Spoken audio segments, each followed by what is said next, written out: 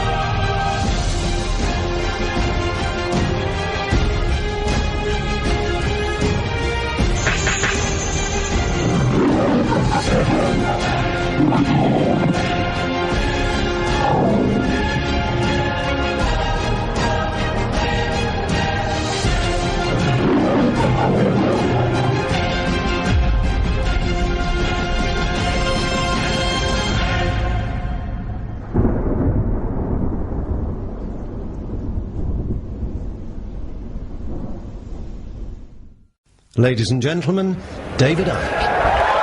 Thank you. Thank you. Thank you. Thank you. Whoa. Thank you. Thank you.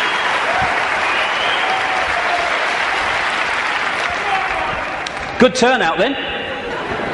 Crikey. I remember talking to people in telephone boxes once and having room to walk around all those years ago, but amazing things have happened since.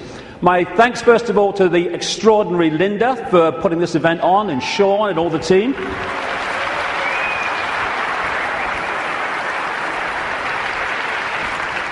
And my God, it's 20 years since my head blew off. 20 years on, I hope I've contributed one thing, and that is to let people realize that if you believe in something, if you keep putting one foot in front of the other and don't get caught in defending yourself or feeling sorry for yourself or falling for the fear that what other people think of you because you're saying something that's different, then if you keep putting that one foot in front of the other, you get somewhere. It's when you stop that everything stops.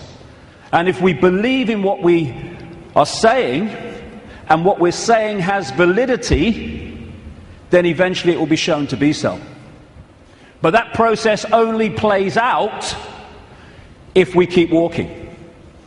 And you realize over 20 years that whatever people are saying about you today, they'll say something else tomorrow, so don't get caught up in what they're saying today, whatever today is. Because the fear of what other people think is the state of perception that stops people making a difference. Because you can only make a difference in a world of uniformity if you operate outside that uniformity, and that's always going to get you laughter, it's always going to get you ridicule and condemnation. And we either want to make a difference and we take that on and say whatever, or we don't, in which case nothing changes. And when I look back at this last 20 years, I can see very clearly in my life what happens to all of us. You come into the world, and then you go through a series of experiences, and they seem to be random. They don't seem to be connected. Well, this is happening now, and that's happening then, and this is happening today. But when you look back, you see how it's been a journey of connected, often fantastically synchronistic experiences that are leading us in a certain direction. If we choose to go. If we don't choose to go, then we just run on the spot, which is where most of humanity is because of the way the system is structured. So when I look at the different aspects of my life, I see the chain of events that's led to now. I mean, this was me when I came into the world. I was bloody happy to be here, I was. Mum, Earth's a shitty place, I want to go home. And I felt like that as a kid, to be honest. But then my life unfolded, and I became a professional footballer. Have you seen them teeth? When I saw that bloody picture, I've seen them teeth. Last time I saw a set of teeth like that, it was winning the Grand National. But the football side of it, which just seemed to be, I want to be a footballer. Actually, because I ended up playing professional football with rheumatoid arthritis, not recommended by the way, I had an iron will to keep going whatever. And my goodness me, that came in quite handy a few years later. Then I went into television. What a bloody poser, look at him. I don't know, you should curl my hair then, you know. And thank you. It's been a long time since anyone did that to me. In fact, that's the first time, I think. And what that did was show me the inside of the media, shite, and also gave me a public profile which was going to lead to something later that wouldn't be ignored, although at the time I wish it was being ignored. And then I went into politics, you can call Green Party politics, and I saw politics from the inside, how it's just a game, how it's irrelevant to human life, and how people who were fighting with each other in the public arena weren't doing anything but that behind the scenes. And then, bang, 1990. For a year before 1990, when I was still in the Green Party, I felt this presence around me. Even when I was in a room alone, or especially then, I felt this presence around me like I wasn't alone. And this went on for the best part, like I say, of a year. And it got more and more powerful, more and more tangible. Long story short, I tell the story in the books. I went by a series of synchronistic chances to see a psychic. Never seen one in my life before. And I just wanted to go along. I told her I wanted hands-on healing for my arthritis, which was true. But the real reason was, would she pick up what was around me? And I went for a couple of times, and it was hands-on healing, very nice. Betty Shine, nice lady. And then the third time, she starts giving me this stuff. Ooh, this is powerful, she says. I've got to close my eyes for this one. And in 1990, out came all this stuff. I'm presenting the snooker at the time. You know, I'm with the BBC still, and out came all this stuff. I was going to go out on a world stage. I was going to reveal great secrets. And basically, there was a shadow across the world that had to be lifted. There was a story that had to be told. And I was going to tell it. Which, when I'm sitting with my bum on that little bench next to her, in her healing room, sounded complete bloody craziness. But it's unfolded. And it's unfolded very quickly after that, where my life started to change. And I started to come across information that was pushing me in a certain direction. And then, in the same year, or just after the same year, 1991, I went to Peru just on a whim, on intuition, and ended up having extraordinary experiences on a mound in Peru, just down from where that is. This is Siyustani, not far from a place called Puno in southern Peru. Over just out the shot there, on this mound, when this energy was coming in the top of my head, and I was shaking like I was plugged in the mains for about the best part of an hour. And after that, everything changed. It was like a dam bursting in my head, and suddenly concepts, information, perceptions were pouring into my mind. And for about 3 months, if you'd have asked what planet I was on, I would definitely have had to check. And that 3 months was when all this unfolded, what I call my turquoise period. When it was like a computer where you push too many keys and it freezes and says, can't process this, thank you, I'm shutting down. And that's what happened to me basically in that 3 months. And then, after that time, everything morphed back. And people were coming up to me in the street after all the ridicule, they're saying, you're just like the bloke I used to know. I thought they said you got mad. Well, I may have looked like the bloke that I used to know, but I wasn't. I was suddenly seeing the world in a completely different way, and I was asking the big questions. Who are we? Where are we? Why is the world as it is? And from that time, the puzzle pieces started to be handed to me in really synchronistic, amazingly synchronistic ways. One of the, if you like, psychic communications that came through Betty Shine said in 1990, sometimes he will say things and wonder where they came from. They will be our words. Another one said knowledge will be put into his mind, and at other times he will be led to knowledge. Well, all I can say after 20 years of experience since that time is that that famous advert in Britain, it does exactly what it says on the tin, is precisely what has unfolded since then. And that's how the information for all the books and everything has come. Another one was, arduous seeking is not necessary. The path is already mapped out. You only have to follow the clues. Again, it says, or it does what it says on the tin. Exactly that has happened. And it's this process of having insights and then 5 sense information, names, dates, places, documents, people coming to support that insight. That is what has been unfolding for 20 years. That's where the information has come from in the books. And it's been like some force has been handing me puzzle pieces in virtually the order easiest to understand them. And when you put the puzzle pieces together, the world looks very, very different when you connect the dots. Because what the system wants to do, right across society, is get people to focus on dots, individual dots, a religion, family, job, football team, whatever. There's nothing wrong with focus as long as you hold peripheral vision and you can see how your focus connects out into other things. That's not what the system wants. It wants that focus so you don't have peripheral vision. And as you're trying to go through the maze we call life, the control system has set up endless ways to divert us, confuse us, and to keep us from the understanding that would set us free. And that's what I want to talk about in the first section today. The idea is to keep humanity constantly bewildered, so we don't know where we are, who we are, what even reality is. But when you connect the dots, and so many of them, as we'll see today, have on the face of it no connection to some of the others, when you connect the dots, the light goes on, and suddenly the picture forms. And what I'm going to do today, I can't fill in endless detail to support what I'm saying. That's in the books.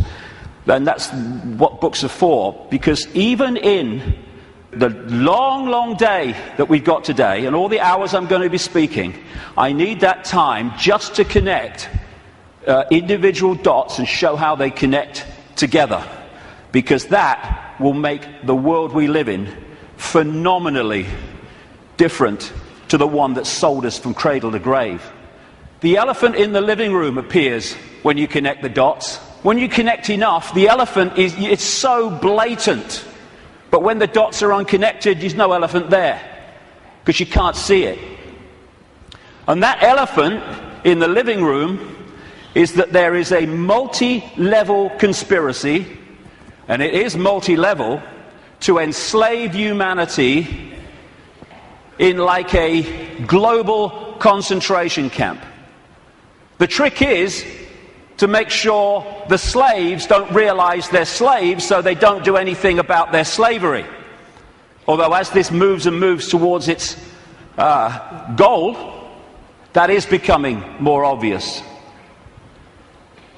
When I first started on this journey 20 years ago, the first few years, all the information coming to me in the, like I say, incredible synchronicity of meeting people, seeing documents, coming across information, having experiences. That first few years were about what I call the 5 sense level of this conspiracy.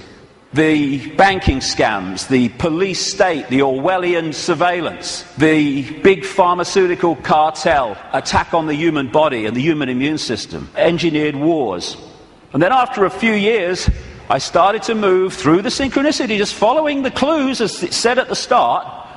I came across this reptilian connection to the families that are running our reality.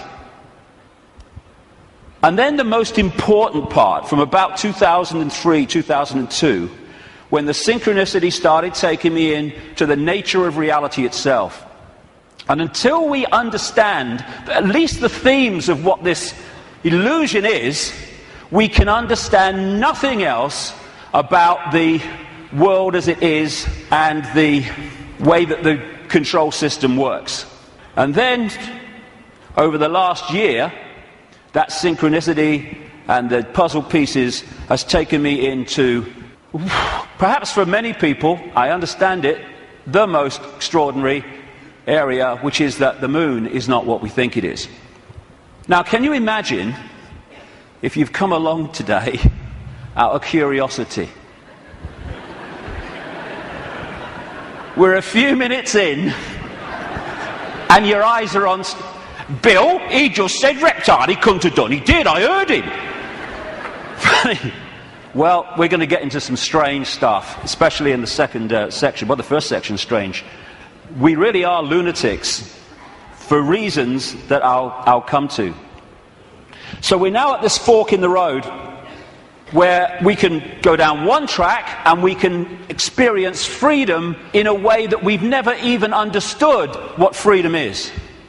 We go down the other one, the one that the control system wants, then we're heading for a Orwellian fascist global state. It's unfolding as I speak. That choice, that fork in the road, is to become conscious, because most of humanity isn't, because it's manipulated not to be, or the control system's route, which is just to become a clone, a computer terminal of a control system, a merciless control system. The choice is between this, not too far down the road if we allow it, and this. Go hard, isn't it? Which one? Ugh. Freedom on a level, like I say, that we can't even begin to imagine from the perception of awareness that we've had so far. We perceive just a fraction of what freedom is, even when we talk about freedom. And we can break out of this. We can break out of this maze, this vibrational prison that we've been encased in. But to do that, as I said at the start, we have to stop doing what has put us in there. And that is conforming to the world that we are told the world is. Stop being in the herd. Stop being in the box, because there is another way. And if we don't take another way, I'm not saying the other way, we live in all possibility, but if we don't take another way from the way we've taken this far, how can anything change? It can't. If you always do what you've always done, you'll always get what you've always got. Real simple. And we don't have to all be the same. You can look the other way. You don't have to be a faceless person in a faceless crowd. It's not compulsory. You can express your uniqueness. You don't have to do what everybody else does just because they do it and we're frightened of conforming. And sometimes the choice of not conforming can actually save us a lot of grief. And it will in the next few years. You don't have to swim with the tide. You can swim the other way. It's possible. You were born an original. Don't die a copy. But how many people do? Because they fear not being like everyone else is because of the comeback from those people. Truth does not change because it is or is not believed by the majority of the people. Everybody knows that, mate. Everyone knows that's rubbish. Well, I don't know it's rubbish. That's one less than everyone. We've made a start. As Gandhi said, even if you're in a minority of one, the truth is still the truth. The multitude is always wrong. My goodness, how history has confirmed that. And this is the stadium on which it all plays out. The human mind. You cannot control billions of people physically. You can in certain small areas, yes, with your tanks and your bloody tasers and all that rubbish, but you can't do it to 7 billion. You have to control the way they perceive themselves and the world, and therefore through that make them behave the way you want them to. So if we're going to go down this route of freedom, first of all, we need to free our minds from the programming of a lifetime. Free our minds from the belief that what we're programmed to believe in schools is the truth about anything. It's not there to enlighten us, it's there to program us with a certain perception of reality which we carry through our lives, so we will be good little slaves based on who we think we are and what we think the world is. Free our minds from the diversions and the nonsense and, hey honey, she's after the car, quick. And while we're doing that, over here, the world is being orchestrated. Not for our benefit either. Free our minds from the belief that the mainstream media is interested in telling the people the truth of what's going on in the world. It's there to do the opposite. It's to tell us the version of reality the control system wants us to believe, so we will respond and react in the right way. Free our minds from the fake change people. I mean, crikey, is there a politician that's actually campaigning anymore that's not saying they stand for change? Change? Yes, I'll tell you what the change is. It's one guy claiming to be change, controlled by the same force that controlled the previous guy. Free our minds from the fake, fraudulent, false flag terrorist events created by the same control system that then tells you how the world must change to save us from the terrorism that they had covertly created. Free our minds from the front men for this control system, who are put up to frighten us into accepting changes in society, surveillance and control to save us from people who are front men for the very system that says, let me save you from him. Free our minds from the bullshit nonsense about human-caused global warming, which is nothing more than a way of introducing and justifying more and more controls and massive increases in taxation, making fortunes for people like him. Free our minds from the idea that Big Pharma, the pharmaceutical industry, is in any way interested in human health. It's not about human health, it's about Big Pharma wealth and more. Free our minds from the four-letter word that controls the world, fear, that traps us in these vibrational boxes called fear.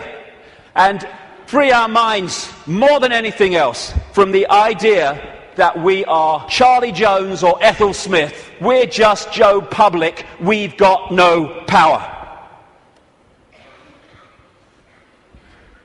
The choice is to become conscious, to realize that Ethel Smith is an experience, not who we are, and choose not to be what the control system is fast trying to create. Since I started writing about this, in some detail 15, 16, 17 years ago about the control system. It's gone from its coming to daily experience. I think this is a symbolic picture myself. That plaque says, George Orwell lived here.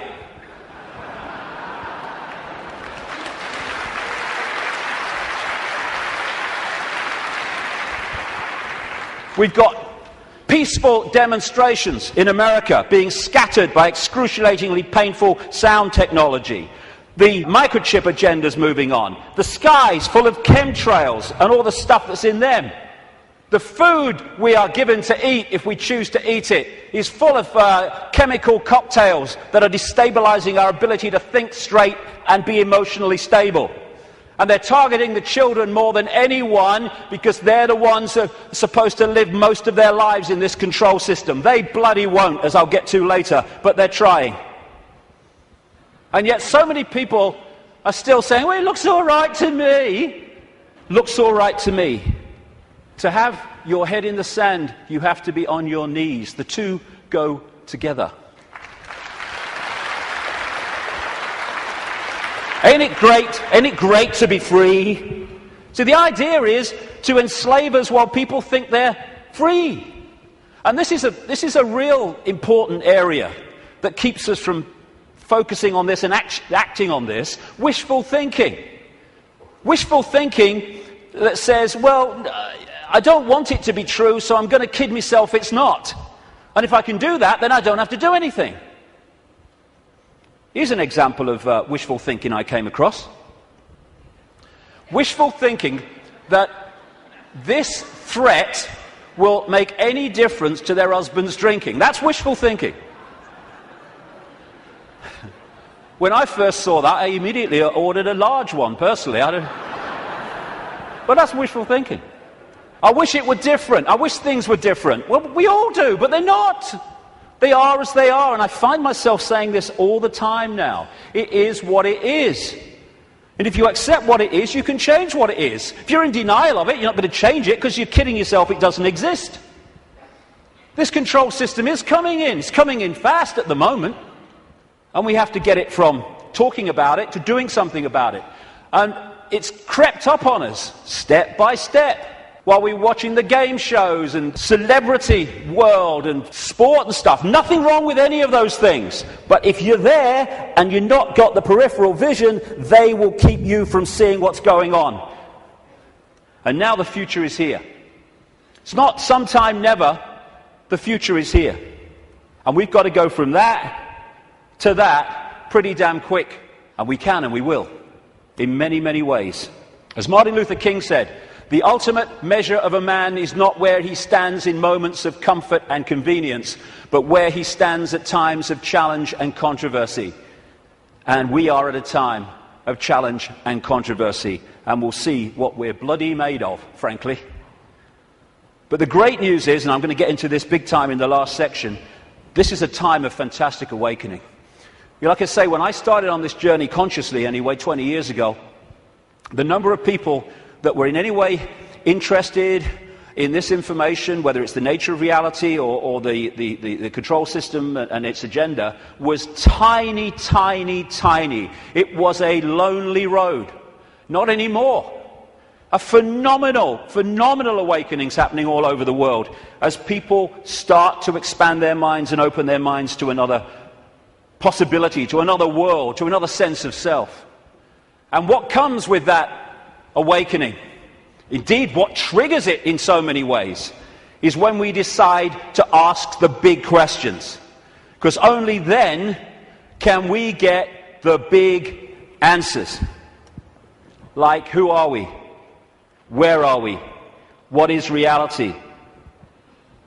And that's what I'm going to focus on in this first section, because unless we at least understand the themes of what reality is, we cannot possibly understand what's happening in the world and how the control system really works and how deep the rabbit hole goes. Establishment science, education, media, that's what it does. I mean, have you seen these politicians in Britain now? You got Clegg in the Liberal Party, Liberal Democrats. You've got Cameron in the Conservatives, you're going to probably have one of the Miliband's, maybe David Miliband, leader of the other major party, and they're all standing on the same sodding postage stamp, all three of them. Same background, same basic perception of the world and politics, and that's exactly the same with science, education and media. They all stand on this same postage stamp, and anyone wants to step off it and explore in other areas, stop him! Stop him! Ridicule, condemnation, stop his funding. And people say, well, if what you're saying is true, science would tell us. Yeah, okay. Like the media would tell us, right? Yeah, okay. What the control system doesn't want us to know is that this reality, in terms of its physicality, the one we think we're experiencing now, is an illusion. There is no physicality. There is no out there. Everything I'm looking at now out there is going on in here. I'll come to how that works. It is so simple. As the great American comedian Bill Hicks said, great man. All matter is merely energy condensed to a slow vibration. We're all one consciousness experiencing itself subjectively. There's no such thing as death. Life is only a dream, and we are the imagination of ourselves. And that's the control system's bottom line, manipulating our imagination of self. You can trick the brain into seeing things that aren't there. These are pictures of paintings, etc., on the flat surface, the flat road, the flat pavement. And yet you can trick the brain into reading them as three-dimensional. That's on a flat pavement. So's that. Is that a woman's face, or is it a flower and a butterfly? Very easy to trick the brain to decode reality in a certain way. For instance, is this a man and a hand, or is it a Mexican, a woman, a bush, and a dog? Depends how you decode it. And the control system, en masse, is manipulating 24/7 the way that we decode reality, so we decode it in line with what suits the control system. As Einstein said, reality is an illusion, albeit a persistent one. And the reason it's persistent is because we live in a virtual reality universe.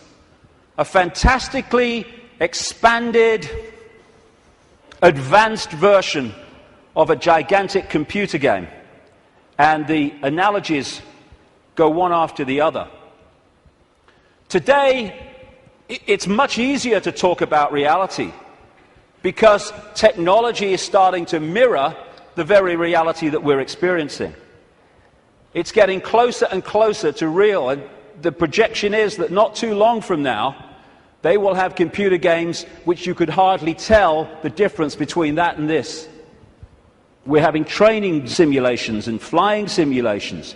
They're in some hospitals using virtual reality images to show patients when their burns are being treated, and they show them pictures of very cold images, and the brain decodes that and cools the skin down. And when you look at these advanced virtual reality technologies, what are they doing? They're just hijacking the way the five senses work anyway. They're using the eyes, they're using through these gloves, the sense of touch and all the rest of it. And they are feeding information, digital information, to the brain and tricking it to believe that something's going on which is not. And that's how the control system works. And we have what I call the body computer, the biological body computer. Biological, by that I mean it has the ability not just to react to data, but to assess that data and make decisions on it, which is what the immune system is doing all now as we speak.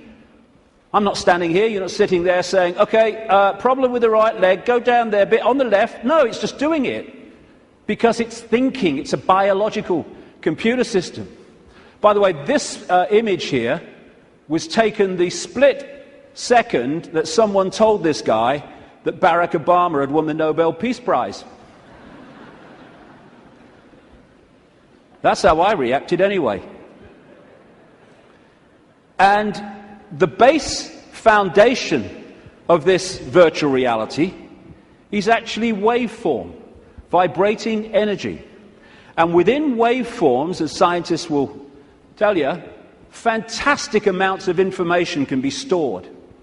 And that's what the base information construct of this reality is. It's information in wave form. And what I'm going to call that through the day is the metaphysical universe. When I talk about the metaphysical universe, I mean the waveform level of this universe before it becomes this. What happens is the waveform information construct is decoded through the body computer into the world that we think we are experiencing. It's all going on in here. And it's like, as I'll come to in a second, it's almost a mirror, though much more advanced, of the wireless internet, where you can get a computer and you can pull the wireless internet, the World Wide Web, a whole collective reality out of the unseen to appear on a screen anywhere in the world.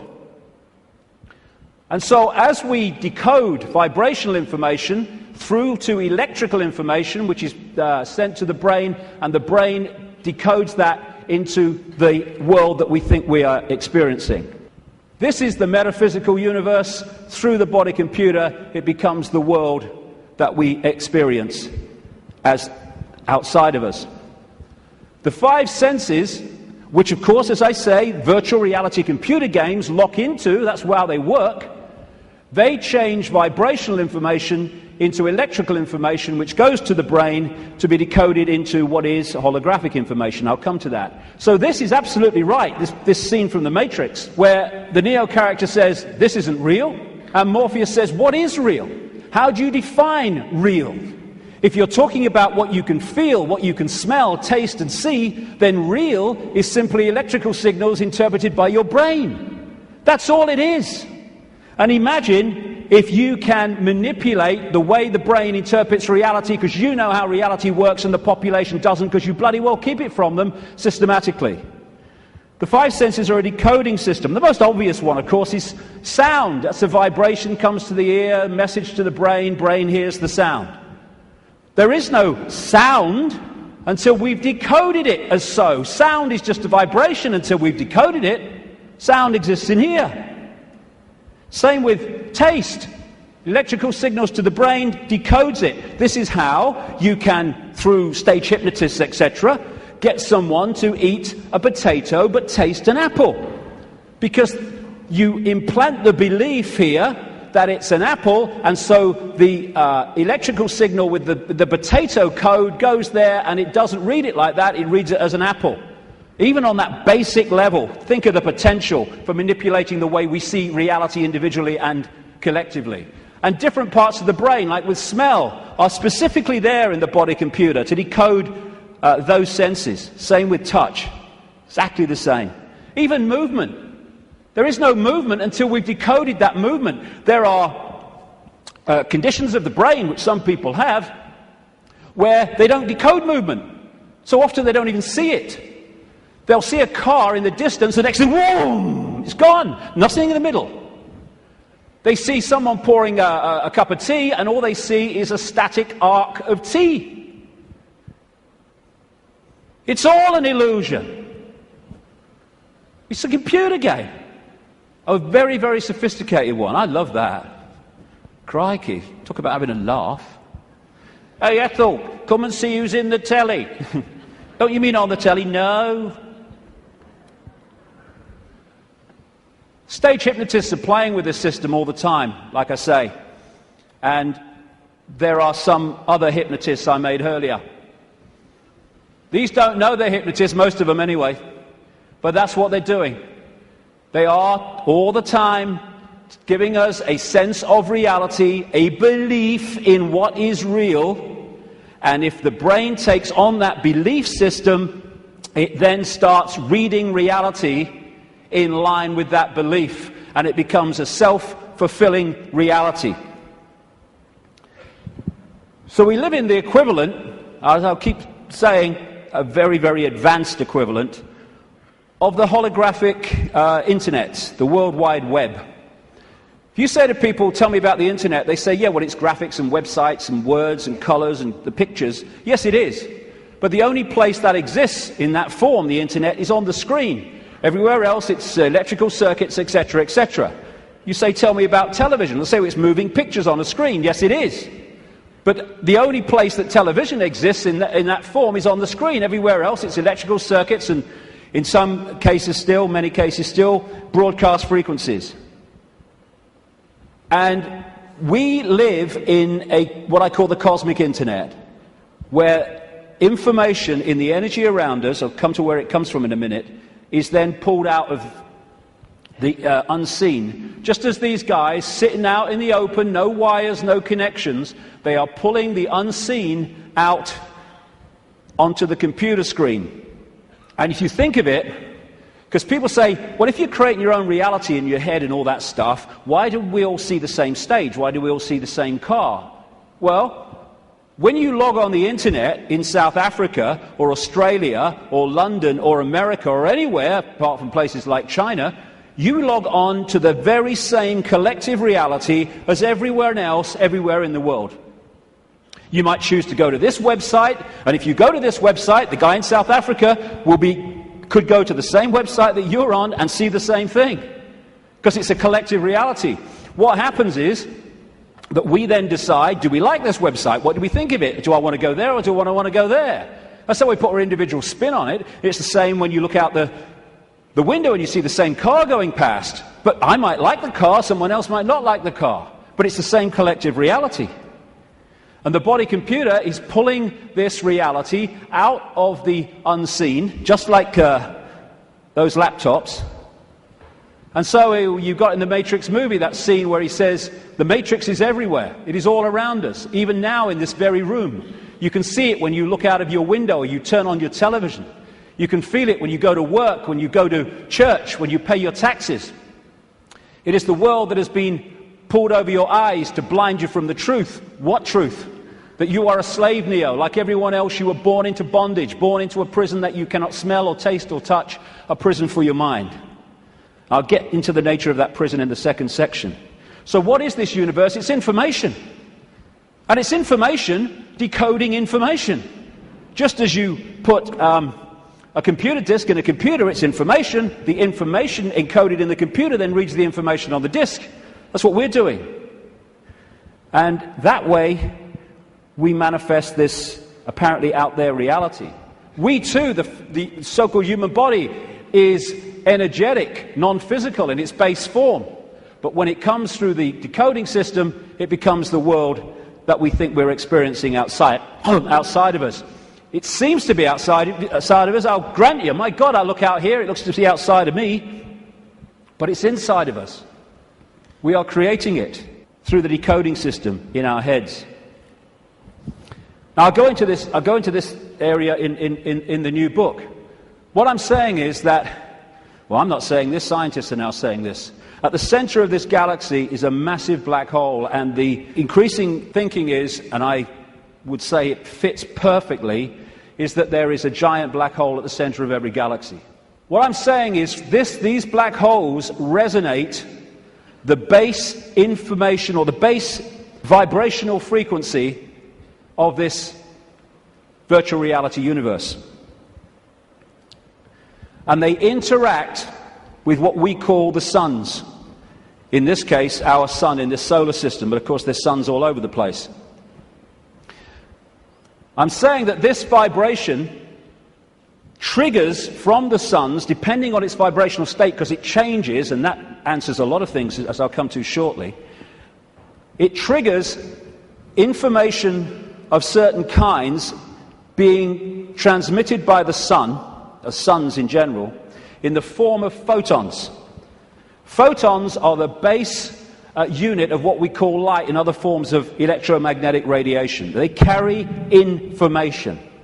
These photons being generated out of the suns, triggered by this vibrational base frequency coming from the black holes, create the cosmic wireless internet within our reality. And that's what we are decoding The Earth decodes it. It's photon energy, photon information that is passing through the Earth energy grid. It is photon information, what the Chinese in their acupuncture disciplines call qi. That qi is actually photon energy. It is information, which the body computer then is decoding into this collective reality. And just like on the internet, where you can see information and receive it, but you can also post information, so we're interacting with this virtual reality universe and changing it subtly as we put our unique spin on things. And we're creating that world that I keep talking about. Now, some scientists over the years have postulated that this physical world only exists when it's observed. I agree. Why? Because of this. When you put a computer disk into a computer, it does not read all the information on the disk at the same time. It reads that part that it is observing, whatever that laser's hitting at the time. All the other stuff is still in information form. It's not been transferred to the screen as pictures, etc. And we do the same. When we observe, decode, then we bring it into this reality. But without that, this is just the base vibrational metaphysical universe, which is the basis of all of it. Then no light gets in the brain. So how do we see light? How can I look at that light and see it? No light ever gets in the brain because the brain's decoding information into that light. So when you see things like in the Matrix movies, those lines like, there is no spoon. It is not the spoon that bends, it is only yourself. Exactly. Because the only place the spoon exists in physical form is in here. And you bend it by bending the way you decode reality. Miracles are simply overcoming the programming of what's possible and not possible. You know, we are of course programmed to believe that when you walk through fire, you get burned. And if you walk through fire or hot coals with that belief, that decoding state, you'll burn your bloody feet. But as so many people have shown, if you can go into another state of consciousness and override that, you can walk across hot coals and not feel a thing. Why?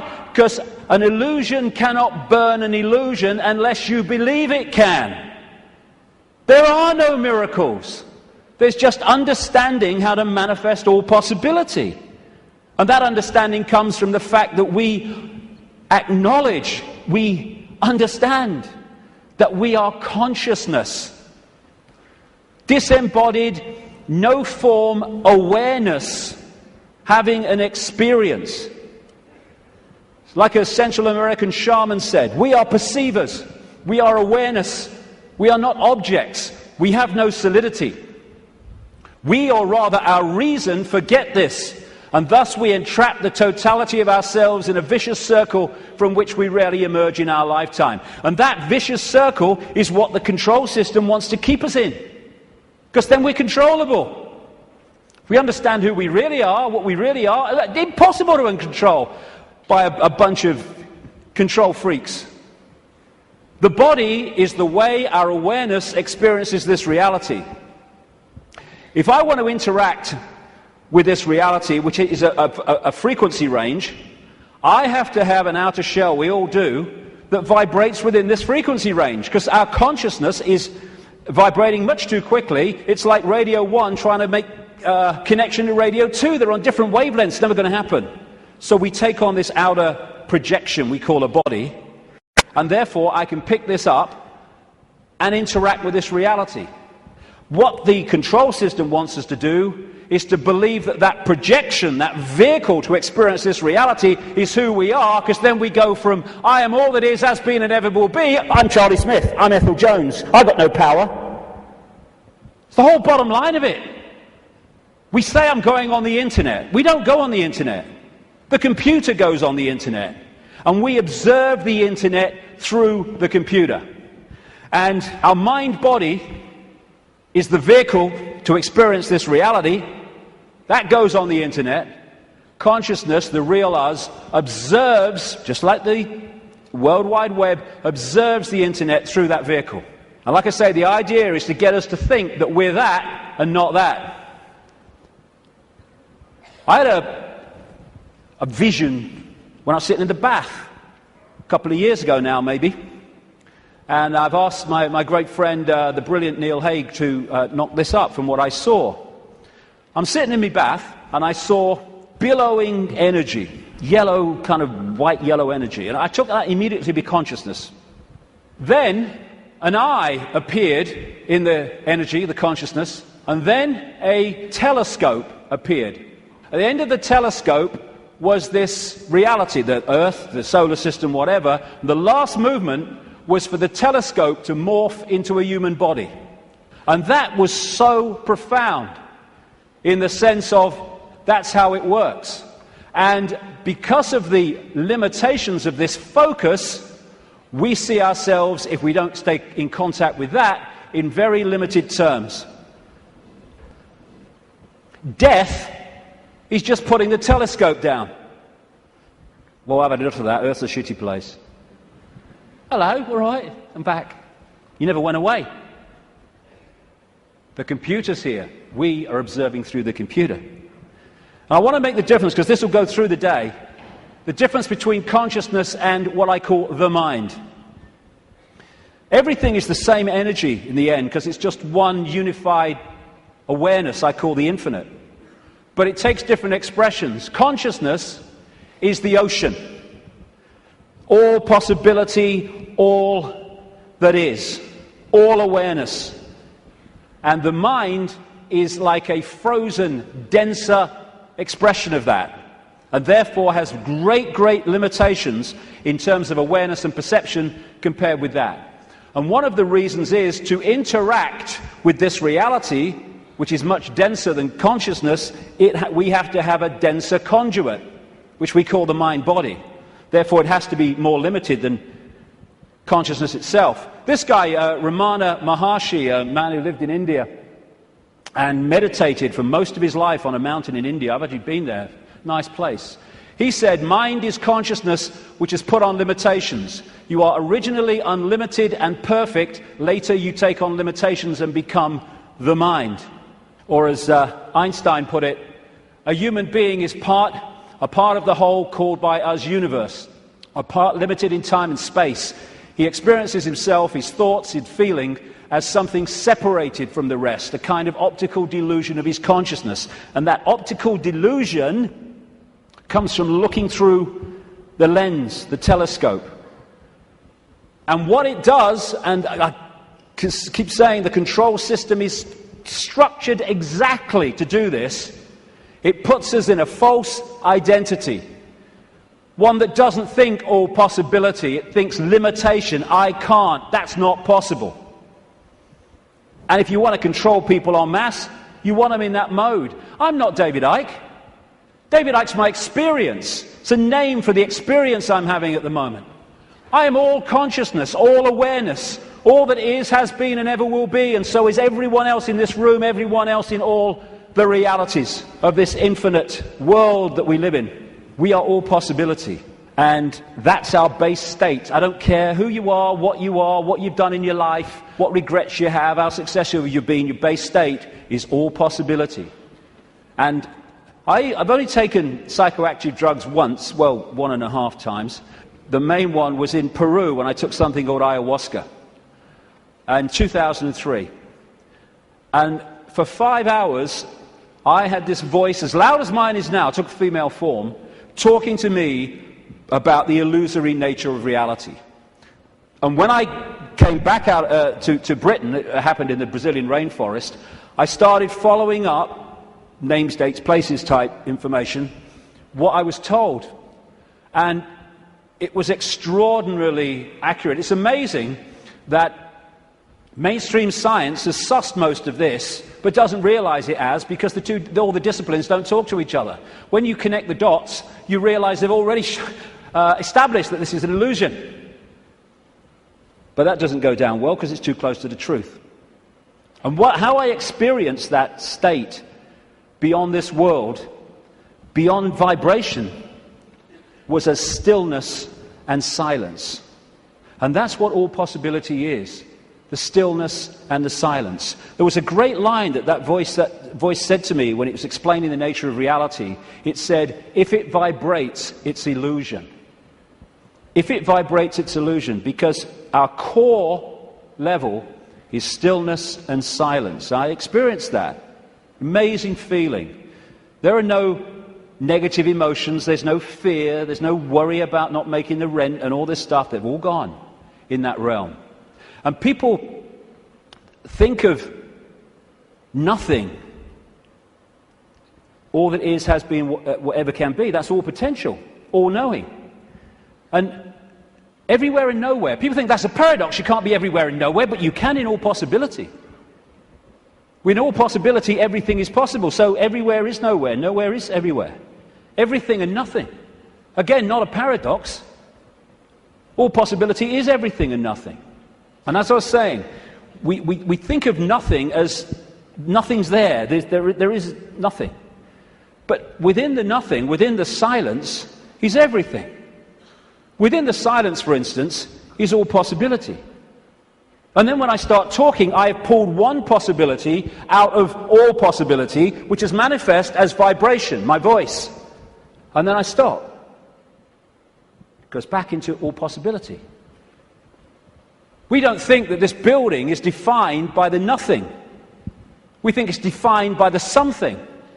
But the something is only there, and this building is only in its form because of the no thing, apparently no thing, in between what we perceive as the something. The silence this is why when people are in silence, they go somewhere else. And so many people are frightened of the silence. Get in the car, whack the record on, get in home, put the telly on, noise, hold you in 5 sense reality. When people go into the silence, that's when they get their insights, because they're accessing other levels of themselves beyond the 5 senses. So out of the no thing comes the realm of form. This is something called cymatics. If you go on the internet, you can see it, videos of it, like YouTube. What they do is they put particles on a metal plate and they play sound across it. And it's incredible. It just forms into these amazing geometrical shapes just because of the sound. And when the sound stops, boom, it all goes back to all over the place.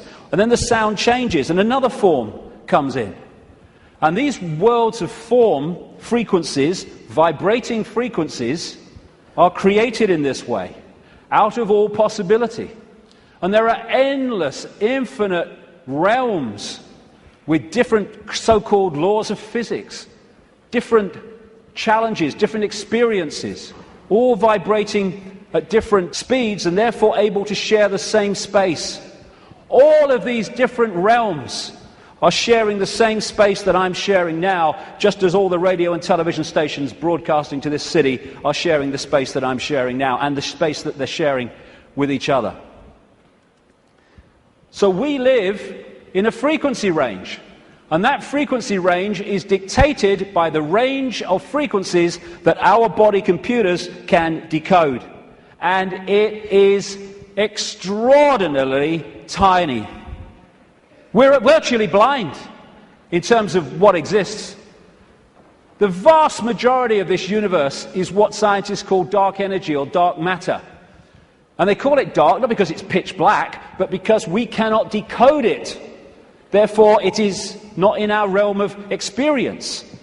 We have to work it out by its impact on things that we can see.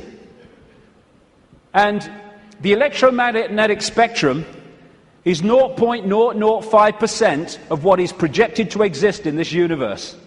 And visible light, which is the only frequency range that we can decode, is a fraction of the 0.005%.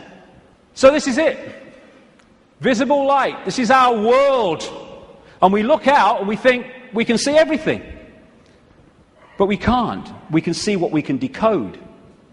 And therefore, we operate within a dimension, we might call it, and it's penetrated by other dimensions, which allows those other dimensions to interact with ours, which I'm going to get to in the second section, because that is fundamental to the control system.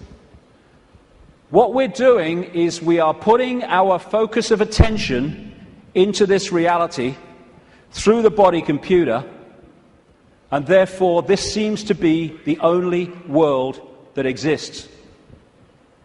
But the space we're occupying is teeming with life of endless varieties. So if we come into this world of mind and we hold a connection to consciousness, we are in this world physically, and we can experience this. We're going to go to the pub, yeah, let's have a beer with you, yeah. But we're not of this world in terms of the point of observation. We are in this world, but we're observing it from here. We can see things here that this can't see. And that's why the control system has to keep us here. And a structured society to make that happen. To keep us in bewilderment by being only able to decode and experience reality through the five senses. And once you are in the five senses, and you're not getting inspiration, insight, intuitive knowing from higher levels of your consciousness, where do you look to get a fix on who you are, where you are, and the world you're living in? There. And who controls that? The control system that controls the media, politics, education, science. The idea is isolate us in the five senses, isolate us in body-mind, and then program the body-mind to see the world that suits the control system. Time and space are just information within the metaphysical universe fabric, the vibrational fabric, which we then decode into what appears to be time and space. There is no time and space. When you put a disk in a computer, it's got information on it. You put it in the computer reads it. On the screen, you see time and space, or what appears to be time and space. But all it is information on the disk being read by the computer and being put on the screen. That's what we are doing all the time. Time's an illusion. And my goodness me, if we fall for that, then we totally get encompassed by time, that time exists. You can say it's 1 o'clock, I've got to meet someone at 1 o'clock, so you're there at the same time, and synchronize that, but all along you know that it's just a construct. It's not part of you this time. Because no time is where consciousness operates. And if we operate completely connected to time, then by that very nature we're going to disconnect from consciousness, which is on another level of perception. Our time is just crazy. You cross an invisible line in the ocean, you go into tomorrow, you go the other way, you go into yesterday. There is only the now. That's all there is. People say, no, there's the past and there's the future. Well, okay. When you think of the future, where are you? You're in the now. When you think of the past, memories, where are you? You're in the now. These are constructs. These are perceptions. They're not real. Only thing that's real is now. Everything happens in the now. And the only moment we can change anything is in the now. And if we get pulled into the past, all regret, I wish I had, oh, that woman in 1953, ooh. Or we get pulled into the future, oh my God, what's going to happen? Oh, yeah, outcome, oh, what if? Then we're getting pulled out of the only time that exists, and therefore our power to change things, to impact on now, is diluted. And we are absolutely dominated by time. What's the time? Oh my God, is that the time? Oh my goodness, what's going to happen? Are you going to get time? Oh, I'm late. And yet, the now is the only thing that exists, and time, like space, is a perception. It is part of the construction of reading. You could see time in a way like a disc, like a DVD. What you've seen in the film is your past, as you perceive the past. What you're looking at in the film at that moment you perceive as the present, and what you've yet to see in the film you perceive as the future. Yet all that information exists on that disc at the same time. Whip back a bit, you've gone into the past. Whip forward, you've gone into the future. And I've been talking for years about the time loop, as I call it. wrote a book with that title. And it's not really a loop, but it does can express itself like that in the play-out world of so-called physical reality. And we go round and round and round, and it comes back to the start. And we think we're going forward, but because we're only in it for a certain section, we think we're going forward. If we stayed with it, it will come basically back to the start. It's like a place of experience, and depending on what we wish to experience, depends on what part of the loop that we decide to experience. Because, as I said earlier, this vibration, and by the way, this vibration coming out of the black holes vibrates in the now. It doesn't move through time. It carries the encoded information that we decode as time, but it vibrates in the now. But it doesn't vibrate just the same forever. It goes through a cycle, a vibrational cycle, changes. And as it changes, it elicits different information from the suns, which we then decode. And as we do so, the world moves on, experience moves on through different epochs. You look at the ancients around the world, and they invariably see time as secular. You have, of course, the famous yugas in Indian belief, Hindu belief, where the world goes through different cycles. You have a golden age when everything is expansive and everything's fully integrated and connected. And then you have other yugas which are suppressed, and you have control, and you do not have the expansive awareness that you had before. It's a different kind of experience. And so as this vibration changes, it takes this reality through a cycle and then comes back again. This is where all these yugas come in. And what happens is the left half of the brain particularly decodes this information, which is vibrating in the now. It decodes it into a sequence. It's what some brain scientists call the left brain a serial processor. And it's this sequence that it puts the information in that appears to be the passage of time from past to future. The quicker it decodes it, the quicker time seems to move, the slower it decodes it the reverse. This is why, as Einstein said, if you're in the company of a beautiful woman, time can pass very quickly, but if you're in a dentist chair, it can pass very slowly, because your brain is decoding reality in a different way, putting it into a sequence in a different way. And so the time loop is actually just the decoding of this changing vibration, changing information. And again, if you can hold connection to out there, you can be in the world and not of it. If you're not, you're literally caught in the loop, and that's where most people have been for a very long time. Now, as I say, the body is a biological computer, and I'll get through this part pretty quickly because I've been through this before in talks and stuff, but it's very important to keep connecting the dots. So, the body computer is our vehicle to experience this virtual reality, consciousness to experience it. It's like, you want to go to experience another planet, you need an outer shell. As I said earlier, we need an outer shell vibrating within the frequency of this reality. And this is what makes racism so ludicrous, so insane, such a confirmation of ignorance. Because it's just a vehicle to experience this reality. And racism is the final confirmation that you are caught in five-sense reality and have not a clue of the nature of what we all are, racist and non-racist, and that is consciousness. Humans, we think we're humans. We're human. Humans are like a software program. We're not human. We're experiencing being a human. We are consciousness having that experience. As this article in the San Francisco Chronicle said, DNA is a universal software code. From bacteria to humans, the basic instructions for life are written with the same language. And there are four codes, A, C, G, and T, or in my case, G and T, G and T, G and T. I like that one. It's in my DNA. And how these codes are in relation to each other decides if the outer shell is a human, a mouse, a virus, anything. And it very much connects into those green codes on the computer screens in the Matrix movies. And the body computer, biological computer, has the ability to think and assess for itself, ticks every box when you go through it. The reason they're now talking about connecting the brain to desktop computers is because they are connecting two computers. One far more, infinitely more advanced, yes, but two computers. That's how it's possible. When the computer won't work, won't turn on, won't process, we say the computer's dead. You drop a computer from a top floor, it will smash and it will be dead.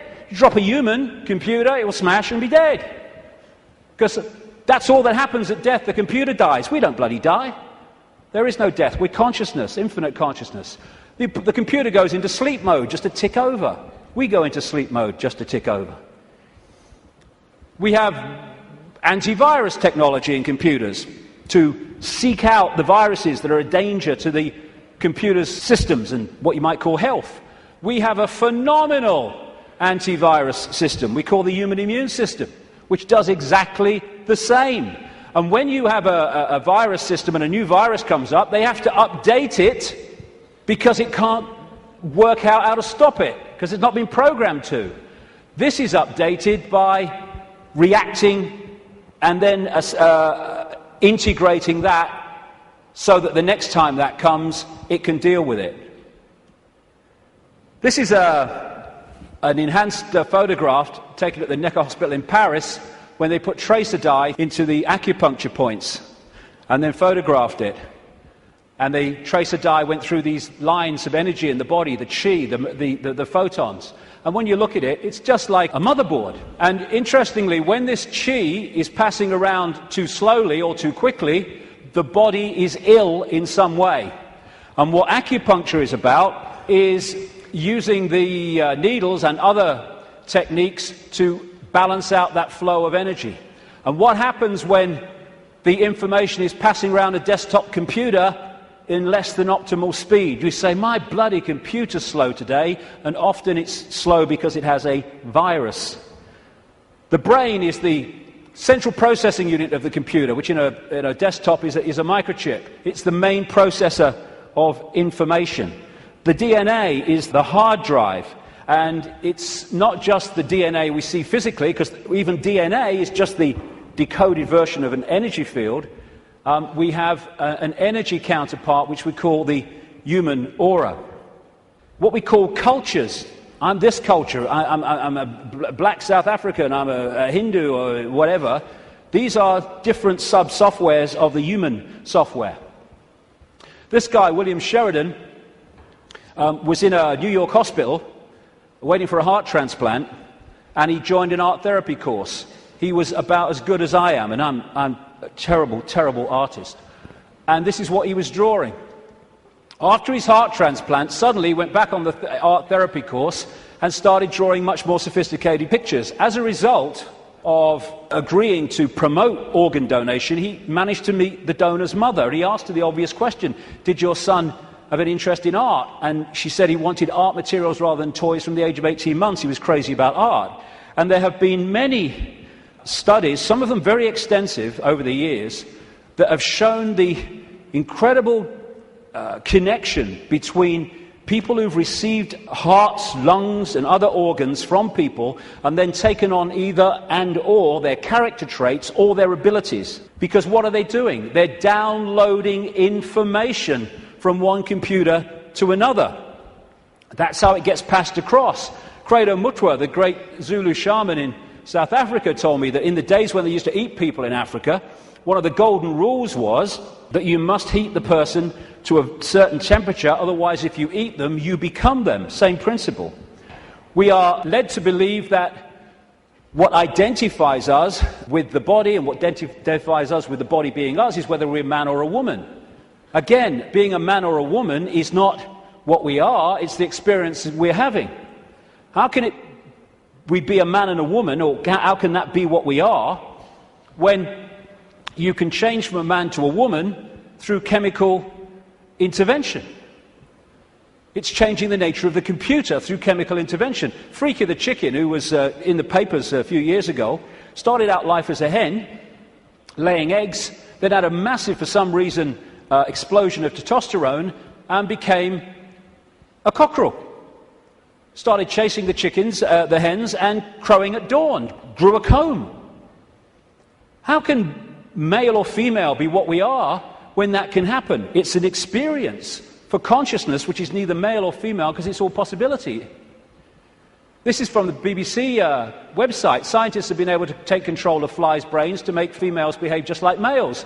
Researchers genetically modified the insects so that a group of brain cells that control sexual behavior could be switched on by a pulse of light. The team was able to get female fruit flies to produce a courtship song behavior usually only seen in males. Just so you manipulate the computer. Why do birds suddenly start singing together when the sun comes up? I mean, is there someone with a baton? Go! Why did Freaky the chicken start crowing at dawn when the testosterone came in? It's a program.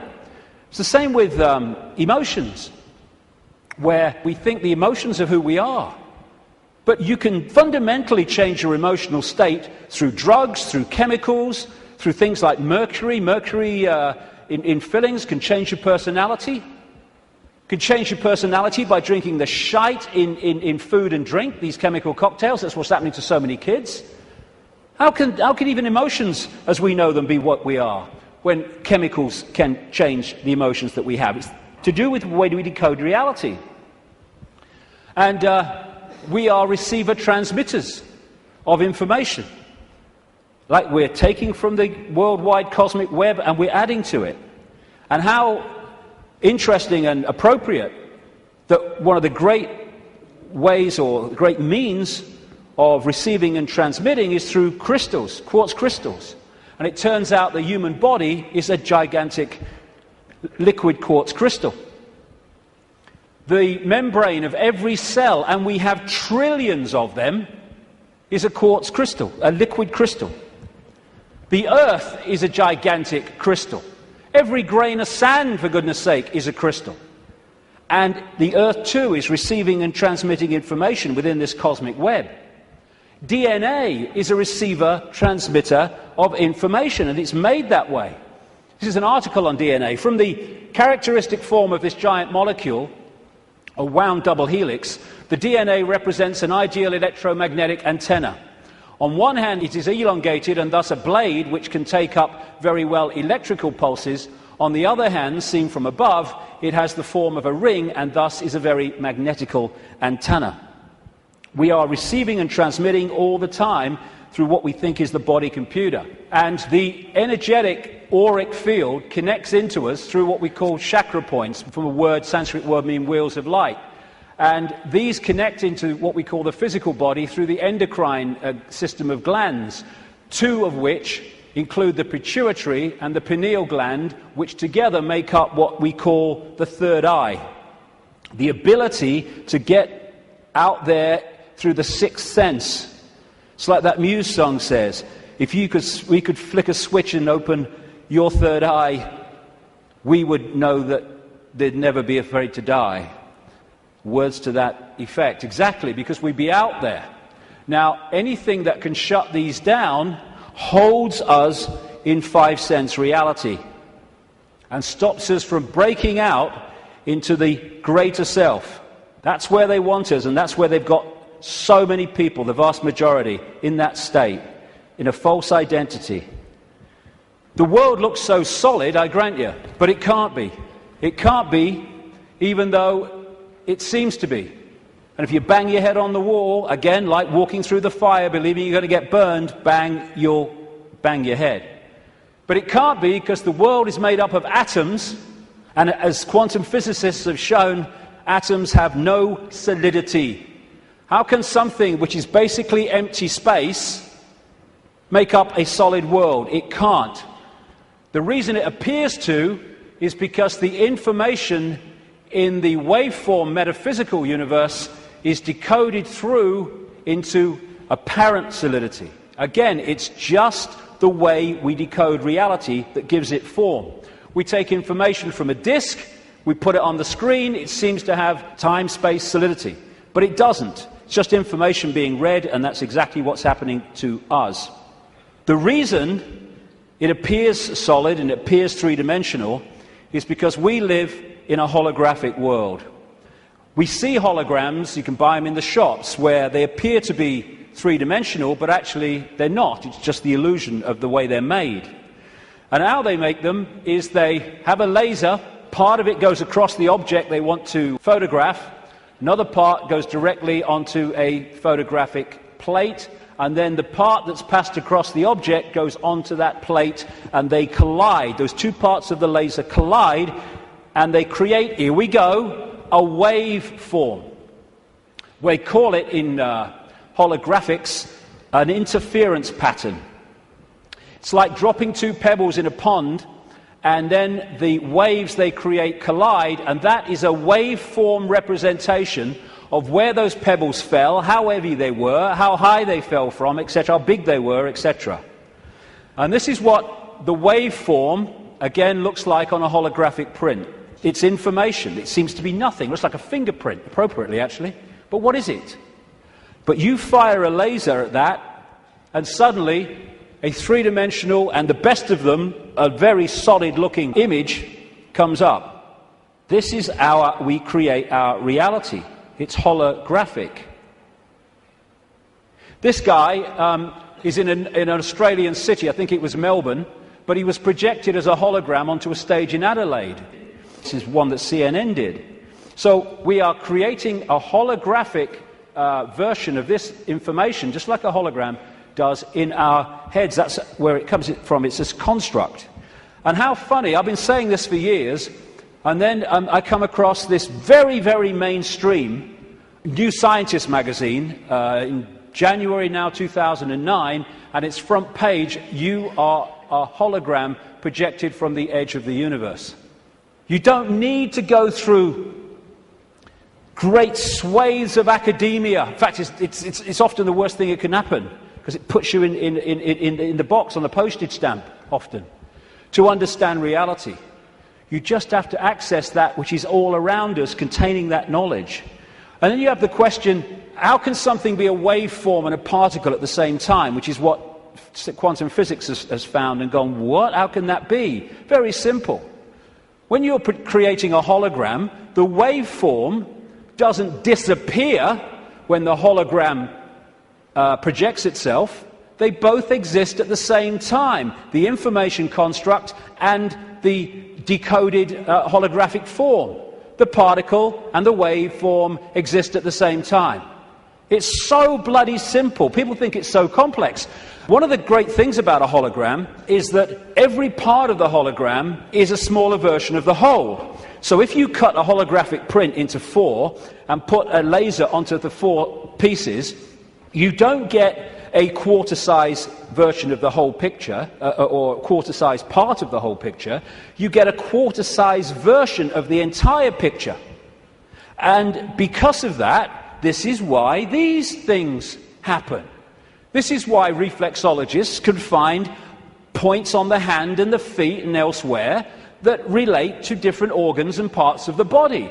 This is how acupuncture can do it, and reflexology with the points on the ear. Do something here, it affects the heart. Do something here, it affects the liver. Because it's a hologram, and it must be like that, because every part of the hologram is a smaller part of the whole.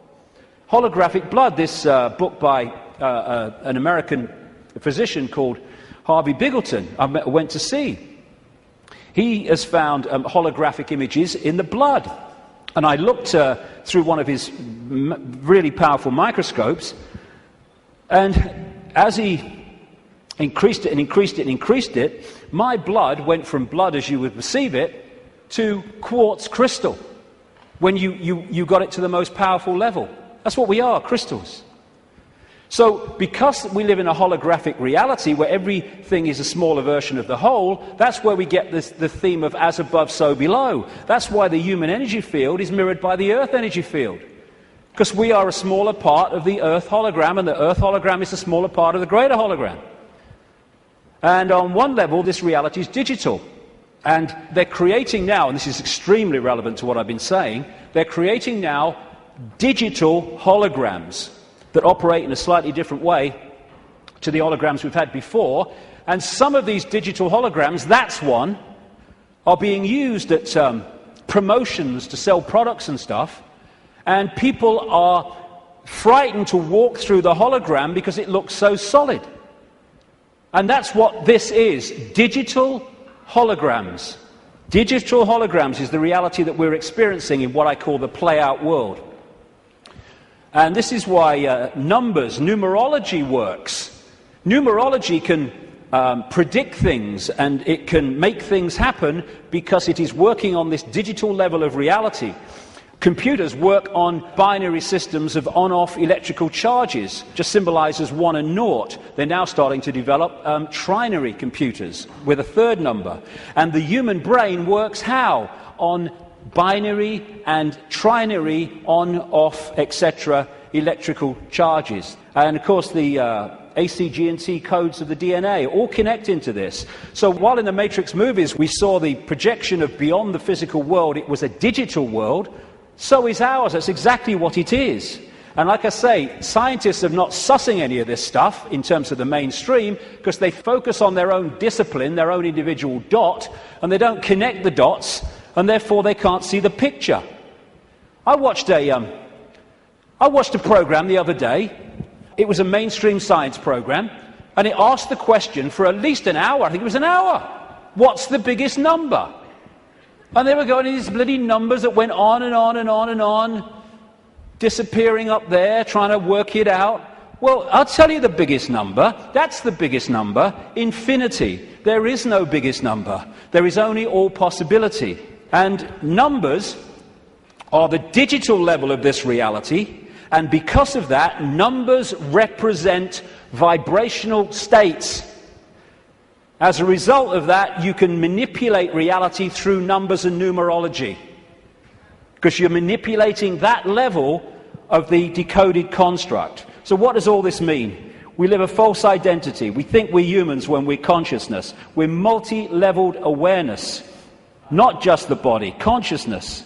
And some near-death experiences have experienced and then come back to tell the story of what they've experienced when they've been through. Sometimes they experience it as a tunnel and then come back when their body releases the consciousness for a short time.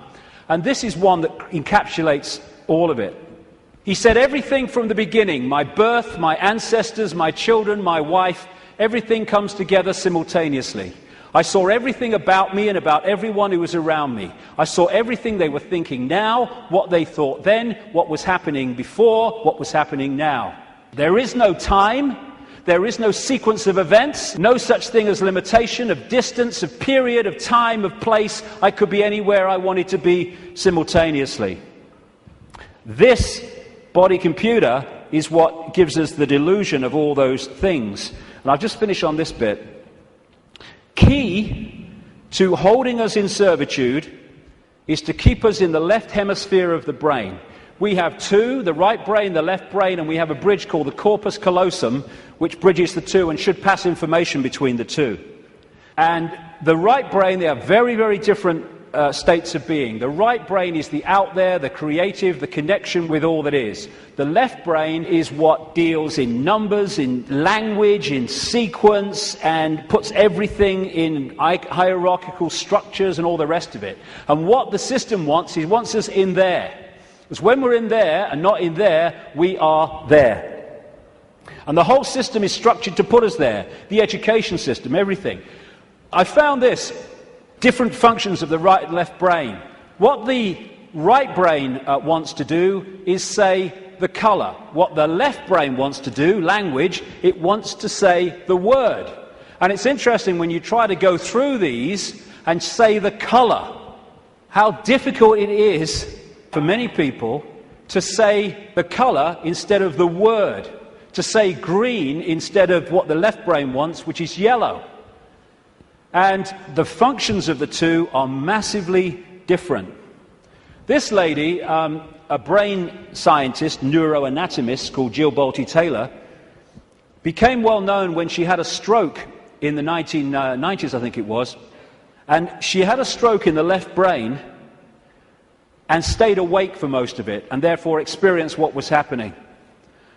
First of all, she got onto an exercise bike trying to overcome how she was feeling, and she looked down at her hands, because this left brain decoding system's now not working, and was not decoding reality as it normally did. She looked down, and she saw not hands, she saw claws. As this went on, she could no longer see a division between her and anything else. Everything just joined as one infinite field of energy consciousness. And she said it was just bliss. Nirvana, she called it. When she tries eventually, the left brain eventually kicks in and says, you've got to get help, she tries to call work, a colleague, to help her out. Took her 45 minutes, I think she said, a long time, trying to go through these business cards to find the number, because when she looked at them, she couldn't see numbers and words anymore, because this wasn't decoding reality as it should. She could see pixels. She was seeing this reality one step back in its digital pixel state. Eventually, through following the squiggles, she says, she managed to ring the number. And when the guy, he must have said something on the other end, like, hello, all she heard, she said, when he picked the phone up, was woof, woof, woof, woof. And then she said, I tried to say to him, hey, this is Jill, I'm in trouble. And all she heard herself say was woof, woof, woof, woof. Because the vibration was not being decoded by the left brain, the language part, into words that we can understand. And what the system wants to do is to put these firewalls up, called education, science, politics, media, peer pressure, to keep the right brain out of it. And this is fundamental, because these things are all part of the defense mechanism, keeping us in left brain reality and out of right brain infinity. Now, some people, they call them autistic savants, like this man, Stephen Wiltshire. They access the right brain potential in ways that other people don't. And this is why they're capable of fantastic achievements. This guy, Stephen Wiltshire, was taken up in a helicopter over London by the BBC for half an hour with nothing except his eyes, and then came down and drew London from the air with incredible accuracy. Why? Because he was accessing that infinite potential that left brain people, most of people in the world, don't. This guy, Daniel Tammet, another autistic savant, has again achieved incredible things, because he was challenged once to learn Icelandic in a week, and it's an incredibly difficult language to learn. I mean, none of the media were using on their news reading, were using the real name of that volcano in Iceland, were they? Because they could bloody pronounce it. This guy went back on television a week later speaking Icelandic.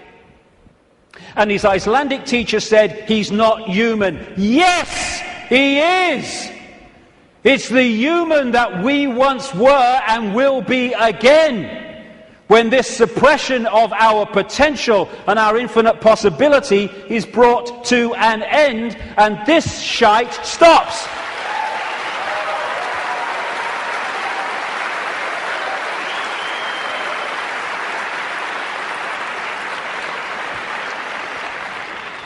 We worship the intellect. Oh, he's got a great mind. Oh, he did this at Oxford. Oh, he's gone to Harvard. Mind is such a low level of awareness. It's supposed to be a vehicle for experiencing this reality, a servant of consciousness. It's become our master. It's become something to worship. And that's the isolated intellect. That's the isolated intellect. And so we reach a point. This fork in the road is, are we going to be consciousness or mind? Are we going to be all that is or little me? It's not really free your mind, it's free yourself from mind. That's why society is structured to completely engross us and swamp us in things to occupy our mind. Open your mind, become all that is. Infinite love is the only truth, everything else is illusion. What is infinite love? All possibility, infinite possibility. Choice between the head, thinking, intellect, and the heart, knowing, wider consciousness. Then we start to access this wider information and see the world from a completely different level. We then start to access, once we get out of mind, all these other realities that are there to be accessed and perceived and to glean insight and information from, that have been denied by being encloseted and enclosed in mind. As William Blake said, if the doors of perception were cleansed, everything would appear to man as it is, infinite. The control system's game is not to have that cleanse happen. René Descartes, the French mathematician and philosopher, defining who we are, said, "I think, therefore I am." I would update that on the body computer level and say, "I compute, therefore I am." But beyond that, in the realms of consciousness, it is simply, "I am, therefore I am." I am all that is, has been, and ever will be. And this multi-leveled conspiracy is there to keep that knowledge from us, to hold us in little me mental states, so a tiny few can control billions. Without this knowledge, we cannot understand the conspiracy and how it works. And the question is, who's behind it? See, they're hiding already. Who's behind it? And that's what we'll get to in the next section, which will start in 10 minutes. Thank you very much. Thank you.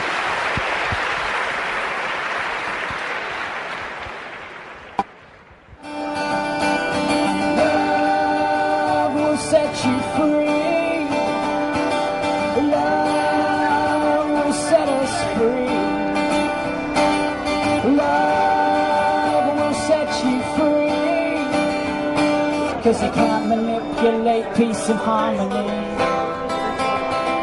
It's a spiritual revolution. It's a spiritual revolution. It's a spiritual revolution. It's a spiritual revolution.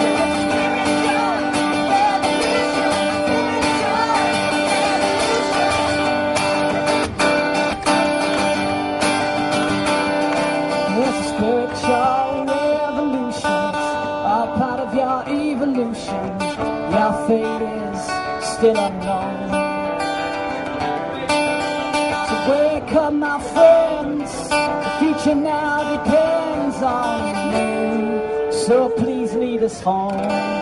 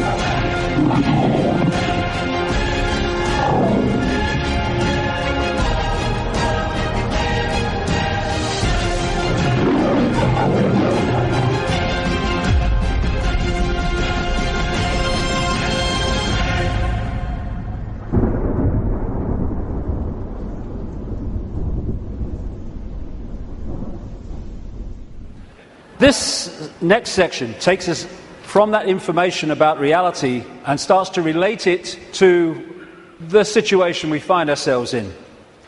There are 20 years between these two photographs, and in that time, really amazing things have happened.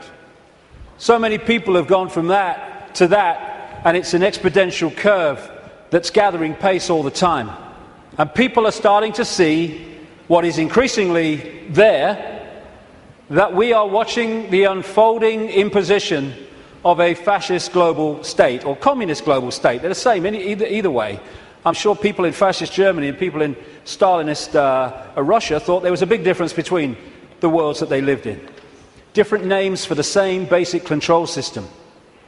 But I would suggest that if we stay only at the level of the five senses, only at the level of the world we see banking scams, manipulated wars, Orwellian imposition, then we're not going to get truly what is going on. Because I say this, look at it. This world has been changing and is changing so rapidly in terms of all different aspects of this control system, the way they manipulate education, manipulate wars, put in the people they want as presidents, give us all this shite through food and drink, control the media, manufacture the global warming scam, big pharma, and 9/11, all that stuff. And it's coming in such a coordinated way. So if we are going to think that this situation that we're seeing unfold goes back to a few men and women in dark suits or whatever sitting round a table saying, what's our next move? We are clearly massively missing the point. And the vast majority of people who over the last few years have started investigating this, they will not go any further. They will not go any further because A, their belief systems won't let them, often their religious belief system, but also they are fearing what other people will think about them if they go into some of these areas I'm going to go into now. What people make of it is up to them. My right to say it is up to me. So yes, it's not just people sitting around a table somewhere in the world discussing the next move. There's the level where we see this unfolding in the news and what have you. Then there's this other dimensional, non-human level to look at, as I will in this section. Then there's the level of the nature of reality, which I've introduced already. And then there's this whole stuff about the moon, which I'll get into in this section too. And the rabbit hole doesn't end there. It goes deeper and deeper and deeper. And the deeper you go into the rabbit hole, the more we understand what the game is, the more we can change the game. And it's all about the control and programming of perception. That's the only way the few, and it is a few compared with the global population, that the billions can be controlled. Manipulating how we interact with reality, keeping from us that we are consciousness, putting us in these bubbles of our sense of limitation and I can't, manipulating the way we decode reality, and therefore making us see the world as the control system wants us to see it. That's the basis of all of it going through the day, because that's the basis of all of it going through the whole conspiracy. So yes, of course, on one level it does manifest as dark suits sitting around a table discussing the next move. But that's still the play-out world of this conspiracy. It's not its origin. It goes beyond them into the advisors in the shadows, the Mandelsons in this country. Peter Mandelson, if he's not manipulating, he gets withdrawal symptoms, that man. And into the Rahm Emanuels, ditto, in America, the controller, handler of Barack Obama. It goes into deeper levels, beyond them, deep in the hidden secret society network. And eventually, it goes out of this dimension. And that's where this whole thing is really coming from. Beyond the frequency range of visible light. And it involves non-human entities. Some of them people call the greys. The main ones, I would say, and have been saying for a long, long time, take a reptilian form. They operate outside. They can come into visible light. But in terms of the reptilian part of this, they can't stay here for that long. So people say, why don't they just come and take over? Because they can't. Or they would. They can come for so long, but their vibrational difference, incompatibility, means they have to leave. They can't stay for long, although there are technological ways they can stay for longer. And they operate outside visible light, and they manipulate this reality through bloodlines, interbreeding bloodlines, that I'll come to. And we call them the Illuminati families. So, we operate with invisible light, but outside of that, sharing the same space, is infinite other worlds and realities. And if a so-called UFO comes into this reality, because it's coming into visible light from where we cannot decode, it just seems to appear out of flipping nowhere. Because what it's done, it hasn't actually come in, it's just changed its vibrational state to resonate with invisible light, and it's like, it came out of nowhere. And then how often do you see it? Honestly, mate, there was this bloody UFO, and it disappeared just in front of my eyes. What are you on, mate? You on the pop or what? What it's done is increased its vibrational resonance to go beyond on visible light. Therefore, to the observer, it disappears. It doesn't disappear at all. It's left visible light. And this range of frequency we call our world is being manipulated from vibrational frequencies beyond it. And Satanism is a network within visible light that interacts with these reptilian entities in various ways I'll get to before the end of the day. Places or areas of the heavens that come up, Orion comes up again and again in relation to these reptilians. And in terms of non-human visitations, so does the Pleiades, so does, in terms of the reptilians, area of the heavens they call the Draco constellation, which appropriately, coming through the word derivations, brings us draconian. And of course, draconian laws are the Orwellian laws coming in. Very, very appropriate. Sirius is involved as well. So, I won't be able to get into this today. There's a lot more to know anyway, but so is what happened to Mars, is all involved in this story, how it became the devastated place it is but wasn't before. And when I talk about these areas of the heavens, I'm not necessarily talking about those places with invisible light, because just as we are multidimensional, so planets and stars, etc., are multidimensional. And just as a planet might be devastated within visible light, it's not necessarily devastated on other vibrational frequency levels of itself. Because the Earth, too, operates in visible light, but also multi-levels, like everything else. Another major part of this story is that when these reptilian entities started intervening, they manipulated human genetics through interbreeding. Not necessarily physical interbreeding through technological methods, and also changing human form by changing the messages, the information, I'll come to this before we finish this section, that the DNA is picking up. And through that, you can change a form by changing the information the DNA is picking up. And it's no accident that humans have massive, fundamental reptilian genetics. This part of the brain, which scientists call the R complex or the reptilian brain, will be very, very important as we go through this second part of the day, because it's fundamental to how human behavior and human perception is manipulated to see the world as we currently see it. This interbreeding is talked about and recorded all across the world in the ancient accounts. Of course, I guess because it's the Bible, the best known is this section from Genesis. There were giants in the earth in those days, and also after that, when the sons of God came unto the daughters of men, and they bare children to them. The same became mighty men, which were the old men of renown. But that's just the biblical version. Got a frog in my throat, the reptilian going.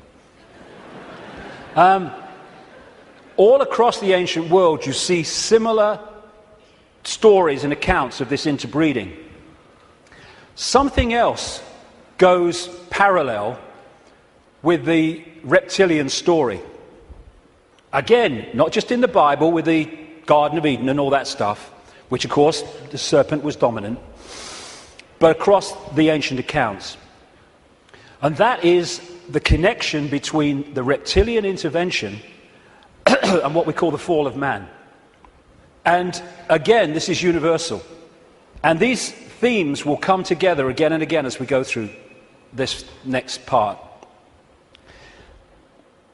The ancient accounts, again, and we're talking that part of the Yuga cycle, which they call the Golden Age, talk about the fact that there was a time when humans were so unbelievably different to how we are today. They were connected to higher levels of consciousness. They were in this world, but they were certainly not of it.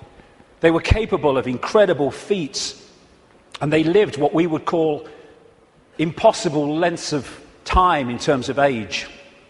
And then there was a sudden change, the fall of man, as it was called. What I call this is the schism. There was an energetic schism at the level of the metaphysical universe, the waveform-based information construct, and that as it was decoded through into this holographic reality, obviously mirrored in the holographic play-out world the schism in the information construct. And this is a portrayal of that, a symbolic portrayal of that. Anything that happens here gets decoded through to there, and this is where the schism happened. It was like a distortion in the information. Thanks, mate. Cheers. You put the gin in, right? It was a distortion in the base information construct, and I'll be coming to how that happened.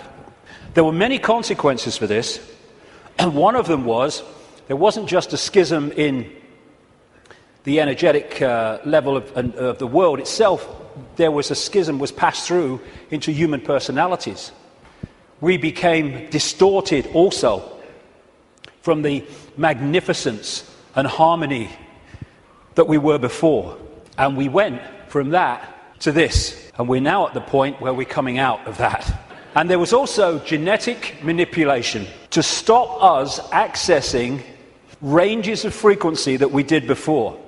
This is a major reason, not the only reason, but it is a major reason why scientists call 95% of human DNA junk DNA, because they don't know what it does.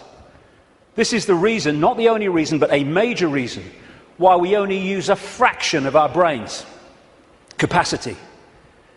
This is why billions of cells in that bridge, the corpus callosum, don't seem to be doing anything. They've been switched off. We've been put into a state that disconnects us and therefore makes us controllable, makes us farmable. So you've got this reptilian group, and the ones involved appear to be relatively small in number, tiny compared with the global population, and this is why they're terrified of being exposed. That's a constant theme, all the way through it, wherever you look. And they've imprisoned humanity, or sought to, in this tiny frequency range of perception called visible light. Another key aspect to this is that they created hybrid bloodlines specifically to be the middle men and women. They became known in the ancient world as the demigods, the people, the children of the gods, part human, part god, as these serpent gods were perceived. And they were to be, like I say, the middlemen and women operating in visible light for the outside visible light control system. And it's appropriate that the caduceus and the symbol of the medical profession is the DNA, in effect, portrayed as two snakes.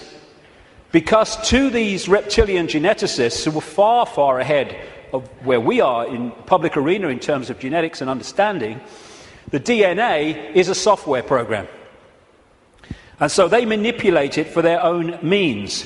And this is crucial to understand the world that we live in. One seriously important aspect to this DNA, this hybrid DNA I'm talking about, is that it has eliminated what we call empathy. The ability to decode the emotion of empathy. Empathy is the fail-safe mechanism of all behavior. If I can empathize with the consequences for others of my actions, that limits and balances my actions. If I have no empathy because I cannot empathize, then there are no limits. There is nothing that won't do. 3,000 dead on 9/11, who cares? Who cares? That's what we're dealing with. And this is vital to get across. If we look at this information on the basis of thinking I wouldn't do that, so they wouldn't do it, then we're going to miss the plot completely. Because it's not like that. No, you wouldn't do it. They would, and have no emotional comeback whatsoever. The reason for the interbreeding, the hybrid, is vibrational compatibility. These hybrids have a greater infusion of reptilian DNA than the general population, although we have a lot. And therefore, the resonance is sympathetic to the resonance of these entities operating just outside visible light. And through this resonant connection, like two radio stations talking to each other. The possessing entity outside of visible light can control the thoughts, actions, perceptions of the intermediary, the demigod. And of course, the theme of possession is as old as history, right up to the present day. We look at these people. All these pictures are by Neil Haig, by the way. Anything that looks like this. Great friend of mine, great artist. And this image symbolizes the fact that he looks at him with invisible light and he sees George Bush. Nothing else. What people don't see, because it's outside the frequency range of their decoding system, is there are entities around these people who are actually controlling these people's thoughts, actions, etc. A number of psychics have said to me around the world how they've seen people walking along the street or wherever, and then they've seen like an ethereal reptilian entity locking into these bottom two chakra points, the emotional level, one of them is, and floating around with them. And this is a kind of a good analogy. You know when there's scientists in a laboratory and they're trying to work with something that they can't touch because it's too dangerous, what they're working with will be in a tank, and they'll put gloves on, which allows them to be outside the tank, but to manipulate inside the tank. Well, that is a very good symbol of what I'm talking about. These Illuminati bloodlines, these hybrid bloodlines, operate like those gloves, operating inside this reality. And Neil symbolizes these Illuminati families with invisible light as this bearded man. Whenever you see him as we go along, that is symbolic of the Illuminati families, controlled beyond human sight by these reptilian entities. When the world started to recover from great geological catastrophes, which I'll come to in a second, there were areas of the world that stood out in terms of their abilities and potentials and advancement. These were some of them, and this area is particularly important to the bloodlines I'm talking about. The area that was once called Sumer, thousands of years BC, and became Babylon. This is why Babylon comes up in the writings of these people so often. And it's Mesopotamia, the land between two rivers. They didn't invade Iraq just for oil or just for anything. They didn't invade it for one thing, but multiple things. But one reason they're so obsessed with Iraq is because to these bloodlines in control of the world today, this is a very significant, almost religious piece of land, of historical importance to them. As Sumer and Babylon broke up, these bloodlines started going walkabout. They became the royal families of the world. And what do royal families claim? The right to rule because of the divine right to rule. The Chinese emperors used to claim the right to be emperor because of their genetic connection to the serpent gods. And this is a theme all across the world between the serpent gods and royalty. They became the aristocracy and the royal families, claiming the right to rule because of their DNA. Just down the bloody road from here, we have a head of state in Britain to this day who is only head of state because of her DNA. Head of state because of her DNA. I actually made a complaint, nothing happened to it, but I made a complaint to the Race Relations Commission, or whatever they call it. They said, if you see racism, report it. So I reported the royal family. I thought, well, I mean, well, you would.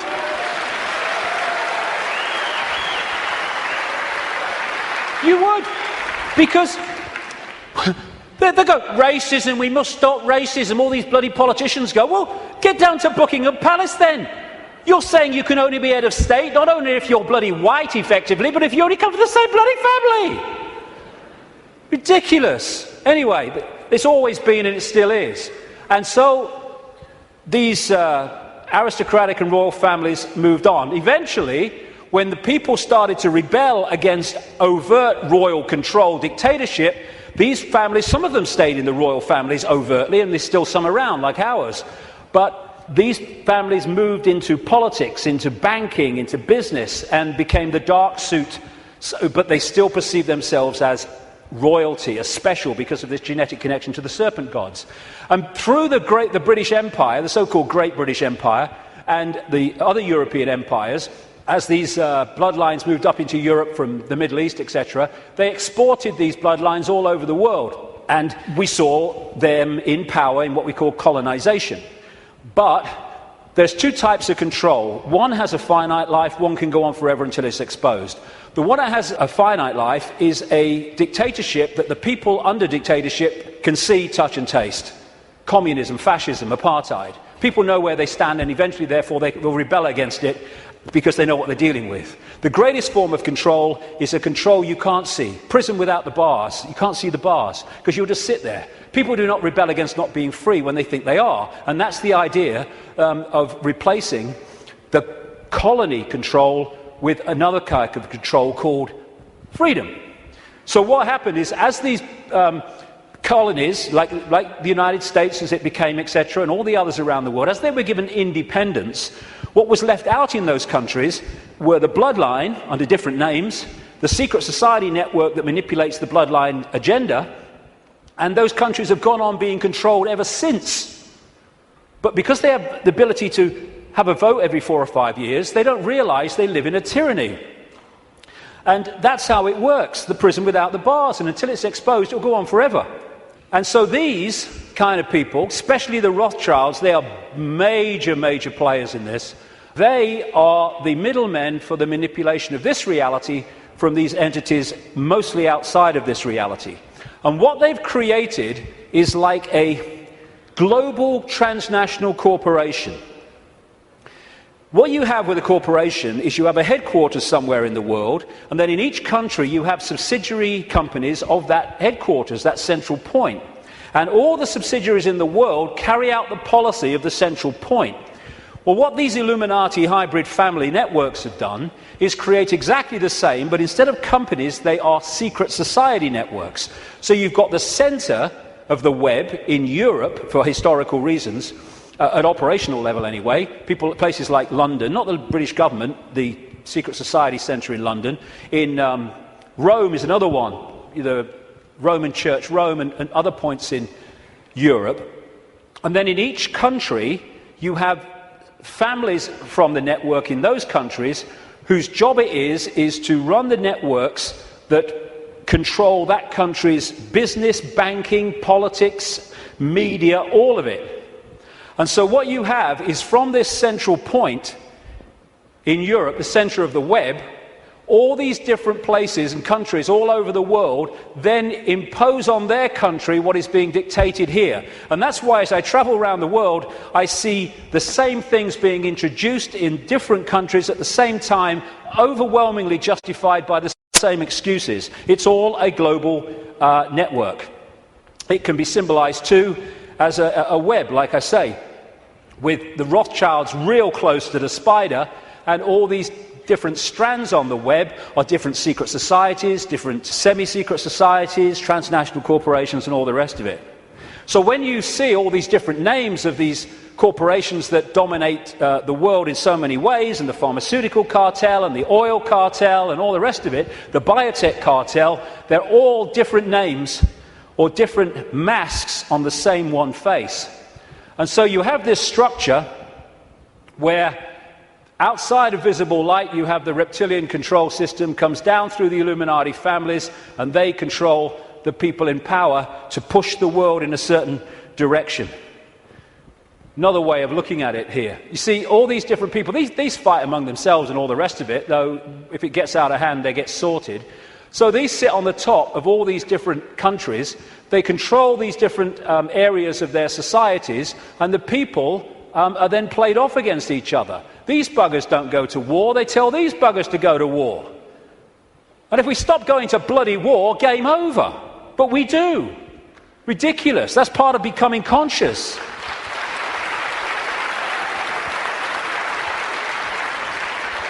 So these people are just pawns in a game, in a way, genetic pawns in a game. They're just kind of shells to play out this agenda with invisible light. I mean, some batches are better than others, of course. So if you look at the principle of the Trojan horse, the symbol of the Trojan horse, coming into a society and not seeming to be what it is, though taking it over, and you put that on the face, well, you've pretty much got symbolically what we're talking about here. People send me pictures from around the world and stuff that they find on the internet and elsewhere, which have a kind of reptilian feel about them. I'm not saying these are reptilian eyes, it could be a trick of the light, but I've used it because it gives an indication of the number of people that have told me this all around the world, from all walks of life, how they've seen people shift from a human to a reptilian state, and especially the eyes are the first to go. They describe how the pupils become reptilian. And interestingly, a great friend of mine has an associate who, I don't agree with it, but he's been doing a research project to develop iris scan technology, and it led to him looking very deeply into 2,300 eyes. And he said he knew nothing about what I'm saying, probably never heard of me. And he said to my friend, the amazing thing was that about 4% appeared to be of reptilian type and appearance. And that is a recurring number, in my research anyway. 5% seem to be of this hybrid nature. So these people are reptilian hybrid human reptilians. And you look at the eyes, but behind the eyes are something else.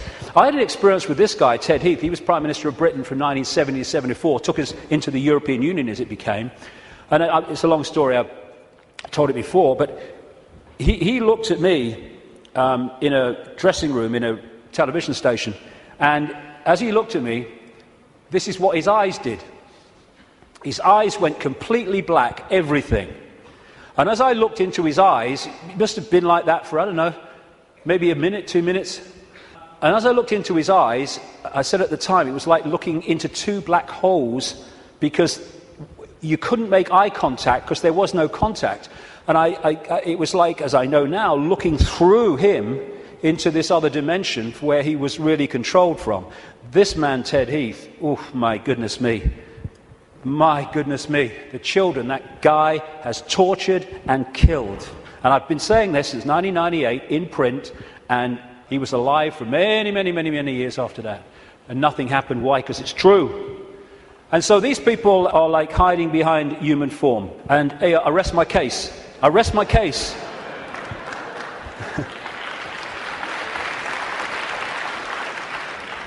Ooh, you look tasty. And this lack of empathy in this hybrid DNA explains why these guys do what they do. Now, when you open your mind, instead of saying, well, it's not possible, it's ridiculous, when you open your mind and say, okay, I'm not going to just accept this stuff, but I'm going to flow with it and see where it goes, you find that this stuff I'm talking about is absolutely in your face when you bring it from the subliminal to the conscious. The oldest form of religious worship in the world has been taken back 70,000 years to an area of the Kalahari Desert in South Africa, and it is worship of the serpent or worship of the snake. This man, Reverend John Bathurst Dean, wrote a book, a very, very good book, 1933, called Worship of the Serpent, in which he studied serpent worship around the world. This was his conclusion.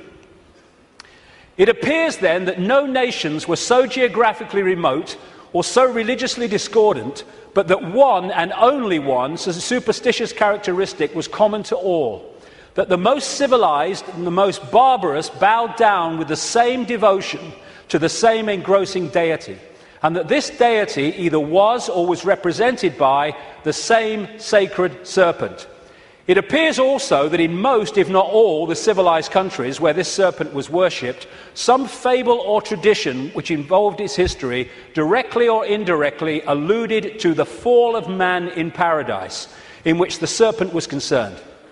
What follows then, but that the most ancient account respecting the cause and nature of this seduction must be the one from which all the rest are derived, which represent the victorious serpent, victorious over man in a state of innocence and subduing his soul in a state of sin, as he would call it as a reverend, into the most abject veneration and adoration of himself.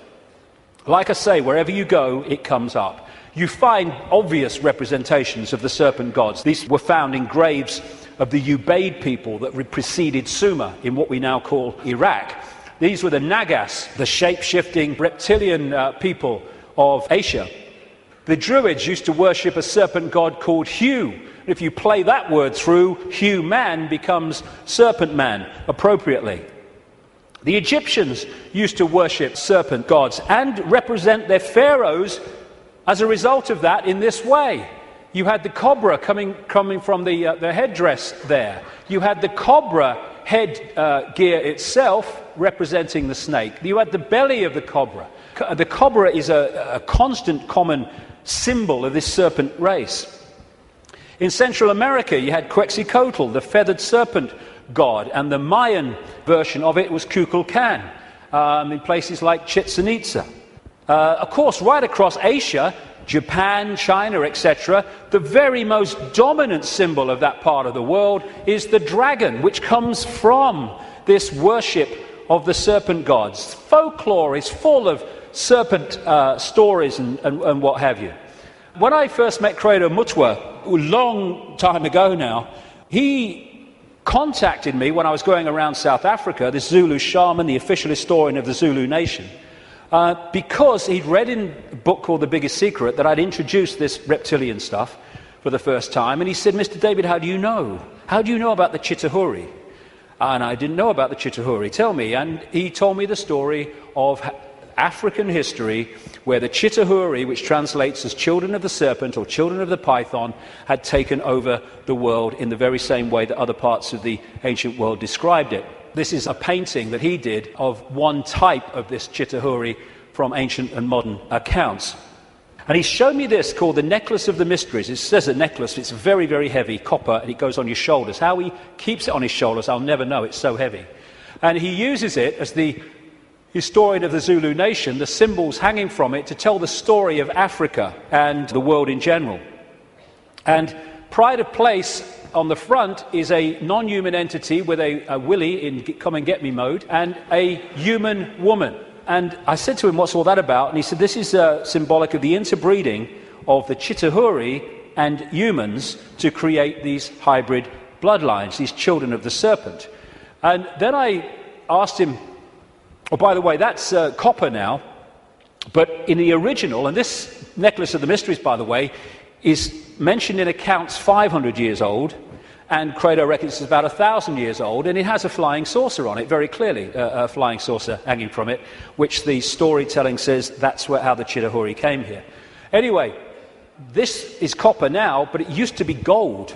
Someone stole it, and they couldn't afford to put gold back, and that takes us to North Africa and Egypt, and the base story of the Egyptian myths, and that's the golden penis of Osiris, which all relates into this golden bloodline, this special bloodline. And when I said to Credo, why is it not reptilian, he said, because the Chitahuri, and this is a theme I've found all over the place, the Chitahuri said you must not portray us as we really are. Some people did, most people didn't. They had to do it symbolically, so they made it absolutely, obviously not human, but not reptilian for fear of the consequences. And when I was writing the new book, Human Race, Get Off Your Knees, I came across a work in progress, I think it's finished now, by a man called Pierre Sabac, and he was producing a book called The Murder of Reality. And Pierre Sabac spent 7 years nearly pouring through dictionaries. He's crazy about words and derivatives, pouring through dictionaries and what have you, of all these different peoples and different languages and different eras.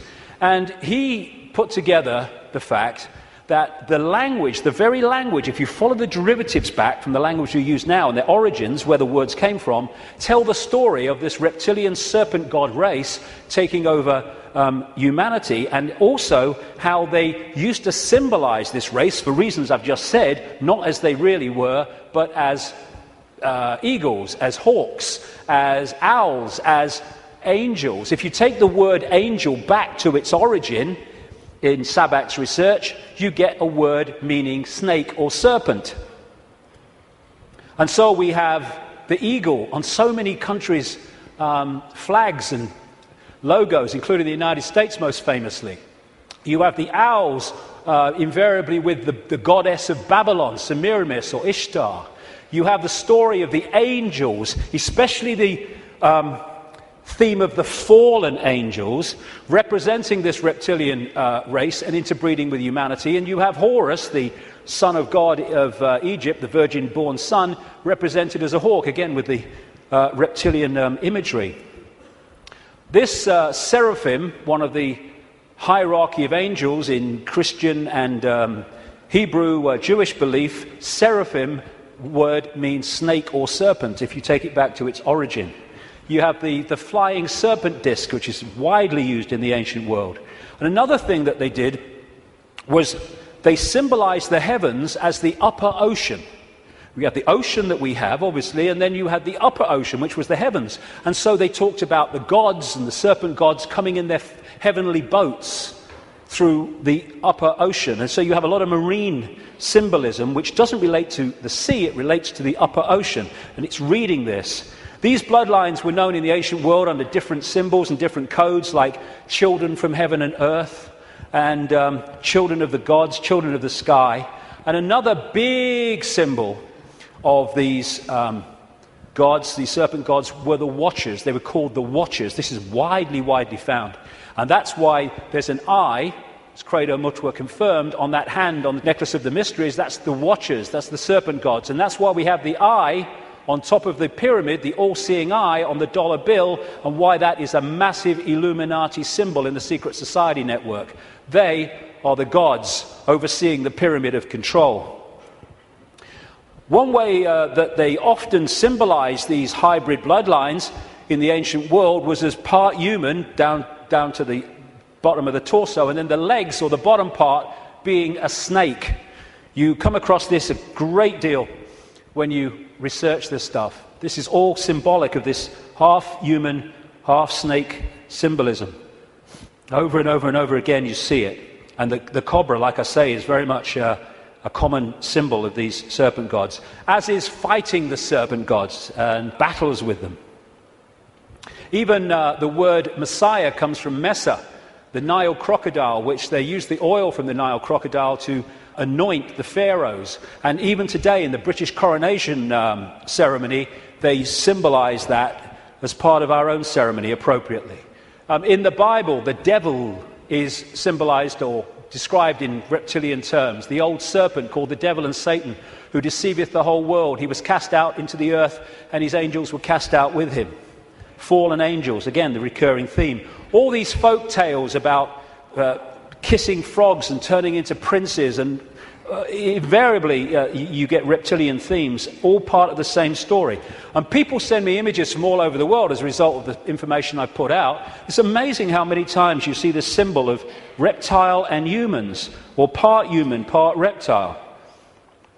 Or overseeing the gargoyles in the palaces and castles and churches of this elite are symbolic of that. And of course, over the last, 20 years or so, there's been a massive reptilian symbolism in children's stories and children's entertainment.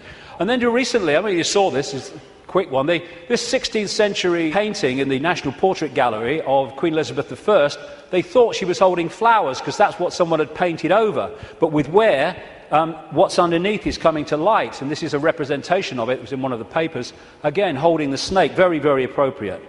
And these aristocratic families, which became the hybrids, again used reptilian, dragon, and all these other serpent images on their various coats of arms and what have you.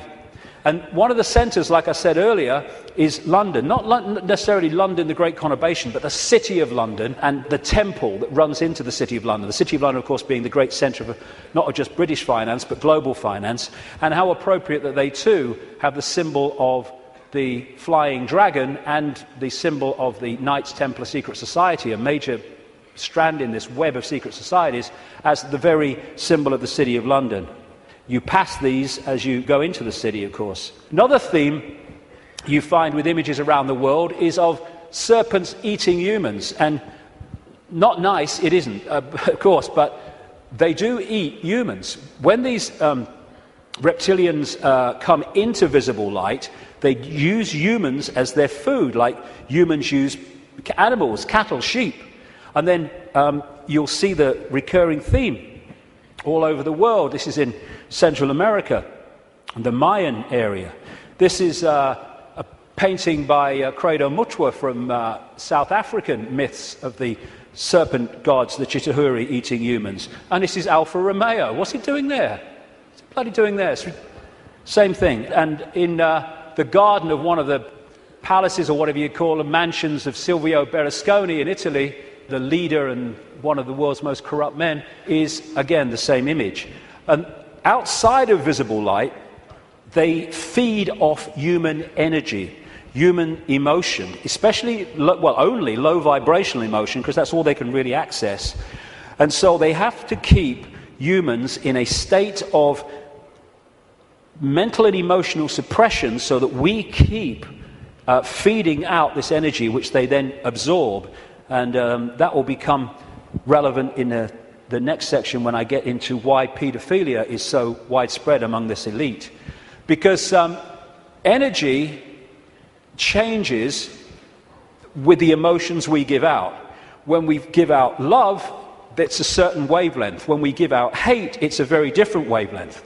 And the friend of mine in Japan has become very well known for taking water, his name's Mr. Emoto, taking water, putting it in a container, and then he'll put words of love or hate or whatever on the side of it, because when you write a word, that word may seem in the decoded realm as a word you can see and read, but in the vibrational realm, it represents a vibration.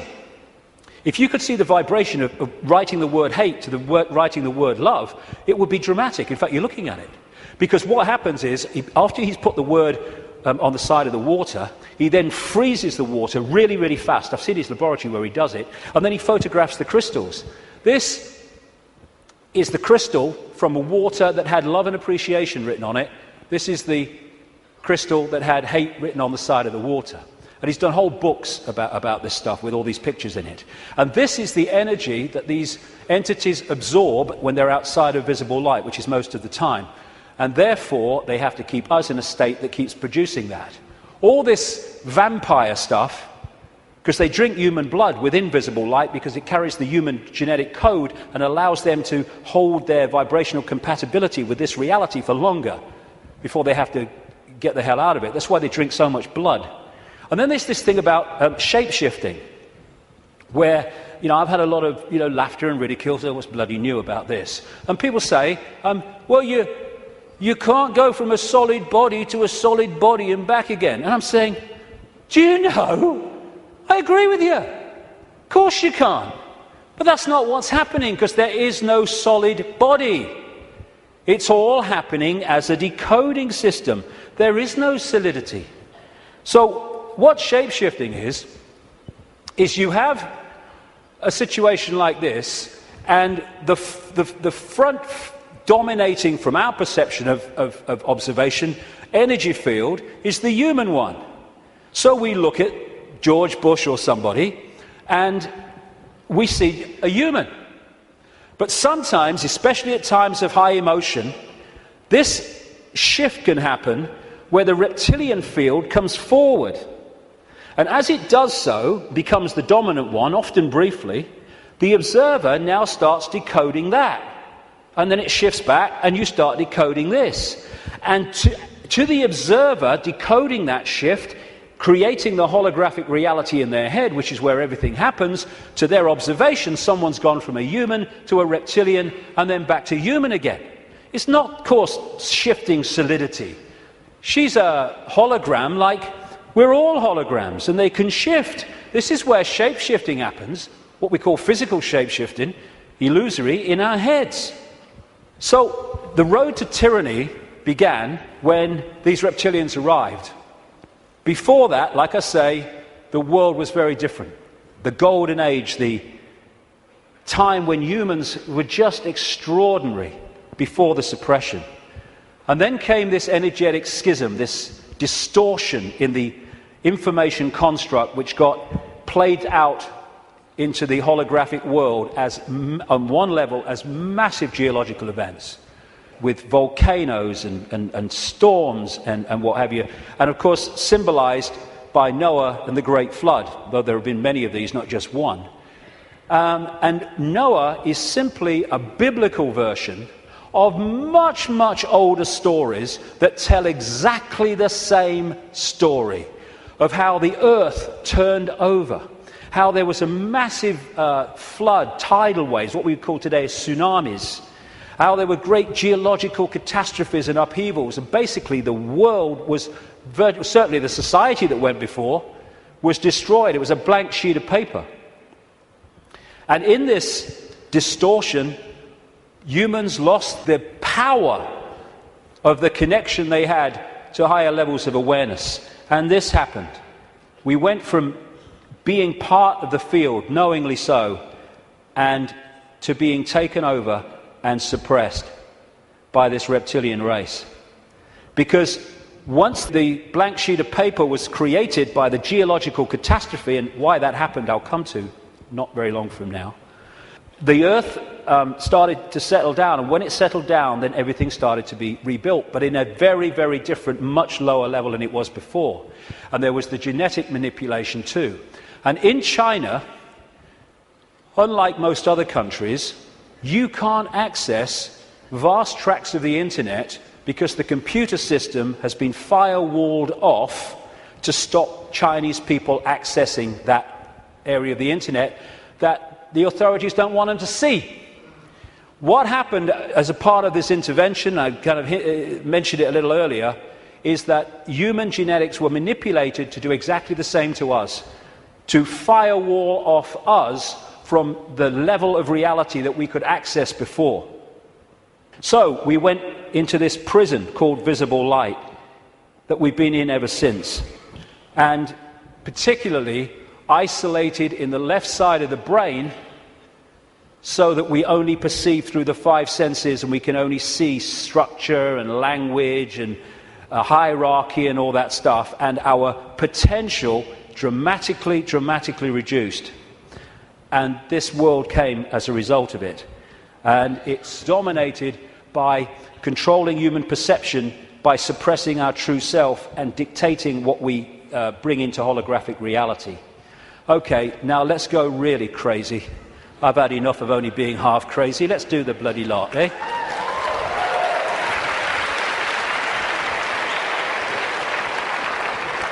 What I want to say before I go into this is this. One of the most profound ways that people are controlled is to limit their sense of possibility. Your sense of possibility becomes your sense of what is possible. Now that's an obvious thing and it's a truism, but often we miss what's in front of our eyes. In other words, if you can program a sense of what's possible and make it narrow and incredibly limited, then when people come along and say this is going on, these people say you're bloody mad, that's not possible, is it? No, you don't believe it's possible. Talking to some of the insiders that I have over the years, and talking to other people who've done the same, there is a feeling among some of them that these entities technologically, and I keep emphasizing there's not that many of them compared with humans, and so therefore they have to keep out of sight, and it's one of the reasons, the major reason they want to cull the global population, because it's out of hand from their point of view. Well, stick around, it's going to be out of hand a bit more very soon. But they reckon, some of them, that this technology that these people are working with, these entities are working with, is like 10,000 years ahead of where we are. But that's a bit of a misnomer, because there's a line, like a Rubicon, of awareness of how reality works. And when you're this side of it, you are in a state of tremendous limitation. But once you cross it, and you, by realizing the nature of reality that I've been talking about today, suddenly you can move very fast in terms of your ability and your potential and all the rest of it. But while we're here, they reckon we're there about 10,000 years ahead. So we're dealing not with what we can do, but with what very advanced technological entities will do. Not spiritually advanced, intellectually, technologically advanced. What happened was that I was writing this latest book, and I sat down one morning. I've had one or two thoughts about this before, but they've come and gone. But I sat down one morning at the computer to start writing, and it was like, I've had this so many times in my life, in the last 20 years. It was like an energy field descends upon me, and suddenly I just knew the moon was not what it seems to be. It wasn't the heavenly body, the natural phenomenon that we believe that it is. And from that moment, information started to come to me in the five-sense world, pointing to exactly that. Again, we come back to that line 20 years ago. Knowledge will be put into his mind, and at other times he will be led to knowledge. This combination has been constantly repeating, and it gets more and more powerful. First I get an insight out of nowhere. The moon's not real. Where's that come from? And then suddenly it starts. I went on the internet, and within 2-3 minutes, I was expecting to find nothing. I just put on a few words indicating the moon's not real in the sense that we think it is. And bingo, within 2-3 minutes or less, I'd found this book, Who Built the Moon, by two researchers who've written other books. One of them an investigation into Freemasonry.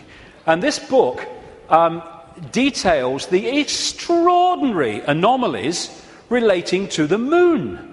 And they came to the conclusion, and I absolutely bloody agree with them, and a bit more than that too, as I'll come to later, that this is what we're looking at.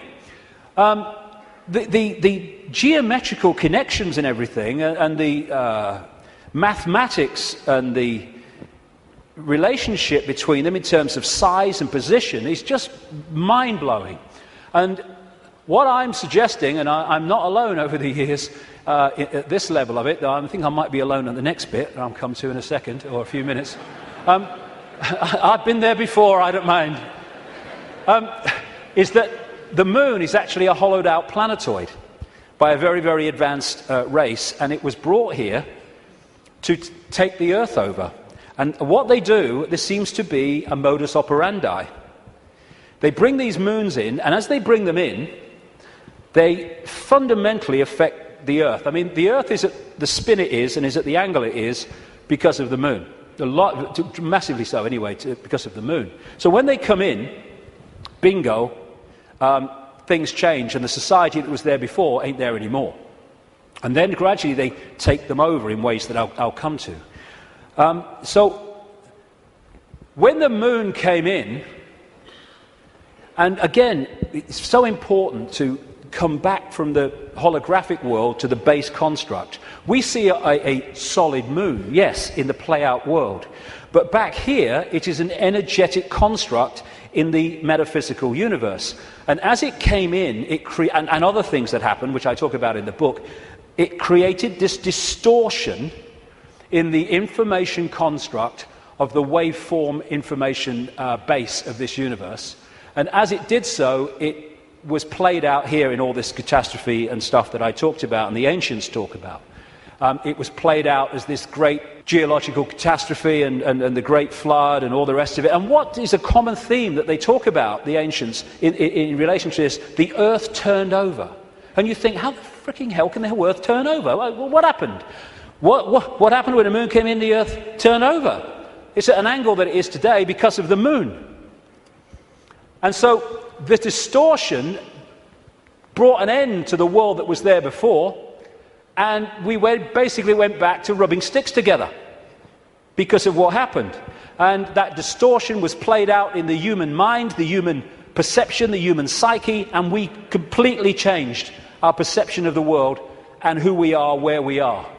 So in Who Built the Moon, like I say, I do recommend it, the way it looks at the anomalies and everything, and the connections between these three bodies. And these mathematical, geometrical connections only apply to these three bodies in the solar system. They don't play out against the other planets, just these three.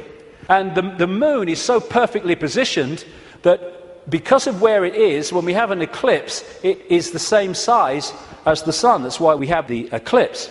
And the authors of Who Built the Moon say this: the moon is bigger than it should be, apparently older than it should be, and much lighter in mass than it should be. It occupies an unlikely orbit and is so extraordinary that all existing explanations for its presence are fraught with difficulties, and none of them could be considered remotely watertight.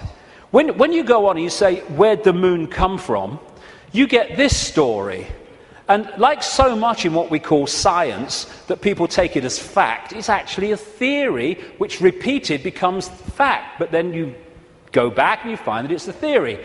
And the first one is the moon was created by what's known as the whack theory, or the big whack theory. And that is that a Mars-type planet came in, smacked the Earth, great chunk came off, and became the moon. When the physics of that didn't work out, they came up with the double whack theory, where the Mars-type planet hit the Earth, bit comes off or whatever, and then the Mars-type planet thinks, well, I'll give him one with the right, I'll give you one with the left, comes back and whacks it again, the old 1-2. Talk about bloody desperate. And the truth is, and honest scientists will tell you, they have no bloody clue where the moon come from, and it shouldn't, by physics, be there. This guy, Isaac Asimov, a Russian professor of biochemistry, did a lot of writing on this sort of stuff, and he said this, quite rightly: we cannot help but come to the conclusion that the moon by rights ought not to be there. The fact that it is one of those strokes of luck almost too good to accept. Small planets such as Earth with weak gravitational fields might well lack satellites. In general then, when a planet does have satellites, those satellites are much smaller than the planet itself. Therefore, even if the Earth has a satellite, there would be every reason to suspect that at best it would be a tiny world, perhaps 30 miles in diameter. But that is not so. Earth not only has a satellite, but it is a giant satellite, 2,160 miles in diameter. How is it then that that tiny Earth has one? Amazing.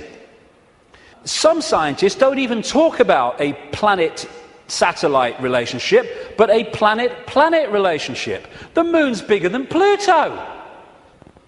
The best explanation for the moon is observational error. The moon doesn't exist, that scientist said. Another one from NASA: it seems easier to explain the non-existence of the moon than its existence. And then we get the hollow moon. This is what I'm saying, and others have said, is that it's a hollowed out planetoid. In November 1969, the moon was hit by a lunar module to the equivalent of 1 ton of TNT. The shock waves built up, and NASA scientists said the moon rang like a bell. Maurice Ewing, a co-director of the seismic experiment, told the news conference, as for the meaning of it, I'd rather not make an interpretation right now, but it is as though someone had struck a bell, say in the belfry of a church, a single blow, and found that the reverberation from it continued for 30 minutes. It got a bigger smack eventually, which I'll come to. Frank Press from the Massachusetts Institute of Technology, MIT, said that for a rather small impact to produce an effect that lasted for 30 minutes was quite beyond the range of our experience. This is a guy called Gordon MacDonald. He said in the early 1960s, it would seem that the moon is more like a hollow than a homogeneous sphere. And this guy from MIT said the lunar orbiter experiments had vastly improved knowledge of the moon's gravitational field and indicated the frightening possibility that the moon might be hollow. Now we'll come to this bigger whack. A launch vehicle struck the moon with the equivalent of 11 tons of TNT, and NASA scientists said the moon reacted like a gong and continued to vibrate for 3 hours and 20 minutes to a depth of up to 25 miles. Ken Johnson, a supervisor of the Data and Photo Control Department during the Apollo missions, told Who Built the Moon author Alan Butler that the moon not only rang like a bell, but the whole moon wobbled in such a precise way that it was almost as though it had gigantic hydraulic damper struts inside it. These two Russian scientists from the Soviet Academy of Scientists wrote an article in 1970 in Sputnik magazine in Russia, headed, "Is the Moon the Creation of an Alien Intelligence?" And all these years later, it indicates to the fact that they were right. What they point out, and others point out, is the outer surface of the Moon is extremely hard and contains minerals like titanium. Moon rocks have been found to contain processed metals, including brass and mica, and the elements uranium-236 and neptunium-237 that have never been found to occur naturally. Uranium-236 is a long-lived radioactive nuclear waste and is found in spent nuclear fuel and reprocessed uranium. Neptunium-237 is a radioactive metallic element and a byproduct of nuclear reactors and the production of plutonium. Some lunar rocks have been found to contain 10 times more titanium than titanium-rich rocks on Earth. Titanium is used in supersonic jets, deep-diving submarines and spacecraft. Dr. Harold Urey, the winner of the Nobel Prize for Chemistry, said he was terribly puzzled by the rocks from the moon and in particular their titanium content. He said the samples were mind-blowers and that he could not account for the titanium. The two Russian scientists said in their article, If a material had to be devised to protect a giant artificial satellite from the unfavourable effects of temperature from the cosmic radiation and meteorite bombardment, the experts would probably have hit upon precisely these refractory metals. Refractory metals are incredibly resistant to heat and wear. In that case, is it not clear why lunar rock is such an extraordinarily poor heat conductor, a factor which so amazed the astronauts? Wasn't that what the designers of this super Sputnik of the Earth were after? From the engineer's point of view, this spaceship of ages long past, which we call the Moon, is superbly constructed. They say it's a hollowed-out planetoid, and they say if you're going to launch an artificial Sputnik, then it is advisable to make it hollow. At the same time, it would be naive to imagine that anyone capable of such a tremendous space project would be satisfied simply with some kind of giant empty chunk hurled into a near-Earth trajectory. It is more likely that what we have here is a very ancient spaceship, the interior of which was filled with fuel for the engines and materials and appliances for repair work, navigation instruments, observation equipment, and all manner of machinery.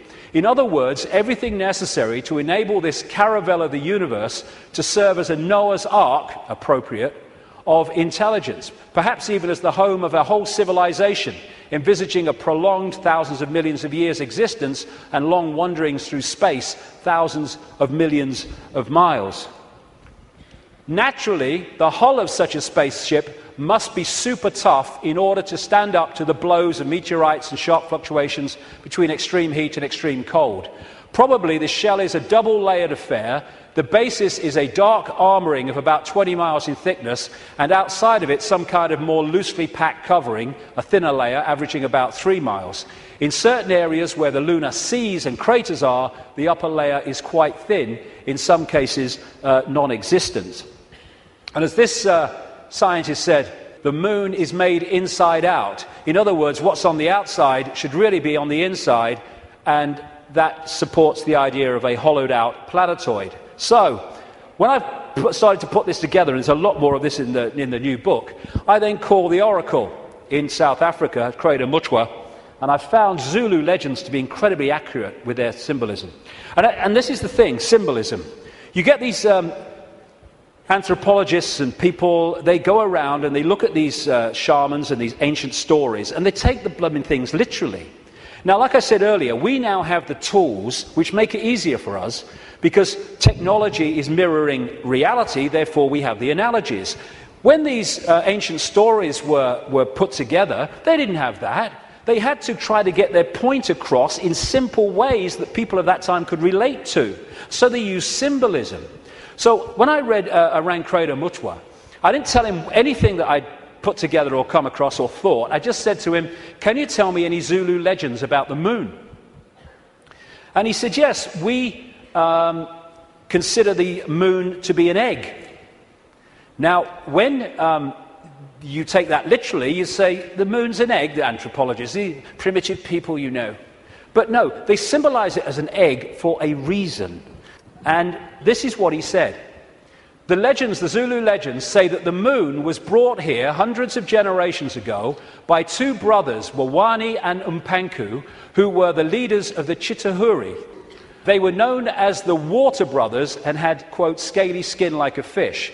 Now, this story relates almost exactly to the stories found on ancient clay tablets in what is now Iraq, Sumerian accounts of the Anunnaki, a non-human race, I would say reptilian race, that came to the earth in the same way that other parts of the world, in the ancient world, talk about. And the Anunnaki, according to these accounts, were led by two brothers called Enki and Enlil. And at least one of them, Enki, was symbolized under another name too as in relation to water, exactly the same as this. Zulu legends tell of how Wawani and Umpanku stole the Moon in the form of an egg, and this is why they symbolize an egg, not because they're primitive, from the great fire dragon and emptied out the yolk until it was hollow. They then rolled the Moon across the sky to the Earth and caused cataclysmic events on this planet. Zulu legends also say that the Chitahuri threatened to move the Moon if humans didn't do what they said because of the devastation that would cause. What the two scientists said about this 2-3 mile outer kind of protection, followed by a 20-mile impregnable layer, explains one of the anomalies of the moon, which the craters are pretty much of universal depth, even though the scale of the impact and the size of the crater can be massively different. The depth is about the same, really, within a very short ratio, and that's, the scientists say, because it goes into the outer layer, the kind of buffer, but it can't go further than this inner protection layer that is impregnable. This guy, Don Wilson, wrote a book in the 70s called Our Mysterious Spaceship Moon, and these are some of the anomalies that he lists, and there are others that can be explained by what we're talking about. Why the moon is a freak world, too big and too far out to be a natural satellite of Earth. Why the moon has such shallow craters. Why some moon rocks are older than Earth and as old, at least, as the solar system. Why the moon seems inside out. Why the moon vibrates like a huge gong, transmitting tremors great distances around and through itself. How the moon can produce so many contradictions of data and findings. And I think it was in 2001, there was a series of people who spoke at the National Press Club in Washington, who were insiders of government projects and space projects, etc., who came out to give evidence on things that they saw and were covered up and have never come to light. And one of them was this man, Sergeant Carl Wolf. He was a precision electronics photographic equipment engineer based at the Langley Air Force Base in Virginia. That's the CIA Air Force Base. One of the planes in 9/11 flew out of that and never got there, wasn't meant to. But what he told at the press club was that he was called across to part of this base where they were putting together what they called mosaics. As the craft were flying over the moon and photographing it, they were taking different photographs and piecing them together to complete the landscape. And they had a technical problem, so he went over to try to help them out with it. And then a guy there who was working with his mosaics showed him something of interest. And this is what he said at that presentation in Washington. Then he pulled out one of these mosaics and showed this base, which had geometrical shapes that were towers. They were spherical buildings, they were tall towers and things that looked somewhat like radar dishes, but they were large structures. If I compare it to what I have seen now, because I do have photographs that have artifacts in them that are similar to what I saw, they're massive. And this is a thing, you think about the moon, massive. This is a thing that comes up. The structures and technology and, if you like, spaceships that these people work with, some of them are absolutely enormous, beyond our comprehension, because they've crossed that Rubicon of understanding how reality works and therefore what possibility is. Some of these structures are half a mile in size. They're huge structures. Some of the buildings seem to have very reflective surfaces on them. A couple of structures that I saw reminded me of cooling towers at power generating plants. They had that sort of shape. Some of them were just very, very straight and tall with a flat top. Some of them were round. Some of them looked like Quonset huts and with a dome, a kind of like a greenhouse. The particular shot that I saw, there were several clustered together over the landscape, a fairly large landscape. And other people at that press club presentation talked about how NASA systematically smudged out or removed any non-natural artifacts that they showed on the surface of the moon.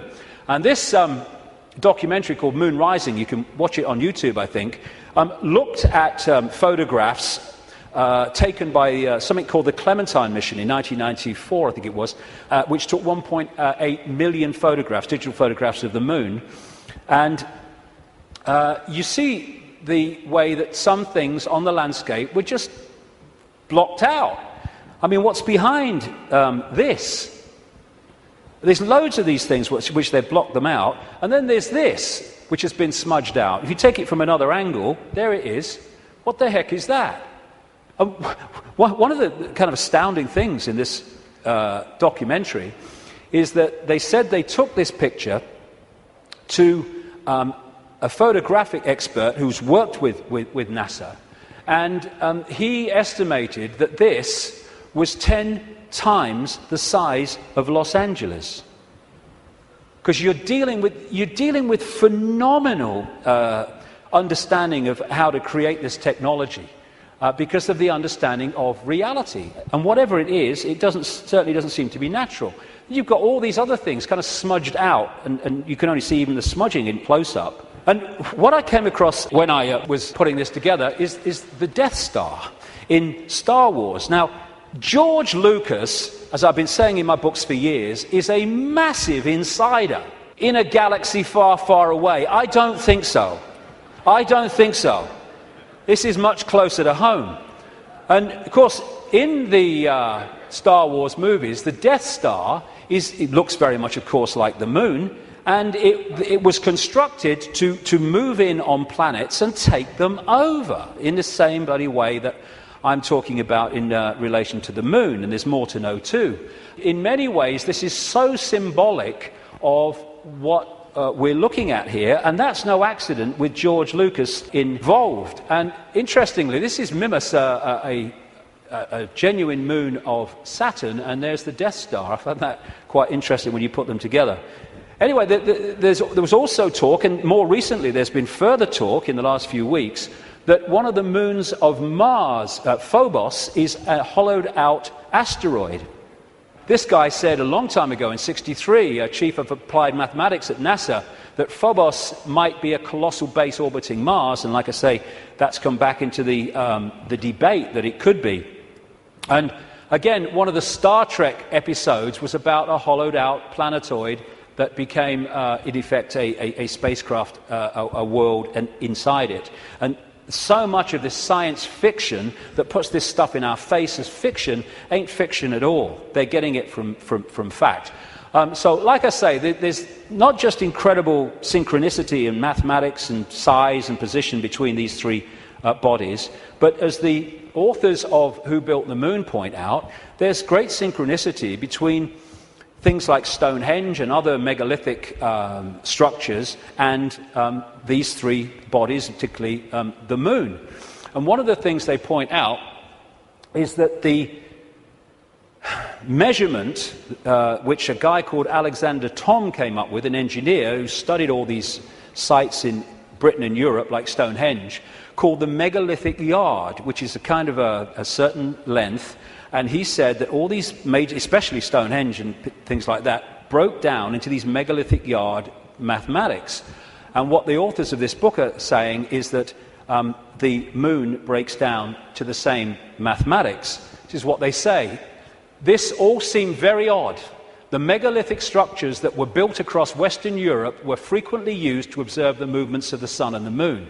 But how could the unit of measure upon which these structures were based be so beautifully integer to the circumference of these bodies as well as the Earth? Well, maybe because those that built Stonehenge and these megalithic structures in the ancient world, some of which we'd struggle to build now, were also those controlling the moon. And okay, this could be controversial, but, you know, I've been known to be. I think that these structures were put there to suppress the Earth's energy grid for reasons I'll come to in a moment, because we are interacting with this energy field all the time. And how do you control all the fish at once? You control the sea they're swimming in. And the way to control humanity and suppress humanity is to suppress the energy field and the energy and information available in that field that we can access. And these fantastic structures were not done by humans alone, let's say that. Now, this is where I am probably alone for the moment. I don't think I will be forever, but there you go. When I was, I do this more in detail in the book, but I'm trying to connect dots here. What I came across when I was putting all this together, again, was something I've termed the moon matrix. The first section today is absolutely crucial to understanding how this can work. The moon matrix is a broadcast frequency coming from the moon, which has, in effect, hacked in to the human body computer and to the virtual reality universe in general, and has created a sub-reality within the wider virtual reality. Because, I keep saying it, but it's important, We see the moon as physical, but actually its base construct, like everything else in this reality, is waveform information. And I would say, and of course I think this is going to become more obvious as the years pass, I would say the moon is actually not just what we've talked about so far, but it's an interdimensional portal through which entities and energies can come out of one reality through into this one. It's their means of entry. Its position, so perfect, as you'll see if you read not just my new book, but Who Built the Moon. Its position in relation to the moon and the sun is so perfect because that has an effect on creating this sub-reality. I'm saying that this frequency is broadcast from the moon and has created a sub-reality which we are constantly decoding, and that the genetic manipulation of humanity, so widely described by the ancients, was to take this body computer and tune it in, connect it to this frequency range I'm calling the moon matrix. This is Neil Haig's concept of moonopoly. This is the world, the structure that we are experiencing. This box, recurring, round and round, limited world. And I am suggesting that we are being massively influenced. In fact, we have been turned into a hive mind by these broadcasts, which are holding us in a sense of limitation, to the point where it operates as a default mechanism. Soon as you start to awaken, if you don't keep it going and stick with it, then you'll default back, because the pressure of this moon matrix is pushing us into this tiny sense of limitation. So what virtual realities do is they basically hijack the five senses and get them to decode the information in the computer game and take it into reality. I'm saying that this moon matrix has done exactly the same, and it is part of the modus operandi of how planets are taken over in this way. Our five senses have been locked into something else, and we're decoding a fake reality. Basically, we are connected to this symbolically, which is a hive mind, which is why we are so herd-like when we weren't before. And if people are going, "Whoa, okay, what?" Just stick with me, because the layers will go on. What I've been talking about today is the fact that this base vibration from the black holes goes through this cycle, and it elicits different information in the form of photons from the suns, which we decode, and the reality changes. We go through different epochs. What I'm saying is that this moon matrix has hacked in to that photon energy stream and has done what the Chinese authorities have done to the computer system in China. They have stopped us accessing vast amounts of the virtual reality universe that we used to before. Now, if anyone thinks this is fantastic, that we could see things that aren't really there and not see things that aren't there, this is a new scientist. America has just switched from analog to digital television. In the short time of about a year that the analog frequencies are not being accessed because they're going to be filled up by other things like mobile phones, suddenly, for the first time, scientists can see and connect with radio waves from galaxies they couldn't before. Why couldn't they do it before? Because we were watching the flipping telly. Prior to the switchover in America, naturally occurring radio waves at frequencies between 700 and 800 megahertz were obscured by analog TV signals, preventing astronomers from investigating the universe using this band. The freeing up of this bandwidth is a once-in-a-lifetime opportunity to see galaxies in this range. Now, you imagine what is capable by this high technology in blocking frequencies so we can't perceive what's there and we perceive things that aren't there.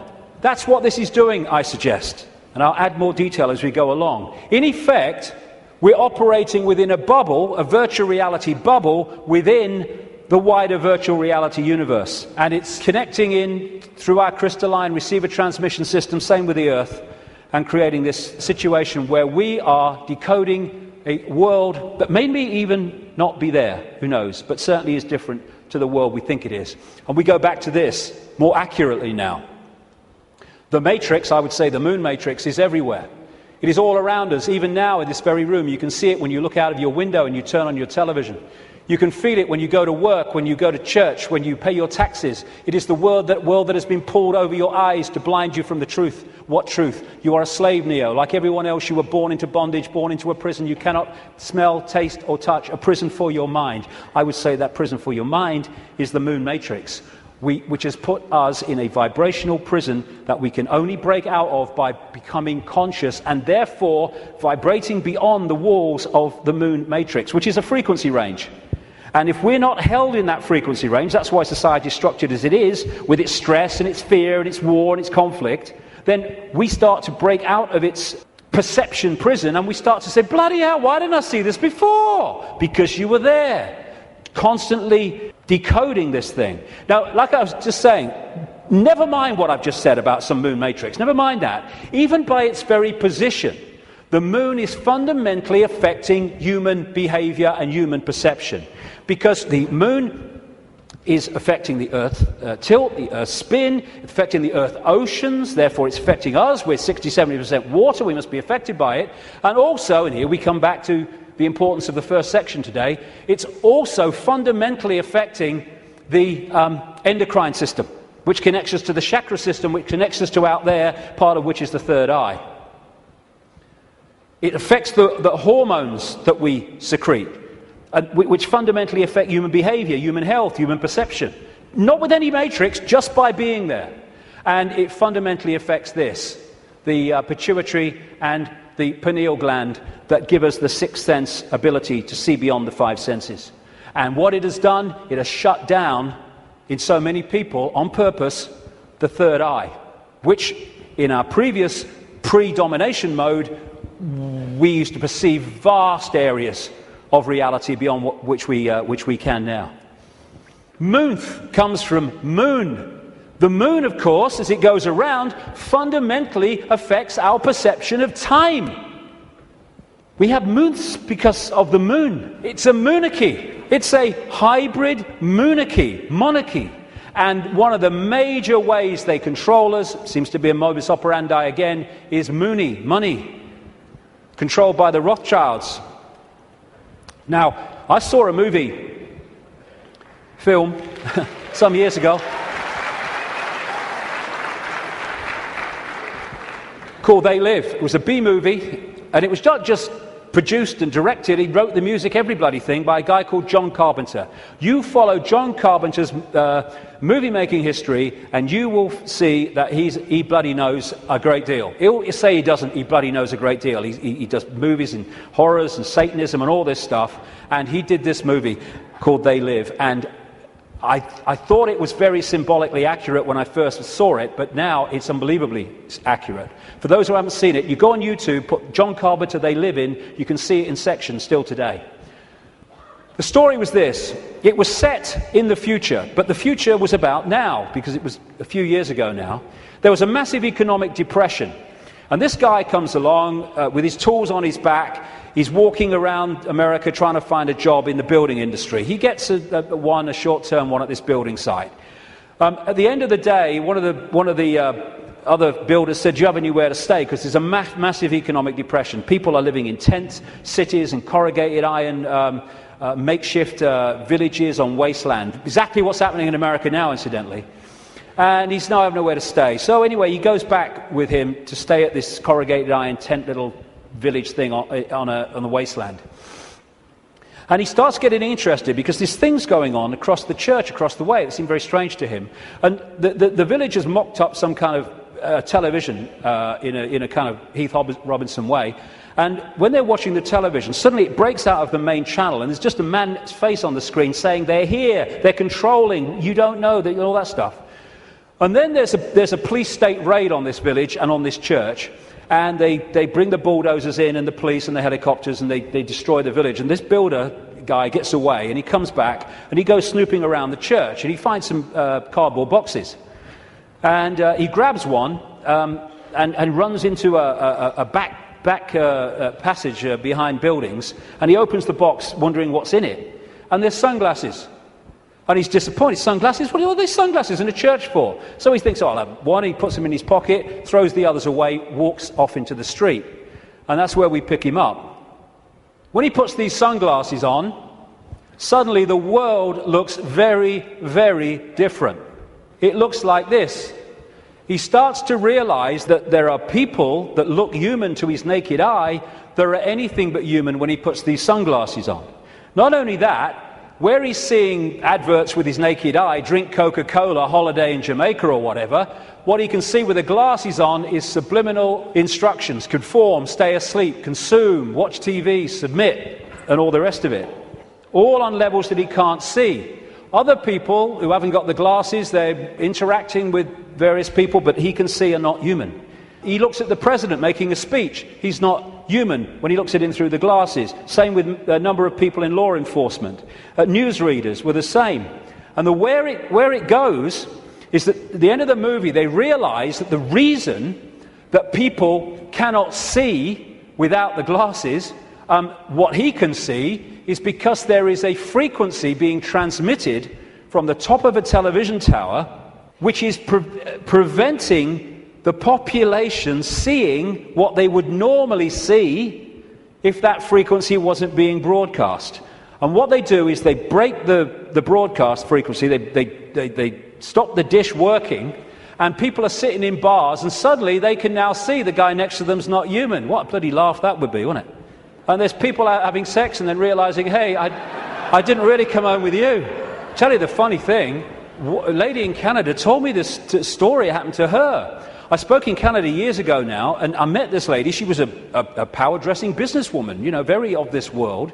But she'd had this experience, and she was shaking when she told me the story. She said that she got this boyfriend who had a dark side, she said, that he knew about and he was trying to deal with. And they come home, and they go into the bedroom, and there was a shelf at top of her bed, and standing there was the book, The Biggest Secret, which for the first time I introduced this reptilian thing. He then goes crazy, she said, when he sees the book, and he got her to throw it away. Oh, what are you reading that rubbish for, and all that stuff? Mind you, he's not alone in that. And then they start having sex, and he's kind of on top of her, and she said, I had my hand on the bottom of his back, and suddenly he started getting very, very violent, and I started getting frightened. And she said, then my hand was pushed back. And she said, I looked over his shoulder, and my hand had been pushed back by a tail. He sprouted a tail.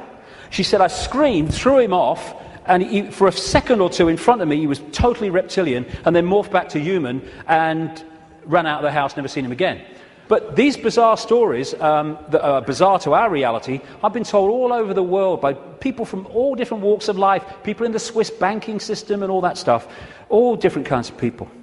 So this frequency is that equivalent of that broadcast dish on the top of that TV tower, which was stopping those people in that movie seeing what they would normally see.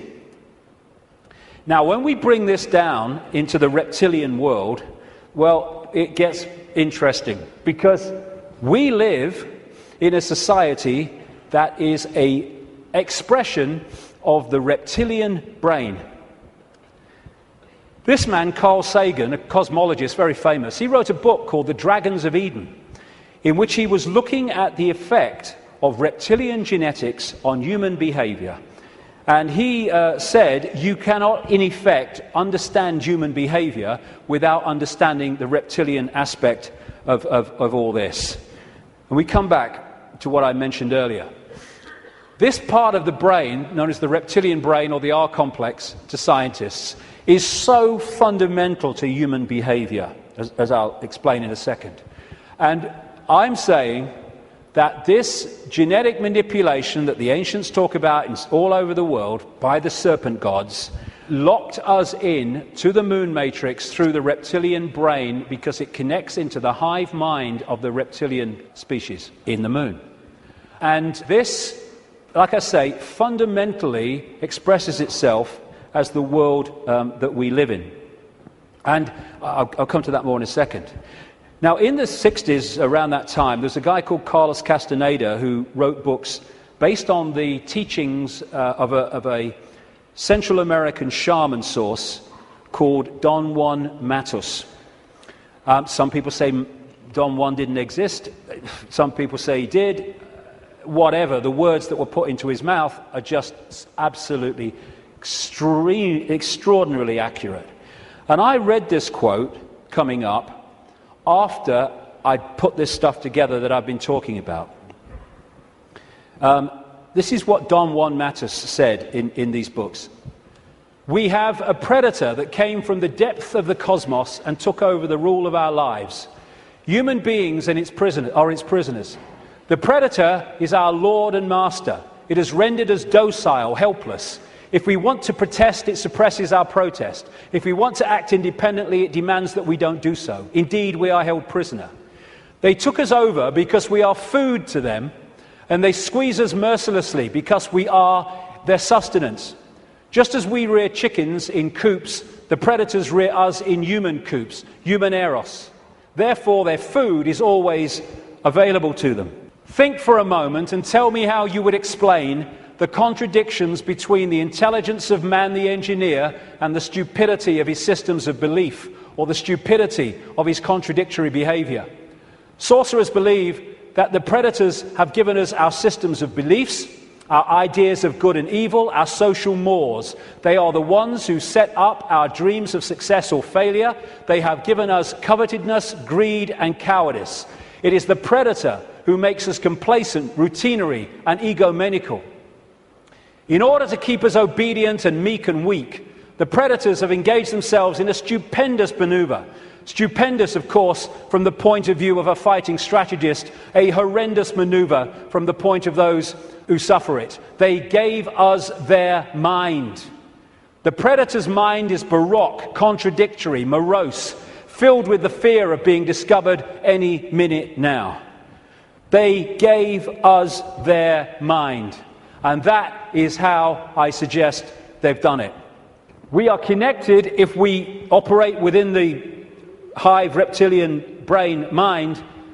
We are operating on a collective mind, which is pouring out this constant sense of anxiety, fear, worry, stress, because that keeps us within the confines of the frequency range of the moon matrix, i.e. attached to it, and it also elicits the emotional low vibrational energy on which they feed.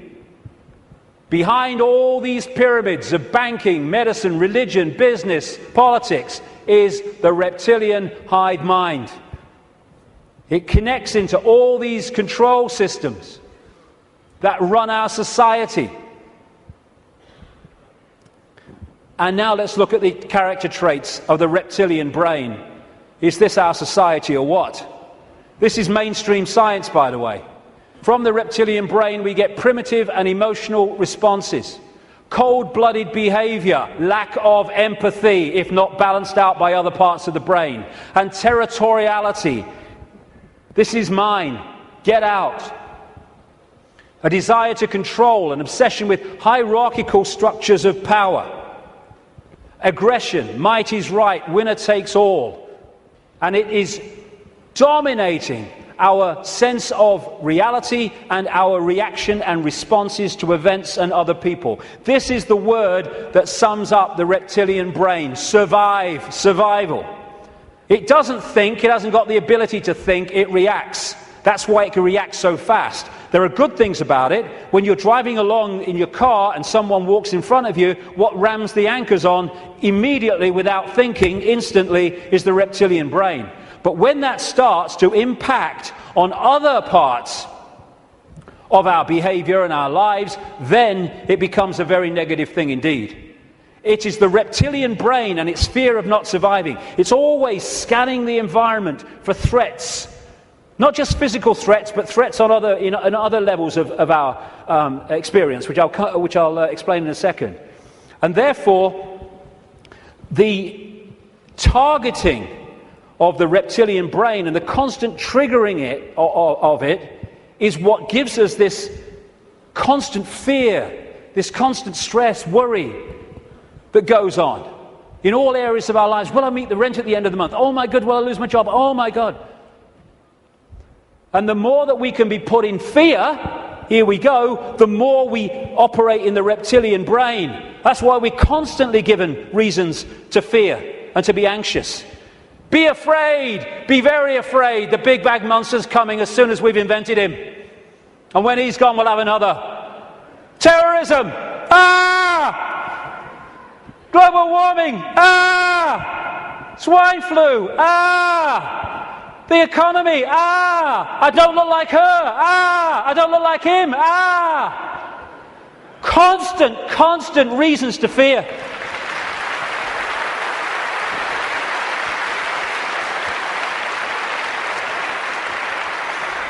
Locking us into the control system. And it's not just physical survival. It's survival of status, of power, of reputation, superiority, intellectual preeminence. Acquiescence to a hierarchy and authority is another aspect of the reptilian brain. I know my place. And you know, when you put information out that challenges the status quo view of scientists and academics, they react vehemently. Why? Because the reptilian brain's kicked in. Survival of their reputation, survival of their belief system.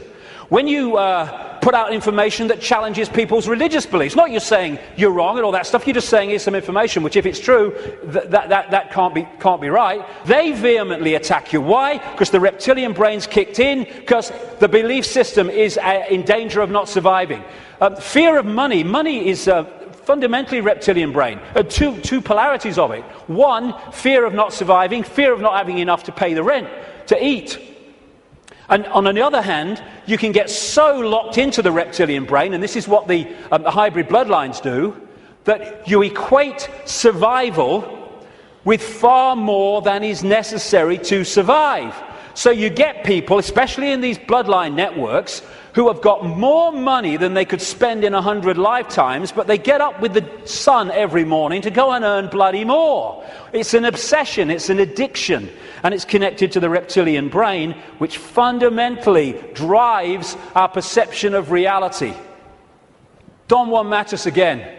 I know that even now, though you never have suffered hunger, you have food anxiety, which is none other than the anxiety of the predator who fears that at any moment now its maneuver is going to be uncovered and food is going to be denied. Through the mind, which after all is their mind, the predators inject into the lives of human beings whatever is convenient for them, and they ensure in this manner a degree of security to act as a buffer against this fear. Sorcerers of ancient Mexico reasoned, here we go, that man must have been a complete being at one point, with stupendous insights, feats of awareness that are mythological legends nowadays. And then everything seems to disappear, and we now have a sedated man. What I'm saying is, what we have against us is not a simple predator. It is very smart and organized. It follows a methodical system to render us useless. Modus operandi, done it many times. Man, the magical being that he is destined to be, he's no longer magical. He is an average piece of meat. There are no more dreams for man, but the dreams of an animal who is being raised to be a piece of meat, trite, conventional, imbecilic. This is what becoming conscious brings us out of. Control of perception is the bottom line of this conspiracy. You know, I'm all for exposing 9/11s and banking scams and engineered wars, but this is the bottom line. And if we miss it, then we're going round in circles and we'll get nowhere. Interestingly, the Zulu legends say that before the moon came, they used to worship the sun as female. And then everything changed. This change from perceiving the sun as female to worshipping it as male made possible the creation of warlike kings that took what they wanted by force. Everything changed when the perception of the sun changed. And the perception of the sun changed when the moon matrix kicked in and changed our perception of everything. And in so many ways, this Avatar movie, I'm not saying Cameron symbolized it like this, I'm saying what it symbolized to me. The blue people, who were in total harmony with everything else, I'm saying to me, are symbolic of humans as we were before the predator came. And then the American troops with their high technology, let's kill people, we want these resources, so let's just go and get them and destroy everything to do so. they symbolize to me this reptilian intervention. And they even have, in the Avatar movie, of course, the concept of the possession of the blue people so that they could infiltrate their society while outwardly looking like they do and not being known to be who they are. These reptilians look down a different timeline to us because they're on a different wavelength. They're able to see further into what we call the future than we are. And therefore, if you access this network of secret societies, especially the inner circle, you can access the projected future of human society which this is planning. Therefore, you can write prophetic novels which further down what we call the timeline turn out to be staggeringly accurate. All you need to do is to access that projection. And you do it by accessing the secret society network. This, the Fabian Society in London, created in 1884, is one of those societies. The deeper inner core that have access to that timeline and that projected agenda. And this guy was one of them, a Fabian. And that's the Fabian logo, by the way. The wolf in sheep's clothing. Perfect. Perfect. It created, in effect, the Labour Party in Britain, and it influences massively the left, not only the left, but what we call the left centre of politics, not just in Britain, but in other countries. Australia too, for instance, very, very powerfully. When people have said to me in the past, you know, what's planned, I've said to them, well, you can read 2 books and see it, just put them together.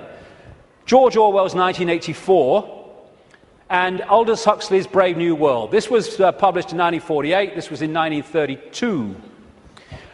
Put the 2 together, this talks about the drugs and all the rest of it, and the mind control, this talks about the sort of police state. Put them together, you got it. They were incredibly prophetic. I've been saying for years they weren't novels, or their source wasn't novels. Turns out that Aldous Huxley taught French to a man called Eric Blair then, now George Orwell, at Eton College, and introduced him to the Fabian Society. And this was the knowledge base, plus no doubt others connected, where they got these concepts. And what they said all those decades ago, Huxley's case 1932, is now happening in incredible detail. And it seems that Orwell rebelled against what he heard and wrote 1984 to try to expose it. And some researchers suggest, they may well be right, that he called it 1984 when it was set kind of about now, because 1984 was the 100th anniversary of the creation of the Fabian Society. We've reached a point where these entities and their hybrid bloodlines, the Illuminati bloodlines, they think the takeover of humanity is almost complete. And when you look at it, it may seem to be that that's the case. They think the game is over. It's gone so far. They must be bloody joking. These people...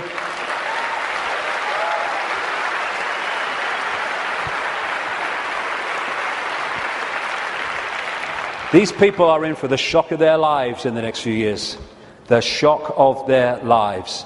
Because they can access so much, but they can't access beyond that. And they think the game's over because it seems to be here, but they can't perceive there. And when that comes in here, and it's very close to doing so, game over. Well, we've come a long way, haven't we? And what we're going to do now then is have a break for, say, 45 minutes, and I'll come back and look at the world as it is now and what's happening. Thank you very much. Thank you.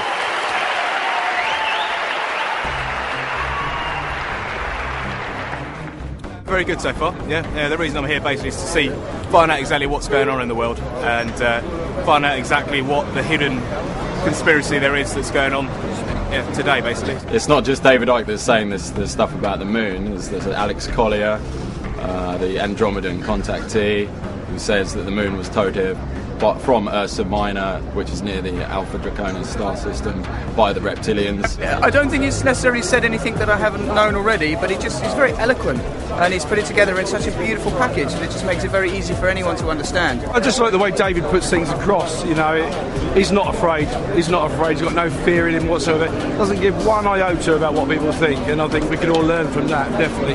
Ever since I was little, I've always thought that something was wrong. The way that society, because I believe that reality and the system that we live in are two completely different things. I've found it very difficult to concentrate in school because I was always told what to believe. It was very structured, and whenever I used to ask why, nobody could ever give me an answer. And it seems that David Icke seems to give those answers and opens up your perception to new possibilities. Some concepts of it I can agree with, definitely with the controlling aspect of it, because there's got, like, when you look at the controlling thing, there's got to be a way how they're really keeping us controlled. So I would say with that aspect of it, yeah, I do agree with it. I have read and I have seen many videos, and I think he's great because there is a lot of truth in everything he says, and there will be a lot of changes from now on. I admire what he's doing. I think he's got a lot of courage to step out and enlighten a lot of people about what's going on in the world that the majority of us don't really understand or know about. So he's, I give him a thumbs up, really.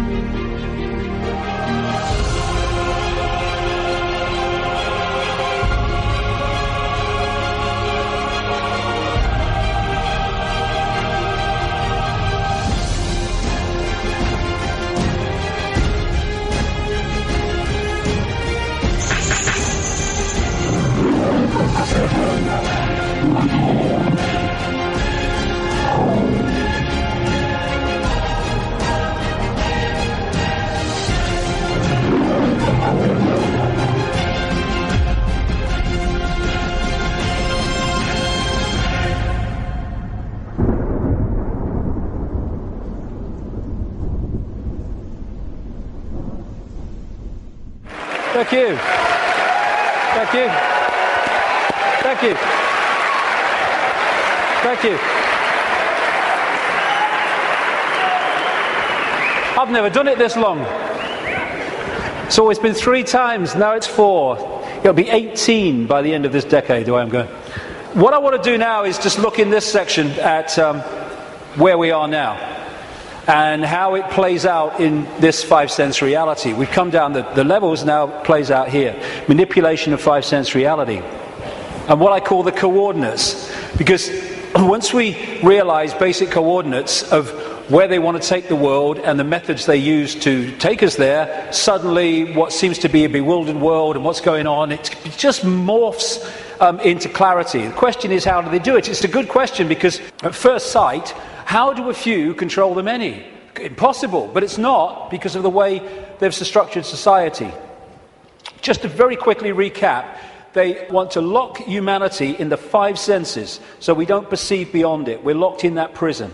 They have interbreeding bloodlines, computer terminals, I would call them, which play out this interdimensional conspiracy within visible light, what I call the Illuminati bloodlines.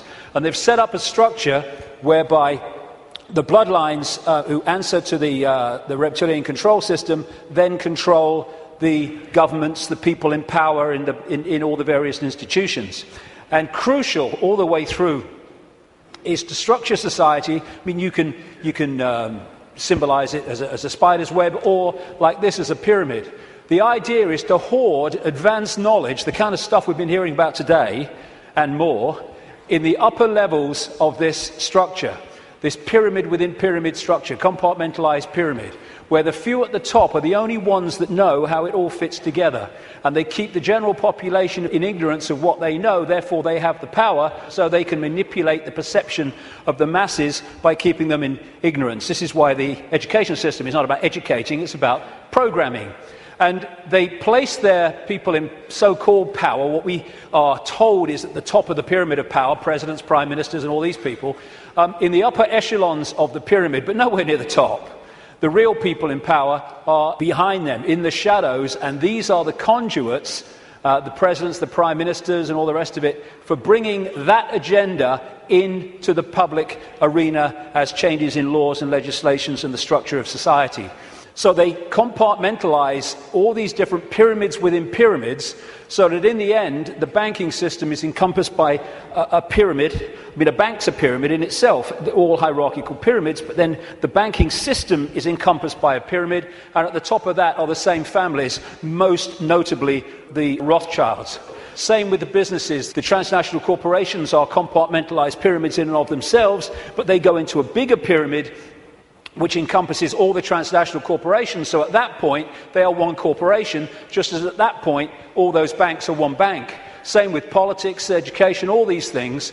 And people in this part of the pyramid here, they go to work, they're not trying to manipulate anybody, they're not trying to create a fascist Orwellian agenda and global state. They just want to go about their careers, earn money, go on holiday, provide for their families. But they don't know how their apparently innocent contribution individually connects with other apparently innocent contributions around the system. When you connect them together, you see it's anything but an innocent direction that it's taking the world.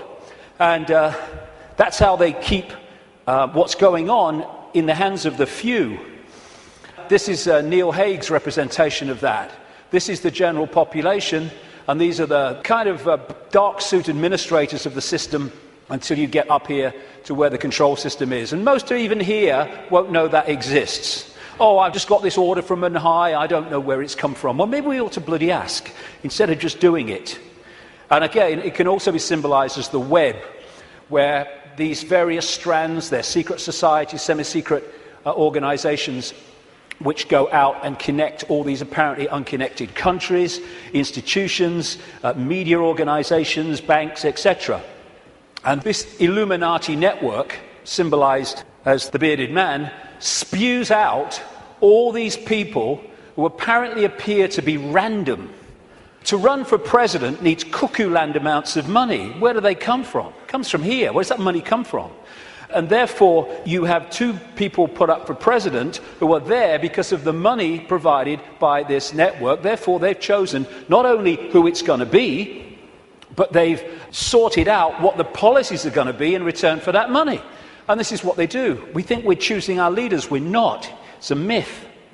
And so this structure that I showed you earlier comes into this, where these leaders are put into power to carry out the agenda of the control system, which is why when parties change, whatever they've said in opposition goes out the window and they start acting like the party in government previously that they were criticizing. The common denominator is whoever gets in power basically introduces the control system, and whoever's out of power opposes the control system verbally, which means that you have the illusion of choice when whoever's in power unfolds the agenda. So there is no choice. It's a myth. And they control these institutions and play the people off against each other, divide and rule, both within countries and between countries, keeping everything in a constant state of confusion and conflict. And that's the key. Manipulating confusion and conflict is child's play. Manipulating harmony, manipulating respect between each other is a nightmare. So they have to keep the world in constant states of conflict. Now, when you bring it down to an individual country, as we come down this structure, this is what you find in every country. You had in America, it's a wonderful example, but it plays out all over the world. During the Bush years, Republican, that administration was controlled by a group of people known as neocons, neoconservatives, including all these people like Richard Pearl and all the rest of it. And over here, you have what I call, anyway, the democons. This is a network of people. I put Kissinger in the democons because he's an advisor to Obama at the moment, but he spends most of his time with the neocons, Kissinger. He just goes with whoever's winning. And the democons are a group of people that control the democratic administrations. But the democons and the neocons are controlled by the same force once you get to here. So people think, oh, I voted Republican this time, oh, I'm going to put the Democrats in because I like that Obama got a nice smile. And what you're doing is voting for this, whatever. And that's what's happening in this country. Same thing. And so when people say Big Brother Bush or Big Brother Obama, no, it's not. These are just puppets. Dance. I said dance. When I say jump, I mean Olympic high jump record. This is the thing. You take one mask off, you put another mask on. And because it's a different mask, we think it's a different administration. We think controlled by different forces. No, no. And what you have is the movie playing out in the public arena, people who appear to be in opposition to each other when they're controlled by the same puppeteer. And once you look beyond the movie, that's when you start to see what's really happening in the world. So the cards are moved around in line with an agenda for the constant, incessant centralization of power. And it's done with people who, I keep coming back to, have a DNA with empathy deleted, which means anything goes in pursuit of this agenda.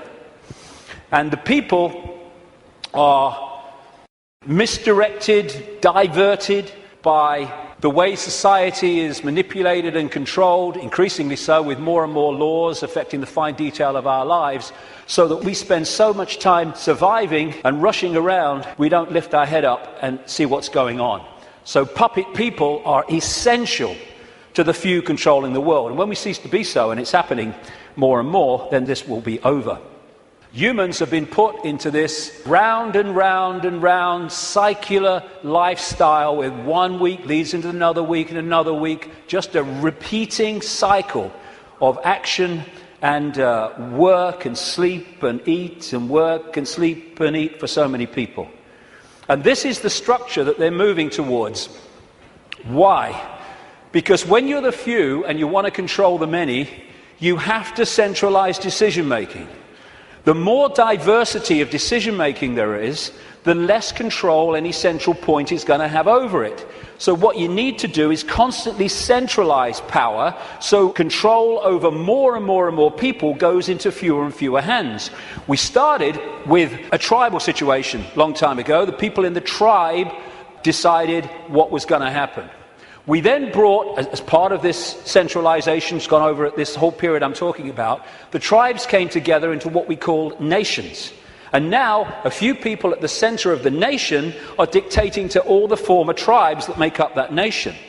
We're now well into the next stage of that, which is bringing nations together under unions like the European Union, so a few people at the center are now dictating to all those nations, which are made up of all those tribes before.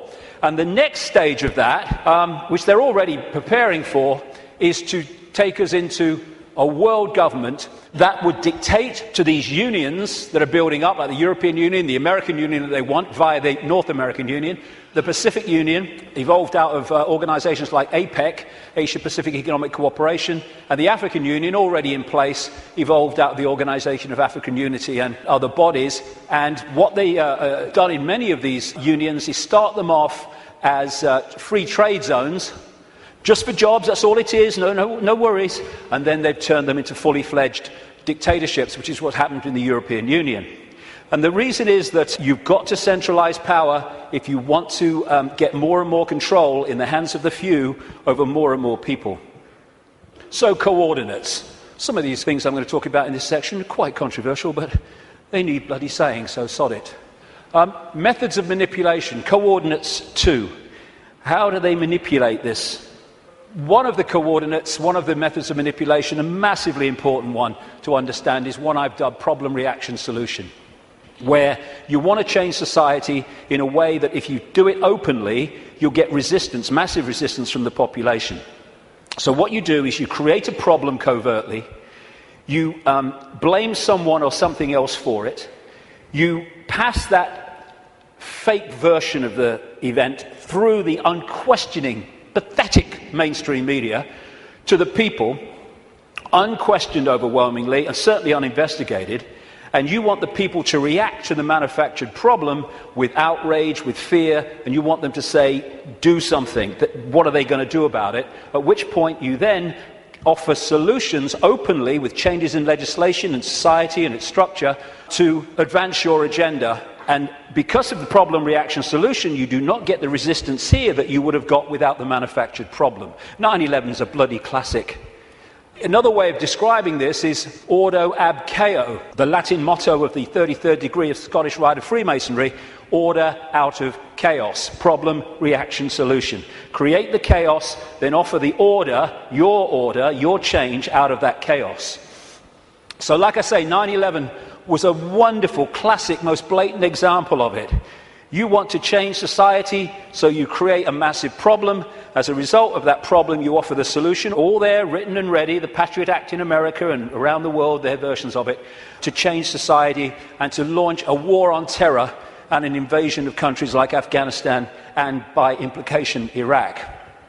This is Zbigniew Brzezinski, President Jimmy Carter's national security advisor and a major mentor going back to the 1980s of Barack Obama. This is what he said in 1997 in his book. Moreover, as America becomes an increasingly multicultural society, it may find it more difficult to fashion a consensus on foreign policy issues, except in the circumstances of a truly massive and widely perceived direct external threat. Therefore, we create one, 9/11, and bingo, we then introduce what we say must happen to stop the terrorists. In other words, we change society and advance our agenda, the Orwellian state and all the rest of it. These buildings were brought down because they were made to come down.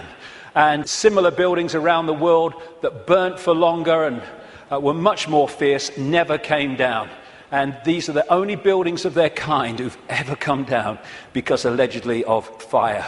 The official story of 9/11 has just left the room. And I've gone into that in great detail before. I'm just using it as an example of problem, reaction, solution. But when through the web you control the intelligence agencies, you control the governments, you control the media, and you control countries, and you control the manipulation of fake terrorists like Osama bin Laden, then you've got all the pieces you need to orchestrate the problem, reaction, solution, and to then use this to change society in the image that you have desired. And this is a classic. Adolf Hitler proposing the creation of the Gestapo in Nazi Germany. An evil exists that threatens every man, woman and child of this great nation. We must take steps to ensure our domestic security and protect our homeland. Or actually, word for word, what was said after 9/11. The Second World War, problem, reaction, solution. This is why it is no paradox, no coincidence or contradiction that the same people can be shown to have funded the Nazis, that funded the Americans and funded the British, overwhelmingly based around the cartel of the Rothschilds.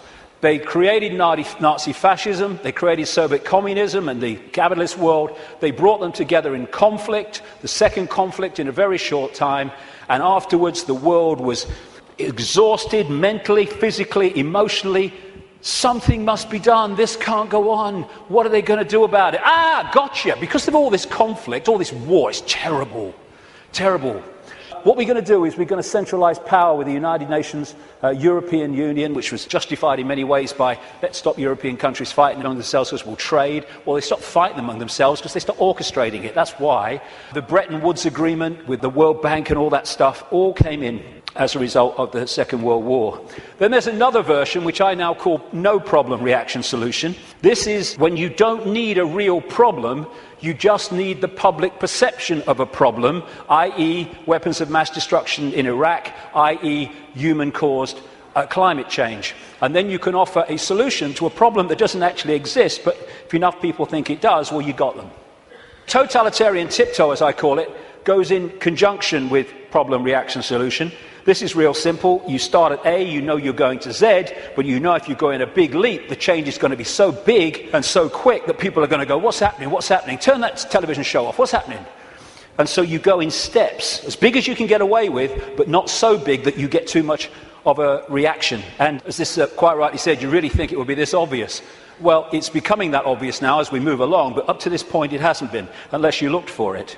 The European Union was turned from a free trade zone, nothing to worry about, just for jobs, into what it is now, a centralized dictatorship, through the totalitarian tiptoe. And here is the founding father of the EU, as they call him, Jean Monnet, a Rothschild frontman, Europe's nations should be guided towards the superstate without their people understanding what is happening. This can be accomplished by successive steps, each disguised as having economic purpose, but which will eventually and irreversibly lead to federation.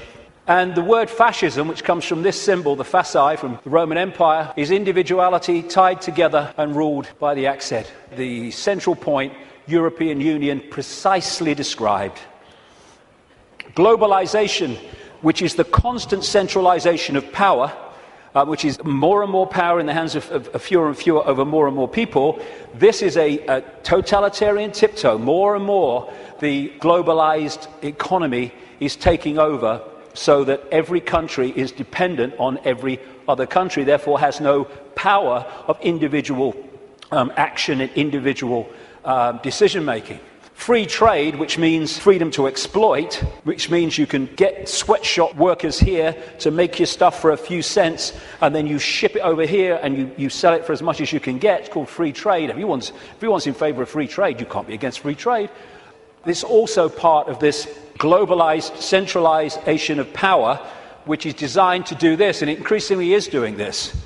It means that if you're dependent within your country or your community on things outside of your influence, then everyone is dependent on everyone else, therefore has no self-sufficient ability to make decisions in their own lives and their own communities and their own countries. And the reason that they want to do this is they want to make everyone dependent on something outside their control, because dependency equals control. It's like abundance and scarcity. We live in a world which could be incredibly abundant. Nobody should be hungry on this planet, for goodness sake. Africa could feed the bloody world. It can't even feed itself. Why? Because of the manipulation of that continent by this crowd. And so we have all over the world, because there's no empathy, no consequences for them emotionally of their actions, we have manufactured scarcity, because abundance equals choice equals freedom. Scarcity equals dependency equals control. And that's why we have manufactured dependency. We have people hungry in a world of plenty. Coordinate 3, the cement. There are certain organizations, networks, rings, that act as the cement that holds the web together and holds people within the web together.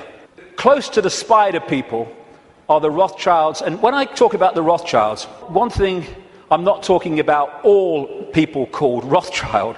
The vast majority of people called Rothschild won't have a clue what other Rothschilds in that dynasty are doing. And secondly, I don't even mean only people called Rothschild. I mean the Rothschild bloodline, which has infiltrated many other enormous numbers of other families and groups, which then come to power under other names other than Rothschild. Because if the president's Rothschild, the bloody guy here is Rothschild, the bloody newsreader's Rothschild. What's going on? Instead of that, you have people under different names. So I'm talking about the Rothschild bloodline and the scions of that family, the people that run that family. Not everyone called Rothschild. There's a lot of people in that family called Rothschild who don't have a clue what's going on. But they, through these various cements, control all these different and various apparently unconnected organizations. Now, one of the cements, of course, is the secret society network. That's pretty obvious when you look at it. And these are some of the major ones, but there are even more exclusive ones as well that operate in tiny, tiny cabals. But it's not just the secret society networks. They connect into the satanic networks, where they literally carry out human sacrifice and such horrors, which these bloodlines have been doing all the way through. Now, no one has a problem with the fact that then primitive ancients used to sacrifice people and torture people and all that stuff, but that was at one time kind of acceptable because it was the way they did things. As it's become unacceptable, it's still gone on, same bloodlines involved, but it goes on secretly, obviously.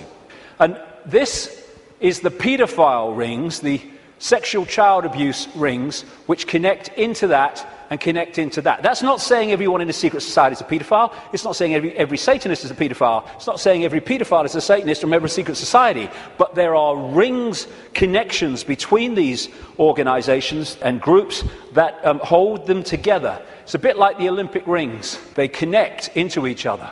And you find, this is why, as I researched this over these last 20 years, when I have researched through people in power like politicians and bankers and even some media people and stuff like that, you know, after this time of researching this and the recurring themes, that when you get far enough into it, you're going to come across a secret society, but you're almost certainly going to come across either or both Satanism and child abuse, sexual abuse, paedophilia.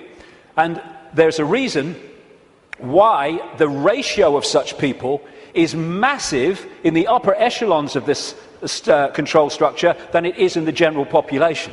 There's a blueprint which you find in every community and every country. It's a blueprint of how this works and how the Satanists and the paedophiles and the secret society people end up in positions of power and influence to direct this conspiracy. So the paedophilia and the secret societies and the Satanists operating in these interconnecting rings then infiltrate their people right across the web, which holds the whole thing together.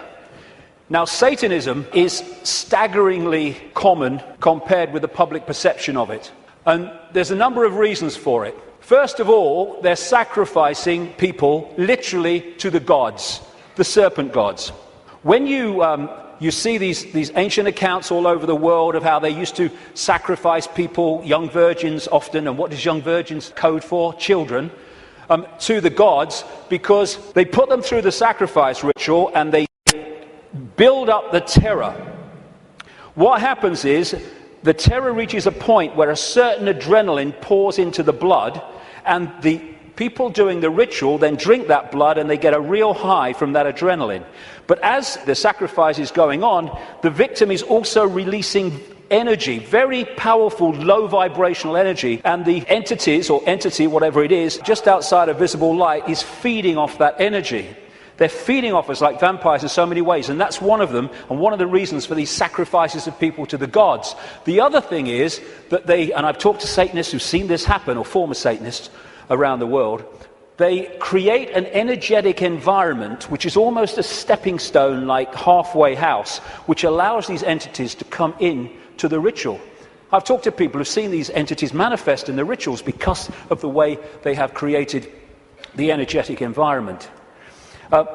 Anyone who's looked even mildly at this whole conspiracy in this area will know about Bohemian Grove in Northern California, where the elite, the presidents, the Bushes, the Kissingers, the Rockefellers, all these people go and take part in rituals under a 40-foot stone owl. And from what I am told by people who've been there in a victim state, they, in smaller groups, because it's 2,700 acres of redwood forest, actually do sacrifices there too.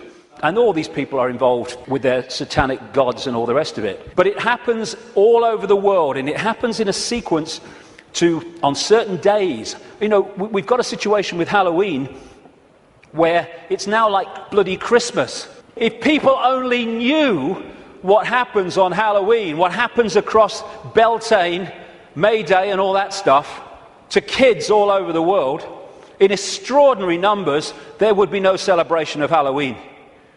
And what they're doing on one level, because they're interacting with the cycles, the astrological cycles, is why they do it at certain times when the planets, the moon probably, and everything is in a certain place, is they're manipulating what they refer to as the morphic field, the energy that we all live in. Like I said earlier, if you want to affect the fish all at once, then affect the sea. And in the new book, in an appendix at the end, I published this. I call it Confessions of a Satanist. It came to light early this year, and it is alleged to be, I can't vouch for its authenticity. What I can say is, after 20 years of researching this, it's bloody massively accurate. And it's supposed to be a guy who died in 2004. He was a high Satanist in Australia, who he didn't really wasn't really a confession in the sense of I want to confess my sins. It was just basically an outline of how Satanism controls the world. And this is one of the things he says in that. What most people do not realize is that Satanism is a ritually based practice, and that this repetition, same place, same time, has over time left strong impressions upon the morphic field. They have to control the morphic field so that we stay in a low vibrational state, so we stay attached to that moon matrix I'm talking about. And of course, as I was saying, we are interacting with this field all the time, and taking in energy into the meridian system from it, and therefore it is affecting us. And as I mentioned earlier, I'm saying that this is part of the process of suppressing that field also, which is why they stuck them on vortex points. Now let's take this connection from Satanism, blood drinking, taking in the human genetic code to stay here longer, which is what some of these reptilians do, and the paedophilia. What's it all about? It's about energy. It's about vampiring the energy of children. The reason that we have sacrifice to the gods of young virgins, children, is because they want the energy of children before puberty, because when puberty happens, there is obviously we all know, there is a chemical change, massive chemical change, at which point, from their point of view, the energy is not as pure and desirable. This is what John Juan Matos said in one of the Carlos Castaneda books. He's being quoted here by Castaneda. Matos is the he. He explained that sorcerers saw infant human beings as strange luminous balls of energy, covered from the top to the bottom with a glowing coat, something like a coat of plastic adjusted tightly around the cocoon of energy. He said that glowing coat of awareness was what the predators consumed, and that when a human reached adulthood, all that was left of that fringe awareness was a narrow fringe that went from the ground to the top of the toes. That fringe permitted mankind to keep on living, but only barely. And that, although the pedophiles won't realize that, although the elite ones will, is what the paedophilia is all about, and why it is so rampant in the upper echelons of this control system. Because while the paedophile is sexually abusing the child, symbolically here, it is connecting into the energy field of the child. This is why they have anal sex with children so much, even girls. It's because they're connecting in to the lower chakra, the base chakra, and they're drawing that energy out, or the possessing entity is drawing it out and feeding off it. This is why pedophiles tend to be overwhelmingly possessed people, because the possessing entity drives the lust for sex with children, and then when it happens, they draw the energy off it, drawing the child's life force out. And politicians in this control system, again, this is why paedophilia is rampant among the political classes. This is what the Satanist confession said as well, that Australian guy.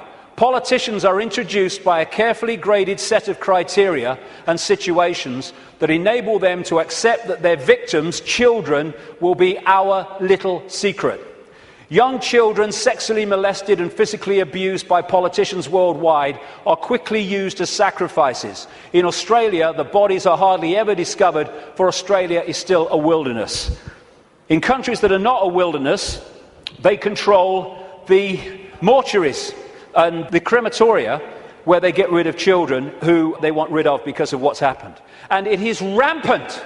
I keep using that word, but it is. People don't realize. What happens is, people think or relate the number of children that go missing every year to the number of times we see a story on the news that a child is missing and everyone's trying to find them.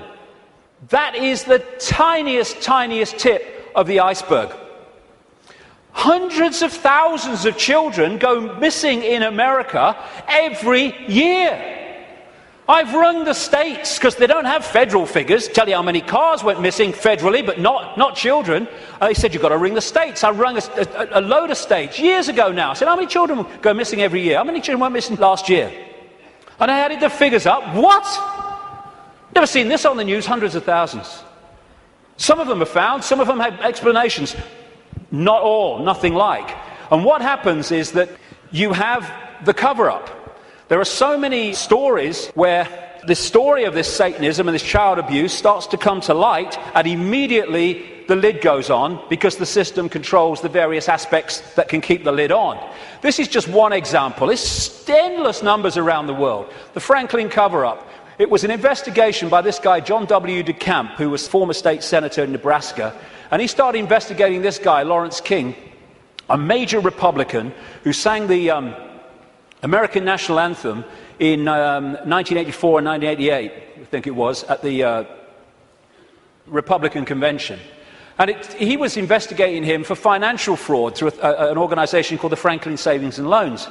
But then he discovered that he's running a pedophile ring and providing children for the biggest names in America.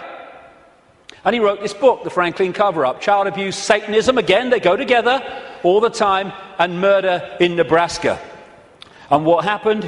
Some of it got into this Washington Times, a mainstream newspaper, the connection to the Reagan-Bush administration, but most of it was totally covered up. I've been writing in my books now since 1998 that Father George Bush is a notorious pedophile, child torturer, child killer, and serial killer of adults as well.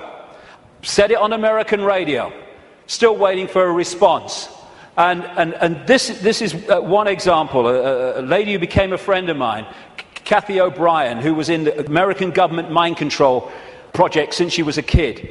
And met her many times. She still corresponds with me now and again. And I've met a daughter that she was talking about. Lovely, lovely girl. Totally shattered by these people.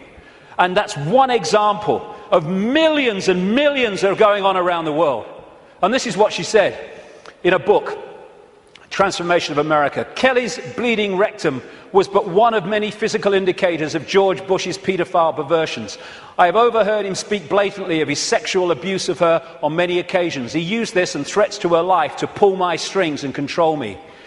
The psychological ramifications of being raped by a paedophile president are mind-shattering enough. But reportedly, Bush further reinforced the traumas to Kelly's mind with sophisticated NASA electronic and drug mind control devices.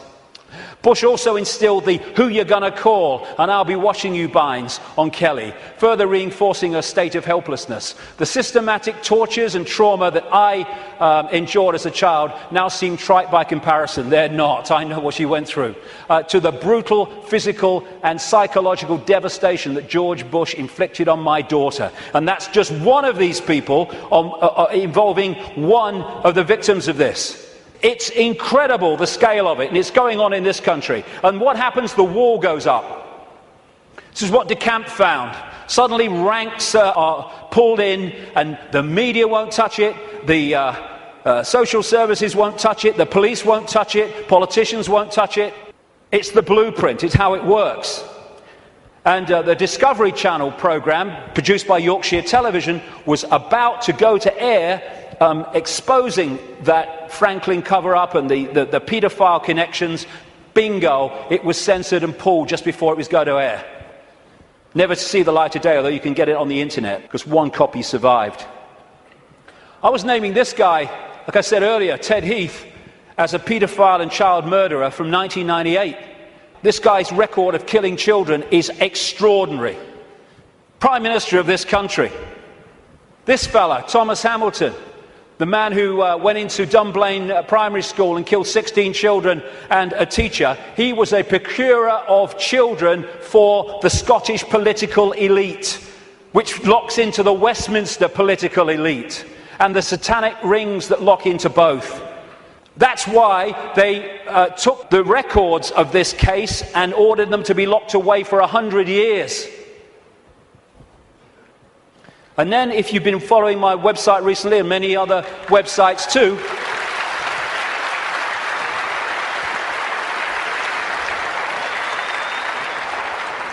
here you have the classic blueprint again. Everywhere you go, same blueprint.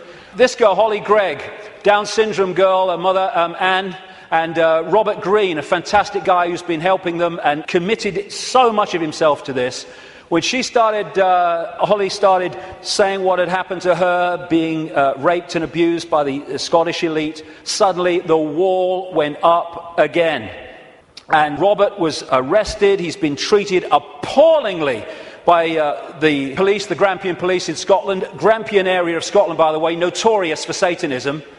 And he's now basically been told what he can't say, and he can't name people and all the rest of it. And the case is ongoing. The media won't touch it, though maybe that might be changing, we hope. The Scottish law network or establishment will not investigate it. The police won't investigate it properly. Anne's brother, Holly's uncle, was blatantly murdered when he had seen Holly's father abusing her, and therefore had the ability to tell the truth and tell the story. He ended up murdered. And a cover story of suicide. When you see the story, suicide, are you kidding, was put together by the Grampian police. And Robert Greene is a man who, if there were more of his like in this world, then this world would be a very much better place.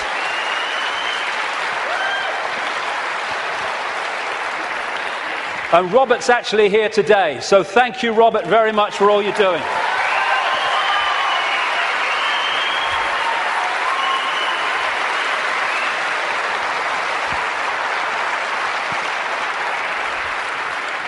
This is how they create the wall. You have again the pyramid system. Social services is a pyramid, a hierarchical pyramid. The police is, lawyers are, judges are, politicians are, the media are, all of it.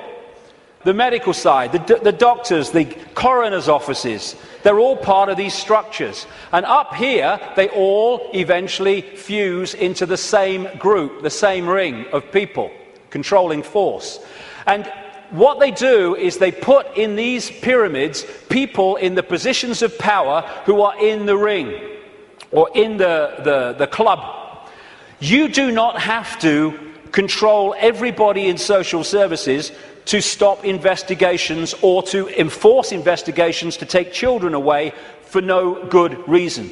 You just have to control the level of social services that makes those decisions. And of course, once you're in a position in these pyramids where you are hiring and firing, what you do is you hire people of like mind, and after a period of time, then a lot of these people are in these organizations at different levels. You don't have to control every policeman. There's so many genuine policemen in this world, but they don't get into the positions of power overwhelmingly. The Geese guys do. And therefore, they dictate whether something's investigated or not, or whether someone is targeted to pin them with a charge that is completely unjustifiable. Same with the media. You control that. We're not covering that story. Politicians, oh no, I'm not talking about that. I'm not investigating that. Oh no. This is how it's done. This is David Berkowitz, the son of Sam, multiple killer in New York, who from prison after he was convicted said that he did it, yes, but he was part of a satanic ring that was with him. And he said this, quite rightly: Satanists are peculiar people. They aren't ignorant peasants or semi-literate natives. Rather, their ranks are filled with doctors, lawyers, businessmen, and basically highly responsible citizens. They are not a careless group who are apt to make mistakes, but they are secretive and bonded together, the cement, by a common need and desire to mete out havoc on society. It was Aleister Crowley who said, "I want blasphemy, murder, rape, revolution, anything bad." And now we're having, around the world, not least in this country, but America too and other countries, we're having the state stealing our children on the most extraordinary scale, with the most extraordinary excuses. There was one lady who came to light, not many do compared with the ones that are going on, because of the secret family courts where this stuff goes on in secret and can't be reported. Or they say, oh, it's to protect the children. No! It's to protect the paedophiles and the Satanists. That's what the secrecy is for.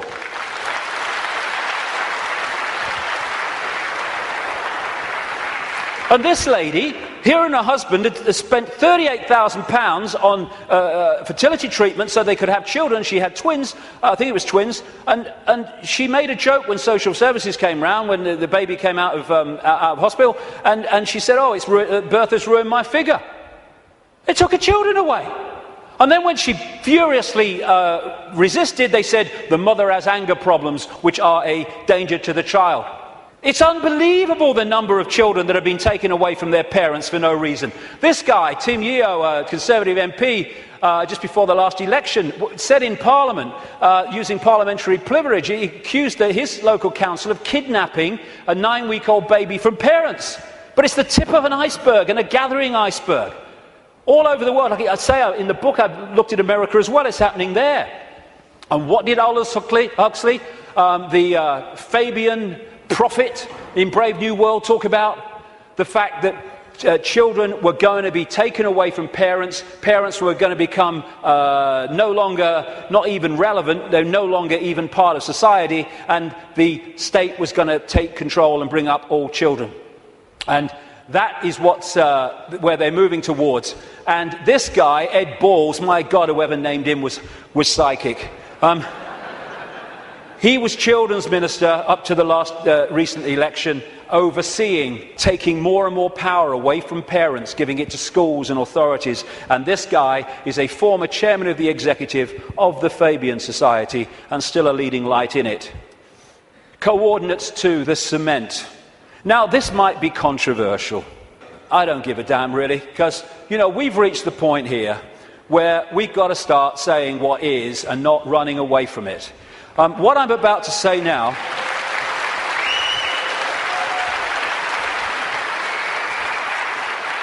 What I'm about to say now, virtually no one else, there are some, and some that, some of them are characters I don't really would like to spend an evening with, to be honest. And some are, but most people, the overwhelming majority of people in what we call conspiracy research, won't touch this subject, right? Well, I'm going to bloody touch it because I'm sick of it, and I'm sick of people being frightened and intimidated into not touching it. Thank you.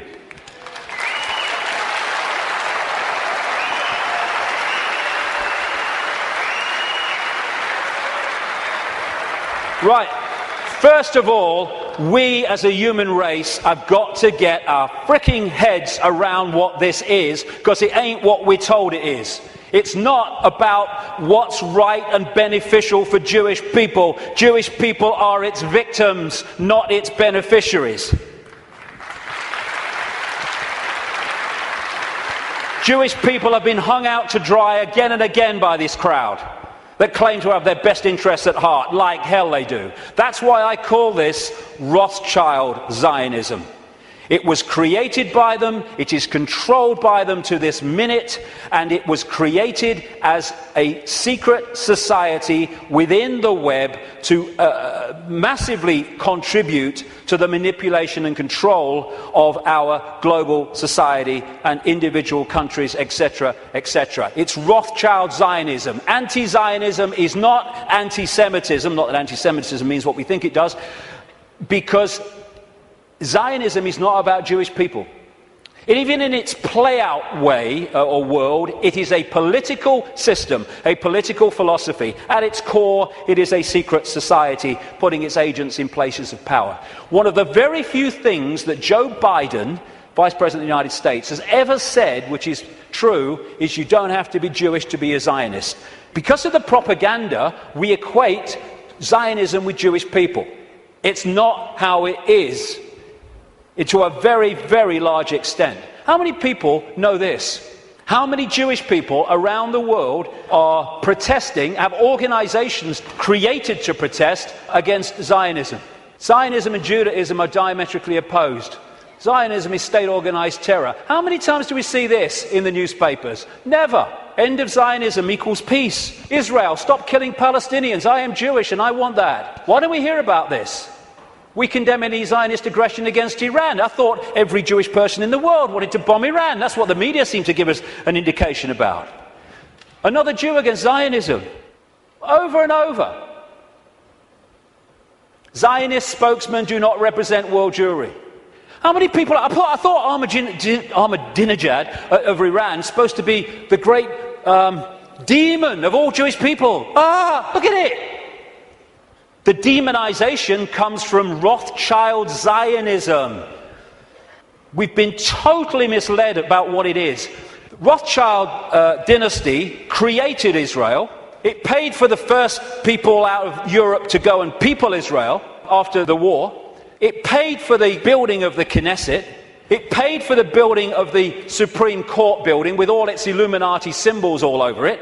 And some of the people who've broken out of the family, I quote one of them in my book, have actually said, and as I've been saying for years, because it's bloody obvious, that Israel is not the homeland of Jewish people, it is the fiefdom of the Rothschild dynasty, created out of Rothschild Zionism, a secret society. And Rothschild Zionism has been used via Israel to devastate, slaughter, torture an entire nation of human beings, while claiming to be against terrorism.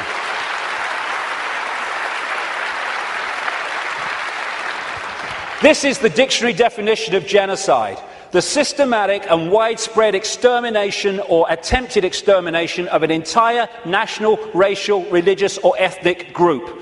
Never can what is happening in Palestine and Gaza have been described so accurately. More and more people killed through war, killed through bombing attacks, killed through shootings, killed through lack of food and adequate medical care. Gaza, the most crowded piece of land on earth, is little more, ironically, than a concentration camp. And the world looks on. This is the face of Palestine. Well, tell me what you see. Combat boots. Yeah, another terrorist 5-year-old. And all the time, Palestinian homes are being demolished in occupied land and given over to these extremist settlers who believe that they have a right to it because it says so in some bloody Bible. And then we've got this security fence, which has taken great tracts of Palestinian land, all against international law and all the rest of it. And here is a children's playground being sacrificed as the wall continues, security fence continues its endless way. This green is Palestinian land in 1946. Then we see what has happened since. This is 2000. We're in 2010 now. It's much smaller than that. What was I saying? The systematic and widespread extermination or attempted extermination of an entire national, racial, religious or ethnic group. And I say to these Rothschild Zionists, don't you bloody dare talk about racism of others when you are behind this.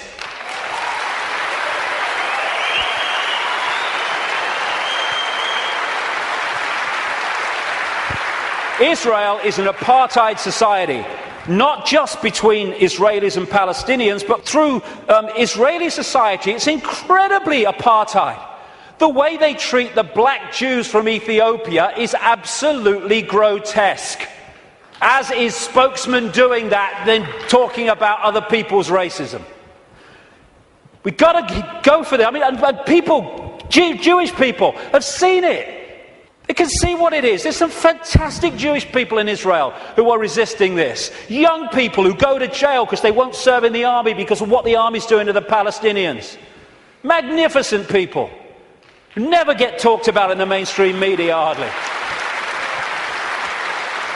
And no matter what is said about Israel, this is Israel's response. Why? Because Israel is the fiefdom of the Rothschild dynasty, which also controls the American administration, the British administration, and so Rothschild's one arm is not going to criticize Rothschild's other arm.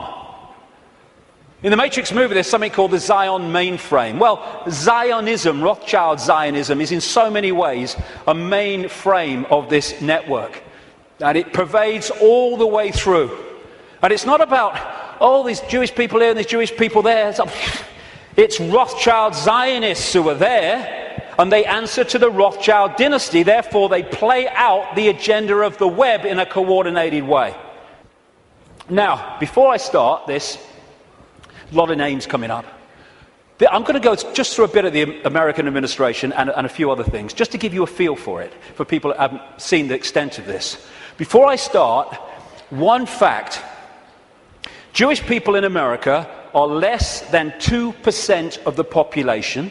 A significant number of them will not be Rothschild Zionists, and therefore the ratio of Rothschild Zionists is even smaller, significantly smaller than the 2%. Okay. Obama's immediate handler is a guy called Rahm Emanuel. He has served in the Israeli army. He's the White House Chief of Staff. He does whatever he says. His father, Emanuel's father, was a terrorist in the Irgun terrorist group that bombed Israel into existence in 1948. And this is the relationship between Rahm Emanuel, he's the kind of Peter Mandelson of America, and Obama. Hey, you want a Nobel Peace Prize? I can sort it, son. I can sort it, son. No problem. All pictures like that, by the way, are by a guy called David Dees, who's a political artist, brilliant, American, works out of Sweden. Uses images so powerfully to tell 1,000 words as they go. This guy is the second handler in the White House. His name's David Axelrod, Rothschild Zionist, and he was the man who orchestrated the entire election campaigns of Obama against Hillary Clinton and then against John McCain. The main funder and orchestrator of the funding, in terms of individuals, of Obama was a guy called George Soros, Rothschild Zionist, who manipulates countries and uses his networks and funding to create coups in countries where they want to change the regime change. And he bets on currencies, like he bet on the pound years ago, and makes a fortune out of the demise of the economy of other countries, because he has no empathy. Henry Kissinger, massive Rothschild Zionist, has served that dynasty's agenda for 40 years, if not 50 years. And he's now an advisor to Obama, even though he's officially a Republican. The American economy, the American economic team, is led by Timothy Geithner, Treasury Secretary, Rothschild Zionist, and Larry Summers, Rothschild Zionist. The entire Obama budget is run by the budget director, Peter Orszag, Rothschild Zionist.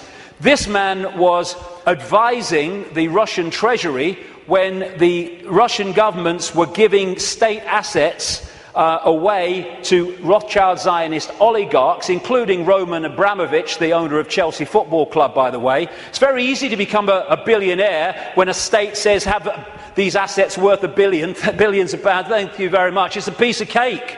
You could buy a football club if you want. And this man's company was also advising the Icelandic Central Bank in the run-up to the Icelandic crash. The Federal Reserve in America, which controls the American economy in so many ways, it's a privately owned, not government-owned central bank, and it's privately owned by the Rothschilds and the affiliates of the Rothschilds, is Bernard Bernanke, Rothschild Zionist.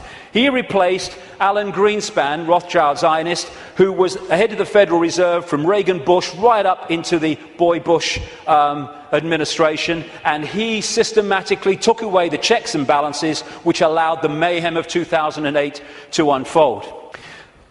We keep hearing about Goldman Sachs and all the mayhem that it's created, both in the crash of 2008 and the crash of the economy in Greece. Fundamentally involved Goldman Sachs. Goldman Sachs is a fiefdom of the Rothschilds, headed by Lord Blankfein, Rothschild Zionist. The World Bank, headed by a Rothschild Zionist. The IMF, International Monetary Fund, headed by a Rothschild Zionist. European Central Bank, headed by a Rothschild Zionist. A stream of so-called czars, as they call them in America, controlling different policies and policy areas of the Obama administration, Rothschild Zionists, including Cass Sunstein, who has actually written a paper saying people who have conspiracy theories should either be banned from expressing them or taxed for expressing them. Taxed! Climate change policy in the Obama administration is controlled by Carol Browner, Rothschild Zionist, and Todd Steen, Rothschild Zionist. Major area of policy. The American administration is utterly awash with Rothschild Zionists, and that is not by accident. It's because they're agents of the dynasty or agents of the control system. It's not about race. Mossad is not the intelligence agency of Israel. It's the intelligence agency of the Rothschilds, and that's why it turns up all over the world in false flag set up terrorist events and assassinations and all that stuff, because it's not carrying out the policy of Israel, it's carrying out the policy of the Rothschilds that control Israel. Now let's look at 9/11. The World Trade Center lease was purchased just a few weeks before 9/11 by Larry Silverstein, Rothschild Zionist, and Frank Lowy, Rothschild Zionist, and the deal was done with this guy called Eisenberg, Louis Eisenberg, Rothschild Zionist, the head of the New York Port Authority. The head of the CIA, who investigated what happened on 9/11, George Tenet, Rothschild Zionist.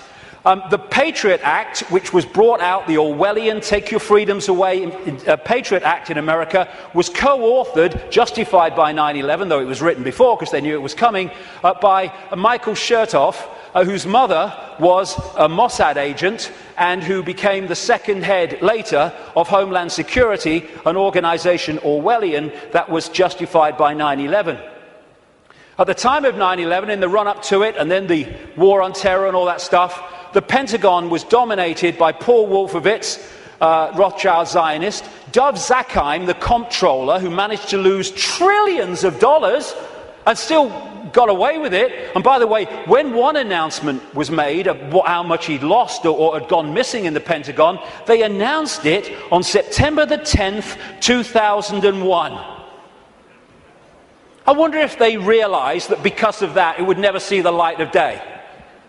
Dov Zakheim, Rothschild Zionist, and people like Douglas Feith or Feith, Rothschild Zionist in the Pentagon. Now, as I've said earlier, the Bush administration was dominated and controlled by what became known as the neocons, the neoconservatives, which were a Rothschild Zionist organization, led by people like Richard Pearl, Rothschild Zionist, William Crystal, Rothschild Zionist, John Bolton, Rothschild Zionist, in belief in nothing, if nothing else. And then the 9/11 Commission report, which was the official report investigating 9/11. They wanted Kissinger to head it first until the public didn't take that seriously and he had to step down. But that report, which agreed that the official story of 9/11 was true, was written and overseen by Philip Zelikow, Rothschild Zionist. The judge, Alvin Hellerstein, who is hearing and overseeing the cases of the 9/11 families, who are taking out lawsuits to try to find the truth of 9/11, etc., Rothschild Zionists, making sure that truth never comes out. Think of the ratio I said earlier as I go through this. The man who coined the phrase, he was a Bush speechwriter, the axis of evil, which targeted Iraq before they invaded Iran and North Korea, was David Froome, Rothschild Zionist. So when you look at this, because Israel is the fiefdom of the Rothschilds, you see that this dynamics, or you'd think, is the man of 300 million people, the superpower, is the most powerful of the two. No. He is controlled from there. Because the Rothschilds control them. Do you know Israel has the second biggest F-16 fleet in the world? The biggest outside of America? It's a slither of land. How did they get them? Dov Zakheim, as comptroller of the Pentagon, Rothschild Zionist, made a load of weaponry and planes in America scrap when they weren't, so they could be passed for a song to Israel.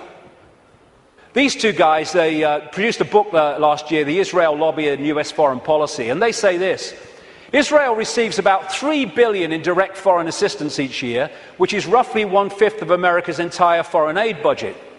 In per capita terms, the United States gives each Israeli a direct subsidy worth about $500 a year. This largesse is especially striking when one realizes that Israel is now a wealthy industrial state with a per capita income roughly equal to South Korea and Spain. Another writer, a former BBC and ITN journalist, produced a book, Zionism, the Real Enemy of the Jews, and my God, is that true? And he points out, Jewish people make up less than 2% of the American population, but account for 50%, I would say Rothschild Zionists, 50% of the political campaign contributions. And that's why, no matter how these people argue at election time, including this country and others, they're all agreed on one thing. What goes on in Gaza? Keep quiet, keep your head down. And I block that out because I don't want anyone to see what's behind it. It's horrific. This man, magnificent Israeli, called Mordecai Vanunu, went to jail for 18 years for revealing the truth that Israel is a nuclear power. He's still got massive restrictions on his movement and what he can say. And you know, and he announced officially that he was continuing it. There is an official policy that on Israel's nuclear weaponry, America doesn't ask and Israel doesn't say. That's an official policy. Iran hasn't even got it yet, and they want to invade the bloody place. This lady, Kay Griggs, was married to a colonel in the United States Marine Corps, and as a result, she was given a tour of the Middle East section of the State Department. There's a video on the internet where she tells of her experience.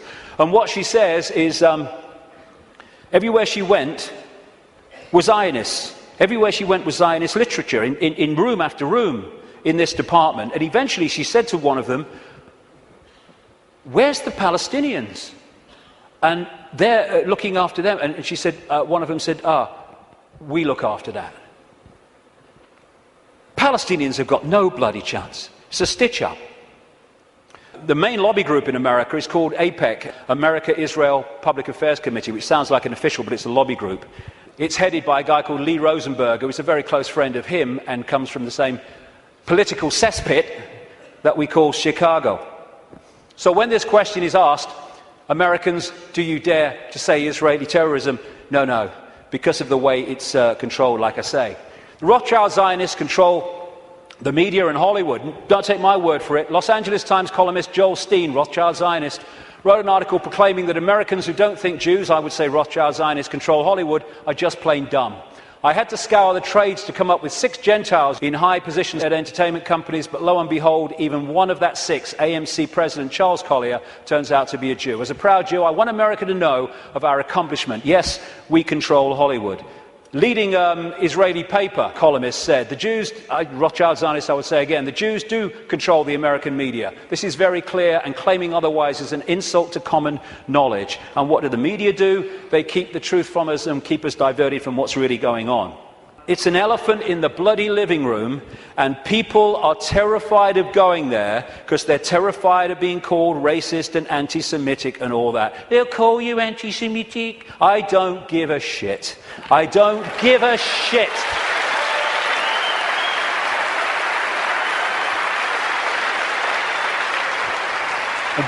Very quickly, it's the same in this country. There was a very, very good documentary, and it was a kind of stand back in amazement that it actually got out, by a guy called Peter Oborne, a journalist, in the Dispatches series on Channel 4 that looked at the Rothschild Zionist control of British politics through organisations known as the Friends of Israel. Each party has one, but of course they all connect, so it's actually one network. And again, just like in America, never any criticism. The British government, under Tony Blair and much of it under Gordon Brown to the end, was controlled by Peter Mandelson, Rothschild Zionist. Note the hands. Rothschild Zionist. He even flaunts it, this guy. Goes on holiday with them. In all the papers with this leading light of the family, Jacob Rothschild. So many Rothschild Zionists end up in government here, like the possible leader of the Labour Party, David Miliband, Foreign Secretary before the election, Ed Miliband, head of climate change and environment, and this guy, Jack Straw, who's been in so many of the major offices since Blair came to power in 1997. The new Prime Minister of Britain, David Cameron, Rothschild Zionist. This guy, Tony Blair, was completely controlled by them, as Bush was, which is why they moved as one unit to do what the Rothschilds wanted, which was to invade Iraq and Afghanistan. And to shut people up, the Rothschilds have created organisations like the Anti-Defamation League. They haven't sent me a bloody Christmas card for years, these people. I don't want to upset them or what. But I'm speaking in New York in October. That could be funny. Anyway, they set these organisations up to target those people who are saying the sort of things that I'm saying. The idea is to throw you're a racist at people, so to shut them up or to discredit them. Like I say, I don't give a shit. You throw it, son, and I'll hit the bugger back. Thank you very much. As a result, when you criticize Israel, you are promoted as criticizing Jewish people and therefore being racist. This is how it works. And I have to say, the robot radicals on the so-called left of politics are played like a violin by these people. They go out on their protest, you're an anti-Semite. Okay, come in and listen to what I'm going to say. No, they never bloody do.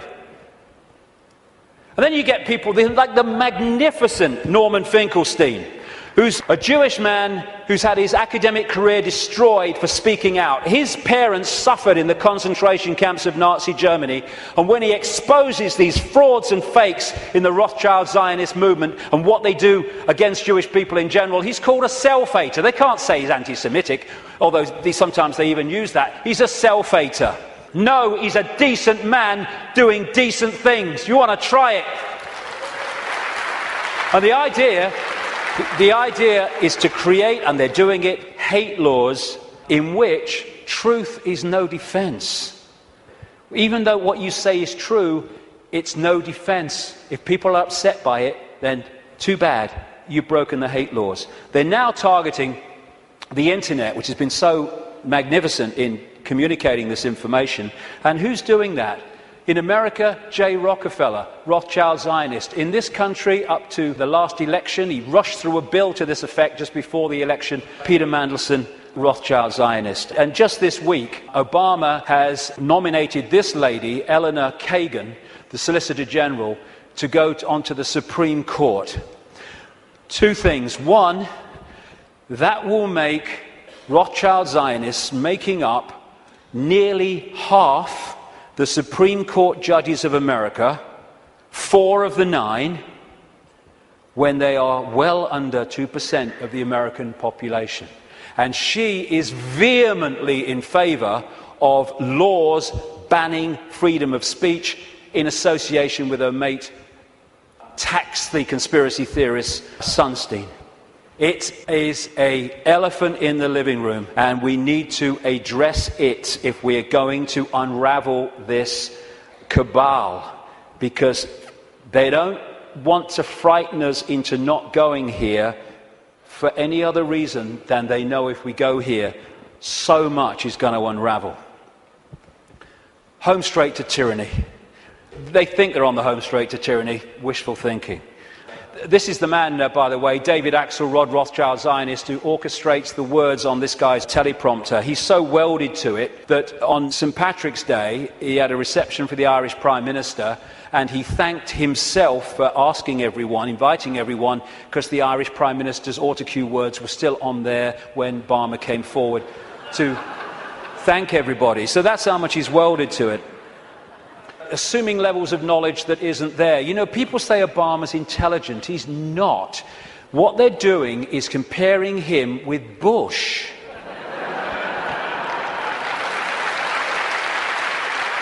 And slow horses look fast when they're running past trees. We have the secret agenda unfolding, and this is the movie. Bush is in the movie, now Obama's in the movie, but it's the same movie. And he's just there to change and Pied Piper the people, although his honeymoon period was encouragingly short. He's another Tony Blair. Will you lie first, Tony, or shall I? Oh, after you, Barack.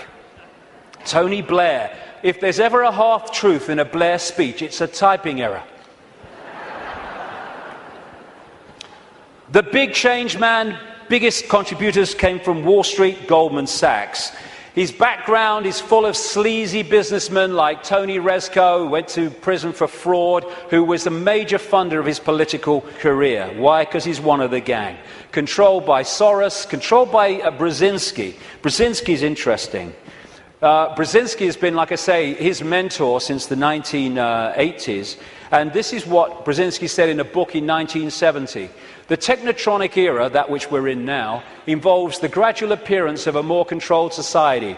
Such a society would be dominated by an elite unrestrained by traditional values. Soon it will be possible to assert almost continuous surveillance on every citizen to maintain up-to-date complete files containing even the most personal information about the citizen. These files will be subject to instantaneous retrieval by the authorities. This is the man who massively is behind Mr. Change, and he was also the co-founder, co-creator of an organization called the Trilateral Commission, which locks into this network, which I've been writing about for years, a network around a secret society in Britain called the Round Table, including the Bilderberg Group, the Club of Rome, their environmental manipulation arm, and the Trilateral Commission as well. And interestingly, this is very relevant to current events. In his books and his statements, Brzezinski, who's very much, like I say, running the foreign policy of Obama with people like Kissinger, he talks about an area of the world called Eurasia, which is basically from Europe across to China. Now, this is the most significant part of Eurasia on this map. What Brzezinski says, control Eurasia, you control the world, not least because of the massive oil and gas reserves around the Caspian Sea. So we're in a process of the cabal wanting to take over Eurasia, and particularly this area. Now look, the number of countries that have been invaded, had regime change, or are now currently being targeted. First of all, the Ukraine. They use things to get the people going, like a colour revolution or a flower revolution. So this was the Orange Revolution. It was funded and orchestrated by the networks of George Soros, and it put their man in there. They had the Rose Revolution in Georgia, where they put their guy in there. They tried to get a green revolution after the last election in Iran, but it didn't stick. They have Iraq, they've taken that over. If they take Syria, then they're all the way through to Israel. They're in Afghanistan. They're now undermining Pakistan and bombing Pakistan more and more. In Kyrgyzstan, we had the Tulip Revolution. We just had another one recently, putting their people into power. We've had the terrorism starting to unfold in India, and they are targeting these areas because they not only want to take it over, they want to trigger a war involving China and Russia. The Third World War that their documents have talked about for a long time. And they're ticking them off. And if you take that map of Eurasia and keep it in your pocket, you'll tick them off as the news stories unfold. Oh, a revolution here. Oh, a coup here. And what they're doing, this is not America doing this. This is not America doing this. This is the cabal doing this through America. The idea is to destroy America, to use America to destroy America. Why? Because when you want a world government dictatorship, you cannot have any superpowers that have the military and financial might to say no to what you're saying must happen. Because the world government intends to have a world army, a world central bank, and a world currency, eventually. And they'll manipulate the financial situation to bring that about, or try to. So what they need to do to take the superpower America out is they need to destroy it militarily, and they need to destroy it financially. And that's what they're doing. They're using it on their foreign excursions, and they're undermining its economy to destroy America. And it is going down the pan so fast. And this guy is being used as the front man. Nice smile. Oh, he's a nice man. That's what's really happening. Behind the smile. Just hand it on. It wasn't change. There we go. Here's the ball. Make sure you keep the drugs running in Afghanistan, you know. Drop some my way. And what we saw was a presidential problem reaction solution.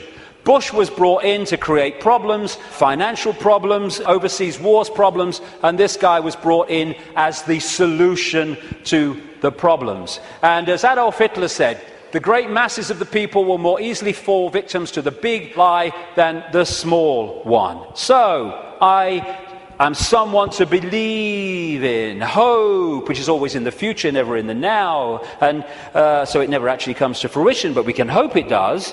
And then you had change you can believe in. And none of these trite phrases like change were ever described in detail about what they actually meant. And what they created was a massive mind control coup on vast tracts of American people, because they made Obama a blank screen, an empty suit on which people could project what they felt hope and change was, their version of it, onto him.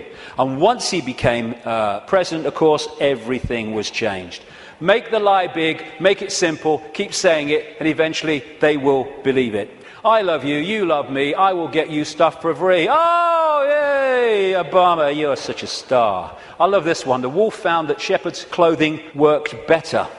The peace president, first thing he did was agree the bombing of Pakistan. Same guy, all this going on with this spent uranium, depleted uranium, What does he do?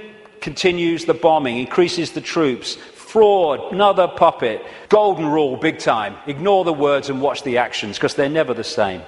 And just to show you nothing's changed, there we go. Good old Bono. Nothing's changed, we're fine.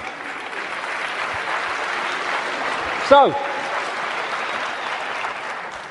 we have this projected agenda, and we're now at the point where they're trying to introduce finally that structure. World government, world central bank, world army, world currency eventually. And alongside it, of course, the Orwellian state that I've been writing about for the best part of 20 years, and increasingly so many others have too over the years, and it's unfolding as daily experience. More and more control. Now, number plate imagery, where they can follow people all over the country. This stuff called Speed Spike, where they can follow cars and their speeds from satellite wherever they go over vast distances.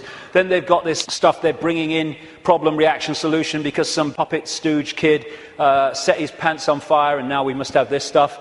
You know, I don't care about them seeing my body, serves them right, but it's going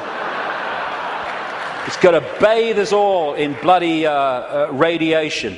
And of course, people who do care about their body being seen, it's going to, again, break them down. This is what it's about. It's a psychological warfare on the people. We're seeing police becoming more like soldiers. There are some good policemen, there are some sensible policemen, but my God, there's some morons. And they're giving them tasers as well. Bloody hell, 55,000 volts. And what is that about? People say, oh, it's terrible, it's bad for them, isn't it, that these people are dying from being hit by the taser? No, it's what they want. Because when people die of being hit by the taser, that means anything you say, officer, I'll do. It's what they want. It's part of the control system. And the sound to clear, peaceful protest, the microchip agenda goes on. One hospital now is replacing written tags on babies with barcoded ones. In the papers this week, it's all on the road. They now have barcodes that actually you can't see. The real ones, they would be there, but you wouldn't see them. Then there's the assault on the body computer to destabilize our ability to maximize our potential and get out there to higher levels of consciousness. That's what, in part, this is about. The chemtrails that crisscross the skies all over the world. All the chemical cocktails in food and drink, targeting children most of all. And this is an interesting thing. It's talking about problem, reaction, solution.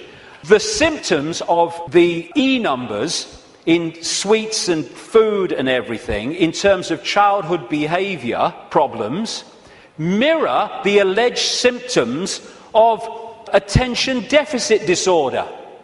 Mirror them. Why? Because they're causing them. And so what they do is have this shite.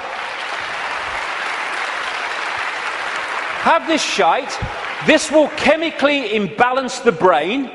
It will create behavior problems and attention problems, and then we'll give you fricking Ritalin to dose you in mind-changing drugs to meet the problem that we are causing here. Same with genetically modified food, which is there to genetically modify us. This is why they're more and more targeting organic farmers around the world and people growing their own food to overcome the chemical shite. This is why they're targeting small farmers so the great conglomerations can move in, like Monsanto and others. This is why they have this Codex Alimentarius, which was created by Nazis like Fritz Tamir, who came up with the work makes free sign across the entrance to Auschwitz. Him and some of his fellow Nazis who went to jail after Nuremberg. He was released well ahead of the end of his sentence because his mate intervened, called Nelson Rockefeller, 4 times mayor of New York, and they created these Nazis. Codex Alimentarius in the 60s means code, food book or food code, and now they're trying to impose global regulations which in effect will stop us getting the doses of food supplements and vitamins that make any difference, and also hand control over to the pharmaceutical cartel for it. Same with the attempt to get us vaccinated with all this shite through the Rothschild-created and controlled World Health Organization. And because of the web, this center point can control the Monsantos, the food producers, the food standards agencies, which are supposed to oversee those people, the drug companies, the Food and Drug Administration in America is supposed to oversee them. They can orchestrate all of the stuff that I've just described and listed because of this web. And the overall thing is a war on the human immune system. They're trying to undermine the human immune system in every way, shape or form because they want a massive cull of the world population because they cannot cope with the numbers. And like I say, I was reading, when I was researching the book, I saw incredible figures. But my goodness, in the last week, I've seen extraordinary figures in terms of the increase in drugs, mind-altering drugs given to children. It is fantastic. And it's being done systematically to dumb down young people and stop them expressing their true potential for consciousness, which they are. And all that is in here, how that was going to happen, written as a novel by this guy, Fabian Aldous Huxley. They're putting us in a vibrational prison in all these ways. The financial crash was orchestrated on purpose by deregulating, and it's possible to do that because the Rothschilds and their associated families and groups control the world financial system. They're moving trillions of dollars around, so they decide if the stock market goes up or it goes down. If they target the dollar, it will go down. If they target sterling, it will go down or whatever, because they have that ability, and Goldman Sachs is one of their main vehicles for all this stuff. And they can control the world financial system because, once again, they control the banks, they control the Federal Reserve System in America, they control the Bank of England, and they control governments, and they control the reporting of it. And this is the plan. Stage 1, crash the global economy, September 2008. Stage 2, governments throw fantastic amounts of money, credit, money that doesn't exist, but we pay interest on it, at the perpetrators until their financial barrels are empty. Stage 3, and they'll bring this when they feel it's going to have maximum impact, they're going to crash the economy again on unprecedented scale when governments have no means to respond. That's the idea. Why? Well, the last section will kind of pull all this together, because there's something going on which they want to stop. But that's the idea. The more fear, the more disruption, the more stress, the more worry that they can create, the more it impacts upon us in ways that suit the control system, as I've described through the day. And then there's this major element of their plan in the next few years, is introduce massive taxation and control and imposition as a result of something that doesn't exist, thanks to this guy. If this guy's involved, it's a scam. End of story. End of story. There you go. Thanks for the Oscar, but I'm totally full of crap. This man's going around demonizing carbon dioxide, which without it the world would not be as it is, and demonizing the greenhouse effect, without which we wouldn't bloody be here. There you go. That's what he's doing. And he's orchestrating all these people. And it's so kind that David de Rothschild has produced this book to help us, Global Warming Survival Handbook. Survival. Now, let's get some sanity into this. This is a graph of greenhouse gases that make up the greenhouse effect. That one, you would think from the propaganda, would be carbon dioxide. It is water vapor and clouds. I think we ought to ban water vapor and clouds. It's the only way to save the frickin' world, right? Every time we see a cloud, they ought to add VAT. I think it's the only bloody way. And this is carbon dioxide. Not only that, the grey stuff is natural, only the green slither is coming from human activity. And we're supposed to believe it's affecting the weather. It's the bloody sun. It's the bloody sun.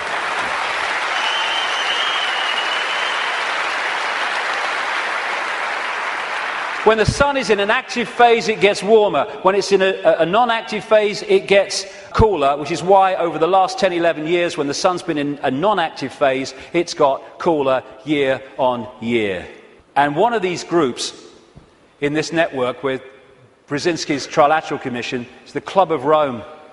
It was created in the 60s to orchestrate the use of the environment to push the agenda. Aurelio Pecci, the founder of the Club of Rome, quoted it in their own publication in 1991. In searching for a new enemy to unite us, we came up with the idea that pollution, the threat of global warming, water shortages, famine and the like would fit the bill. And they've played it out ever since through the Church of Climatology, which is just a cult. And here's the high priest. And we have this guy, Nick Clegg, who actually calls people that challenge the global warming climate change official story as climate change deniers. Because the Church of Climatology says that if you don't accept its nonsense, you are a blasphemer! And they equate you with Holocaust deniers. That's what that line is supposed to do. And we're still pushing along. We've had Climate Gate, we've had Glacier Gate, we've had Amazon Gate, we've had Polar Bear Gate, Rising Sea Levels Gate, where all these things that were supposed to be happening have found to be not happening and have been lied about and manufactured. And we've even had Cowgate. Yes, ladies and gentlemen, I bring you glad tidings and great news. These clowns have now admitted that bovine flatulence is not a threat to human existence as we know it. I can't tell you how happy I am. BBC, through gritted teeth, has had to admit on its website, but not on its television station, that temperatures have been falling. And yet, no matter, the Green Team goes in, Gore's team is taken on by Obama. They go around programming children about fear of the future. The Green Police to impose checks on your houses without your permission. And just to show it's a scam, there we go. How's that? Good stuff. Again, I keep coming back to this. The suppression vibrationally of this energy field and the human energy field. The reason they're stopping the manufacturing of light bulbs and the selling of light bulbs as we've known them up to this point, and they're replacing them with these things which are full of mercury and an environmental bloody disaster, is because they give off a certain vibration that affects the human energy field. This is why many people around the world get ill, physically ill, when they live with these light bulbs. It's all a scam. Very quickly to finish, political correctness. This is not about protecting minorities. It's about stopping people speaking their truth and having freedom of speech. That's what it's about. It's about creating what Orwell called newspeak, where the language replaces old speak, words that have meaning and detail and you can express yourself, with newspeak, which actually says nothing, has no ability to express detail. Because of the way it works. The only language in the world whose vocabulary gets smaller every year, Orwell said. And as he pointed out quite rightly, on the conscious level, we think in words.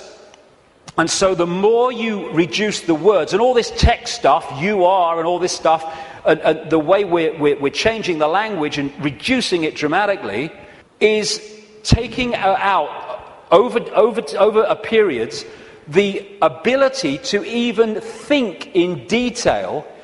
As one person said, how can you talk about freedom and how we must have freedom if there's no word left that really means freedom? And in 1984, of course, newspeak didn't have a word meaning freedom.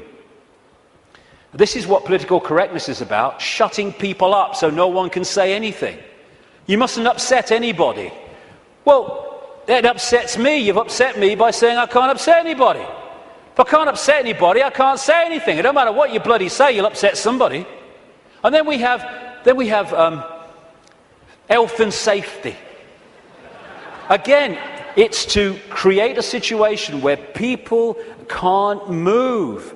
I went into a Pizza Hut on the Isle of Wight. I'm not proud of it. I was hungry. But and I asked for a cup of coffee. And they said they couldn't make me a cup of coffee because the coffee machine was broken. I said, can't you, true story, I said, can't you put the kettle on? They said, no, we can't use a kettle because of health and safety. It's a bloody cafe. Do not hold the wrong end of a chainsaw. Oh, thanks for that, mate. I might have made a mistake there. And what all this is brilliantly portrayed here by Neil Haig. All these things, taxation, you can't do this, you can't do that, don't say that, health and safety, political correctness, oh, watch what you're thinking, oh, watch what you say, oh my God, is to tie us like flies in the spider's web so we can't move. We've got people worrying now about, is me wheelie bin out on the wrong day? Is it a few inches too near the curb? And you know something, and this is important. These people are taking the piss, and I'll tell you why. They are throwing this crap at us, and if they don't meet significant resistance, they go, okay, we'll throw even more crap.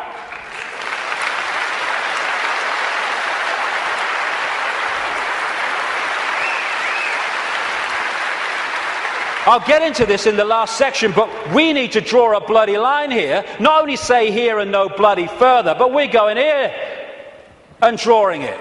Because otherwise they'll just keep doing it.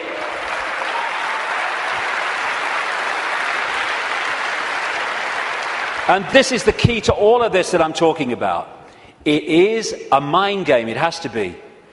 It has to be, because from mind comes everything. This massive stop, go here, don't do this, you can't do that, all this stuff. More and more fine detail of our lives being dictated. It's to turn us into the version of this. You put a mouse in a laboratory maze and you put shock equipment down different channels. When it goes down those channels, it gets a shock, it comes back. It might go down another time, it'll get a shock and come back. After a while, not long, you can take that shock equipment away, that mouse will never go down there again, because you've changed its behavior patterns. And what they're doing is throwing all this stuff at us, giving us punishments for doing this, punishments for doing that, punishments for doing this, but you're okay as long as you do this. And that channel of it's okay if you do this is getting narrower and narrower and narrower. And what they want to do is to bombard us and batter us into acquiescence. So we become subservient totally to the system. Never challenge it. Just stay in this narrow band of robotic computer terminal perception. To turn this into this. A bar-coded, computer terminal, unquestioning, acquiescent robot. And they've done it before in smaller groups. This is China. This is waiting for work in the factory in China. And China is in so many ways a blueprint of the global society they want. 1.5 billion people in China. They're controlled by a relative handful, because the 1.5 billion are acquiescent, and therefore they cannot use their numbers to overturn the dictatorship of the few, because they're programmed not to. The rabbit hole goes very deep, even deeper than I've got to now. The journey continues. But it's to control perception and get us to believe we have no power. We bloody do. To get us to believe that we should just follow the one in front, because that's what everyone else does. Like bloody hell we will. And in 10 minutes I'll come back and let's look at what we can do. Thank you very much. Thank you.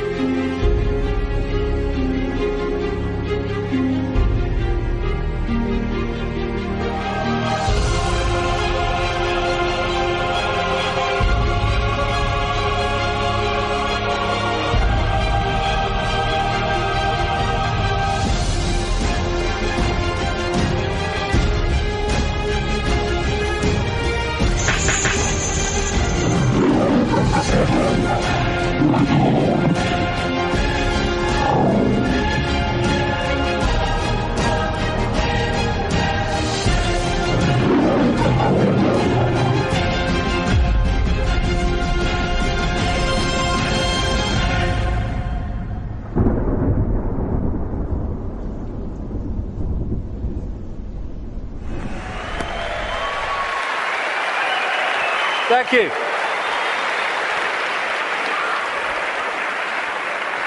I've changed my smelly shirt for, I think, a very appropriate colour for this last section, actually. Smelt like a wrestler's jockstrap out there, I tell you. Okay, so where now? Well, this section is about the control system coming down. Because we're in a period where a dramatic shift in human awareness and human consciousness is in the process of taking shape. Some people call it the shift, sometimes I call it the vibrational quickening, but what I've been calling it for 20 years, because I came across this in the very earliest days after I met that psychic, that first psychic, I called it the truth vibrations. The first book I ever wrote after that awakening started, because it's ongoing, was called Truth Vibrations, or the Truth Vibrations, because I came across this awareness. There seemed no evidence at the time, my goodness, that there was a vibrational change in the process of coming. I understand it more now, mind, and we'll get into it, but I had no idea then. And what it was going to do was act like a spiritual alarm clock, and it was going to wake people up. It was going to wake people up from this slumber, this coma that we've been in for so long. And also, my goodness me, as this truth proved to be true 20 years on, that it was going to bring to the surface all that had remained hidden. That the truth was not only coming out, it couldn't be stopped from coming out, because this vibrational change was bringing it to the surface. Like I say, 20 years ago, awakening, new consciousness, what? Truth coming out? Oh, you must be joking. 20 years on, my goodness, look at it.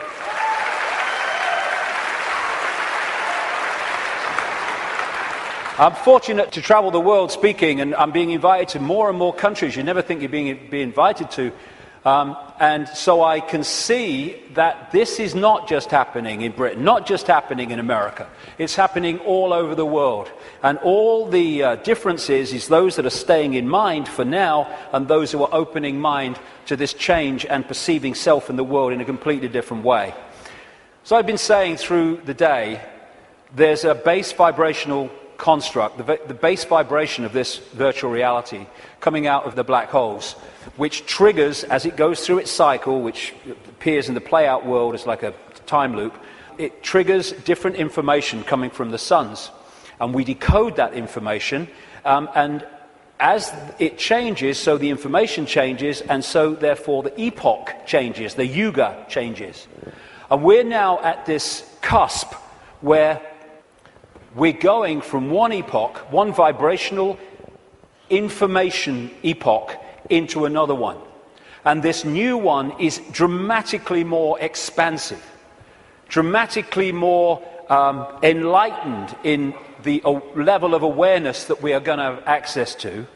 And the control system, which is a manifestation of this epoch, cannot survive this epoch, and that's why it's doomed. And we're now in the cusp of that change from one kind of world experience into another one. It's just another stage on the circuit of experience.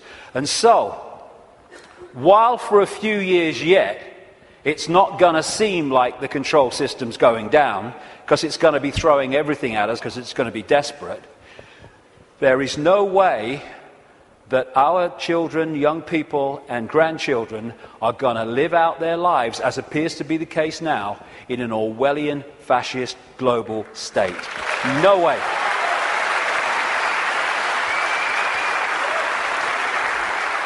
This changing epoch, changing information, is starting to be activated within the Earth grid and, of course, within the human grid.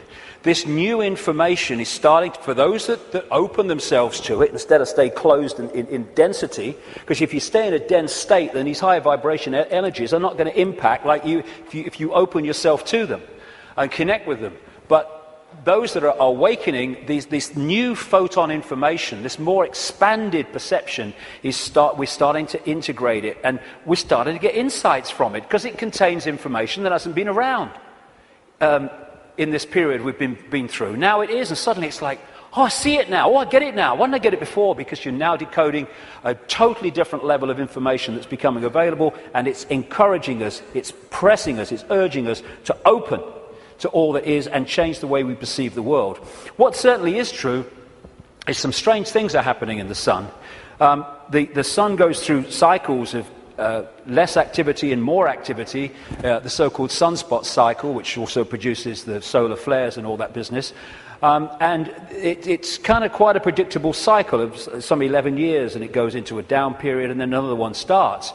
But what's happening now is that the down period has been bewildering scientists, because the new period, the new sunspot cycle of activity, which will push temperatures up a bit, and these bloody global warmers will go orgasmic when it does, is not becoming active. There is no one, this is something I read in a scientific magazine, there is no one alive today, or nearly alive today, who has experienced a down state of sunspot activity of the kind that we've been through in the last few years. This is where temperatures have been falling. This one is the so-called near solar minimum in January 2005 of sunspot activity, and this was the sun yesterday in terms of sunspot activity. Something's changing, and other things about the sun are not reacting as they normally would. But I suspect that when it starts again, and it will, we're going to see some dramatic activity in the sun. And that will impact upon not just the Earth's energy field, it will impact on our consciousness, our awareness, and things will start to speed up.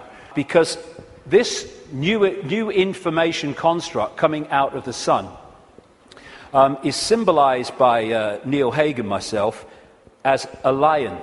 As the real human being, I symbolize as a lion also. And basically, these truth vibrations are going to dramatically, as we go through these next few years, dramatically affect human perception, human awareness, and human potential as this new information becomes decoded and the awareness potential expands and we access a greater part of all possibility. Another thing these truth vibrations are going to do and are doing is to break that wall, that line of troops on the left brain, and we're going to be accessing more and more of our right brain potential. So our creativity, our insight, our ability for what people would call genius today, it's the natural human state, is going to more and more expand. We're heading in for an incredible time. It might not seem like it like for a few years, like I say, because these people will be battening down the hatches and trying to do everything they can to stop it, but that is what awaits us. In many ways, I wish I wasn't 58. I wish I was like 28, because I'd like to live through a bit more of this. But I'll have had me fill by the time I'm done, which is bloody well not yet, I'll tell you. So when so as we are impacted by these truth vibrations, because we open ourselves to them, then we break out of these boxes. And these are the people who are not being touched by that yet, but my goodness me, I'm seeing people now change dramatically in no time. I was walking through where I was speaking in Santa Fe last year, and this guy walks past me. He'd flown in from Austin, Texas, and he said, 3 months ago, mate, I thought you were mad. Words to that effect. He said, now I get it. And he got it so quick, and we're going to see this happening. People changing dramatically, and also, as I understood 20 years ago, that all that's been hidden, the curtain is being pulled back.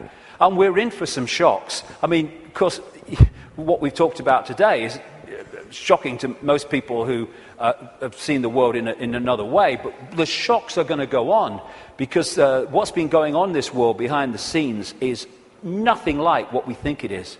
And these truth vibrations, this energetic change, this new epoch of enlightenment and expansion, and people call love and harmony and respect, connection, is going into these dark places, these structures that are held together by low vibrational density, and breaking them up. Not, like a war. It's a new epoch coming. And as the new epoch comes, the energetic change is going to break up the denser structure of society and belief.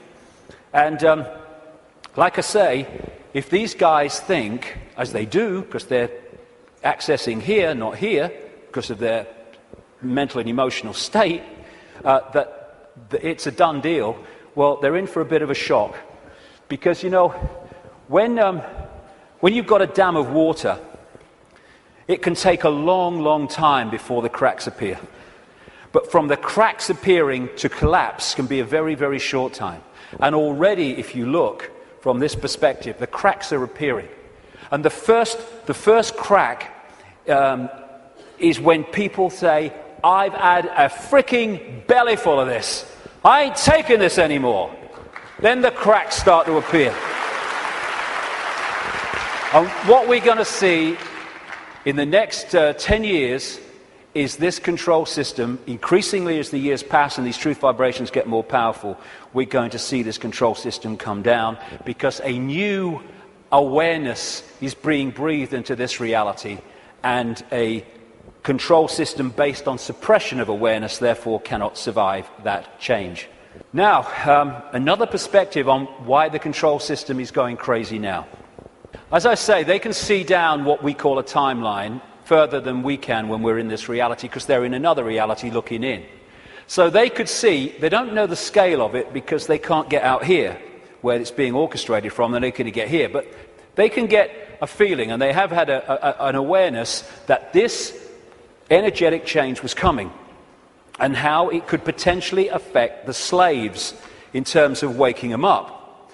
It is absolutely no coincidence whatsoever that it is now, of all times, in this experience within this reality, when these truth vibrations are manifesting themselves and quite demonstrably changing the way people perceive self in the world, that this control system is at its peak in trying to suppress humanity, control humanity. It's absolutely in sync, because this moon matrix can only influence human perception if humans stay within its vibrational frequency, within its hack.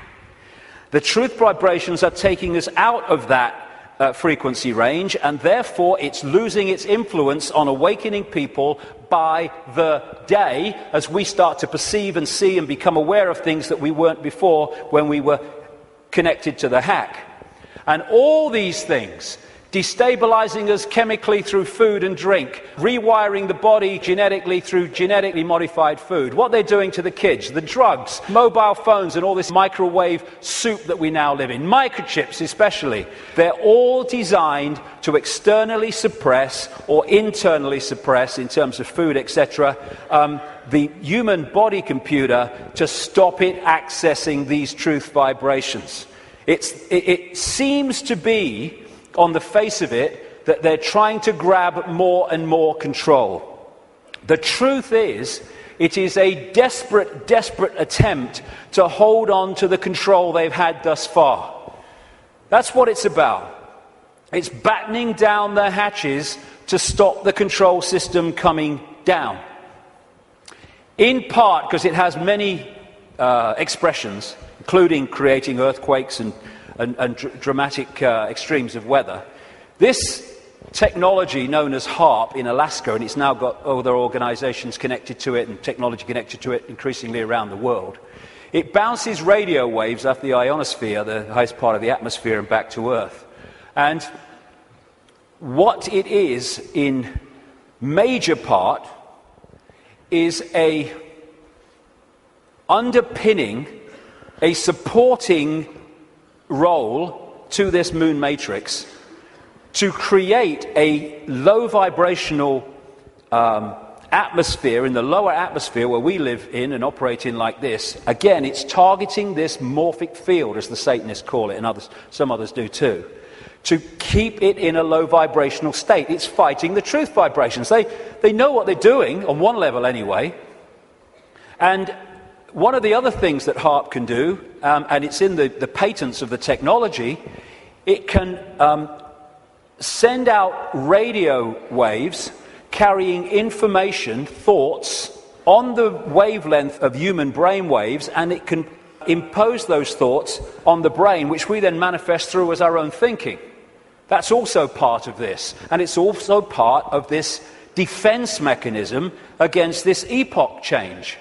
And if they change and affect this energy field we live in, we will be affected by it if we stay in density and closed mind state.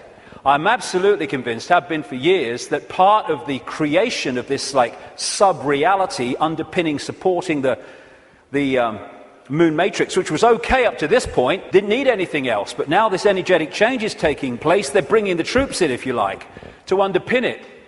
And I'm convinced that part of the chemtrails, which kind of pollute our skies and stuff and contain metals and barium and aluminium and all this stuff, is part of creating this sub-reality.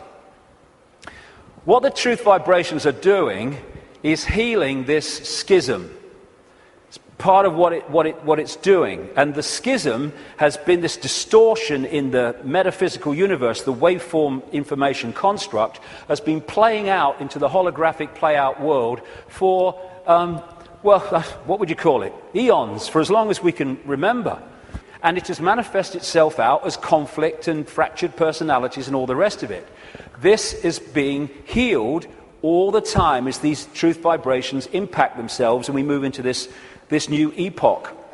And those that are tuning into it, it's healing these divisions. And when this changes, this must change.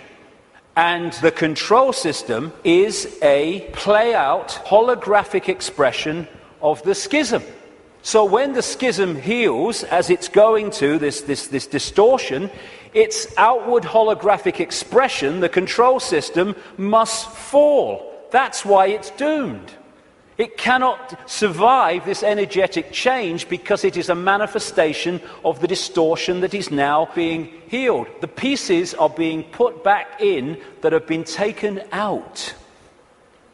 A totally new era is in the process of moving into human experience, and this control system, it's doomed, and all its expressions are doomed. Not doomed like, let's have a mass bloody murder, mass killing, all the rest of it.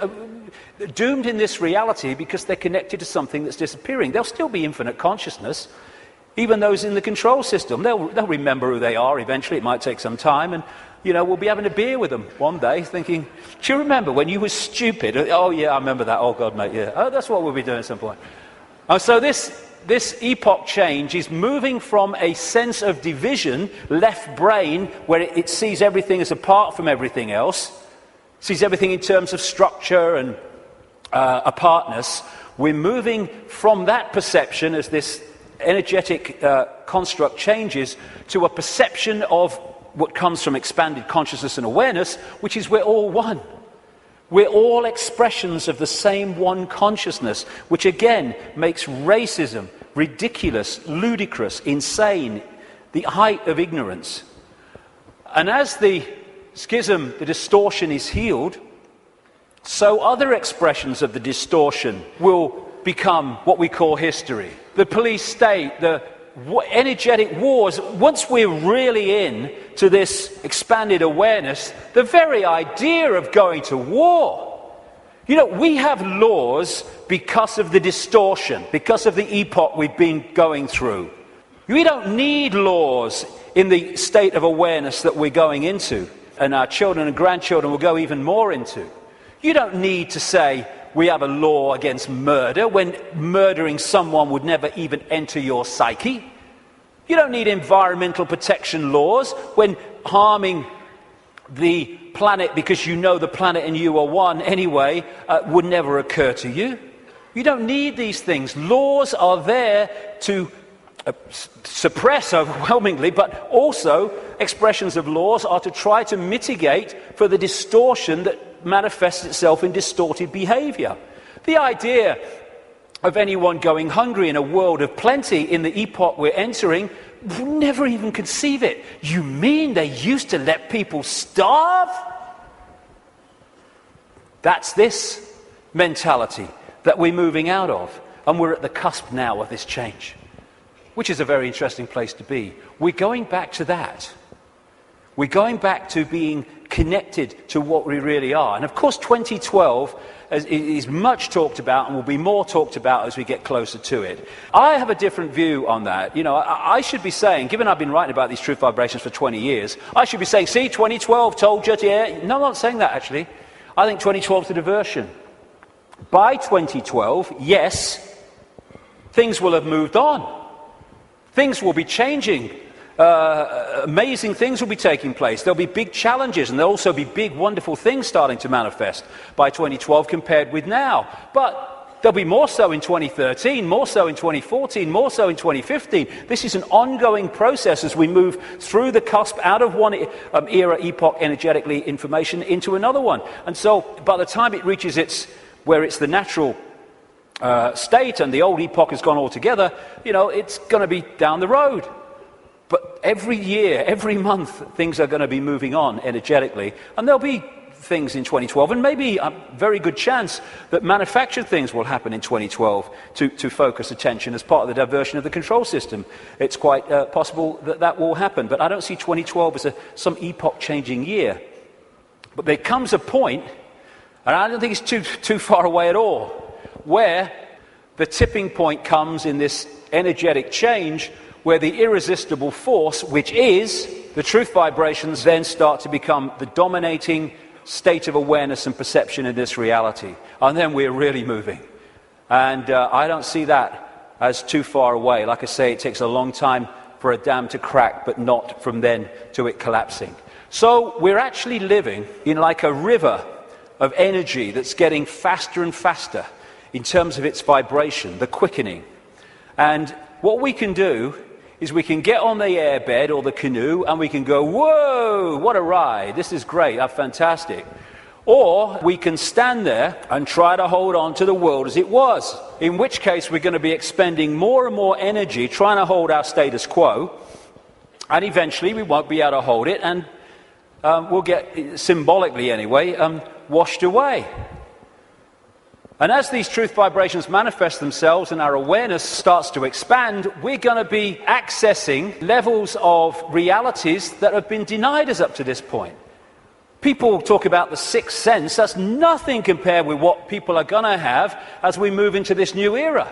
It's going to be extraordinary. We're going to remember the fantastic people and potential that humans once were, when they were aware of who they were, and the world in our heads, in other words, the world we experience, is going to dramatically change. We're heading for a new dawn. Now, this is a phrase the control system uses for their new era, a new dawn, a new day.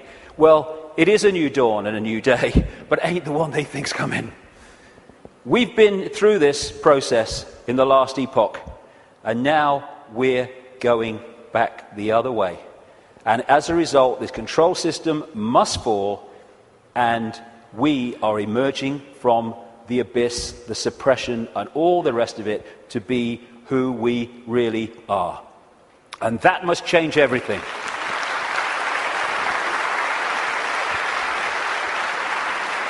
Einstein said, you cannot solve problems with the same level of consciousness that created them. That is very good news, because what we've been doing through this epoch is creating problems with a certain level of consciousness, mind, and then bringing people in to solve the problems with mind and creating more problems.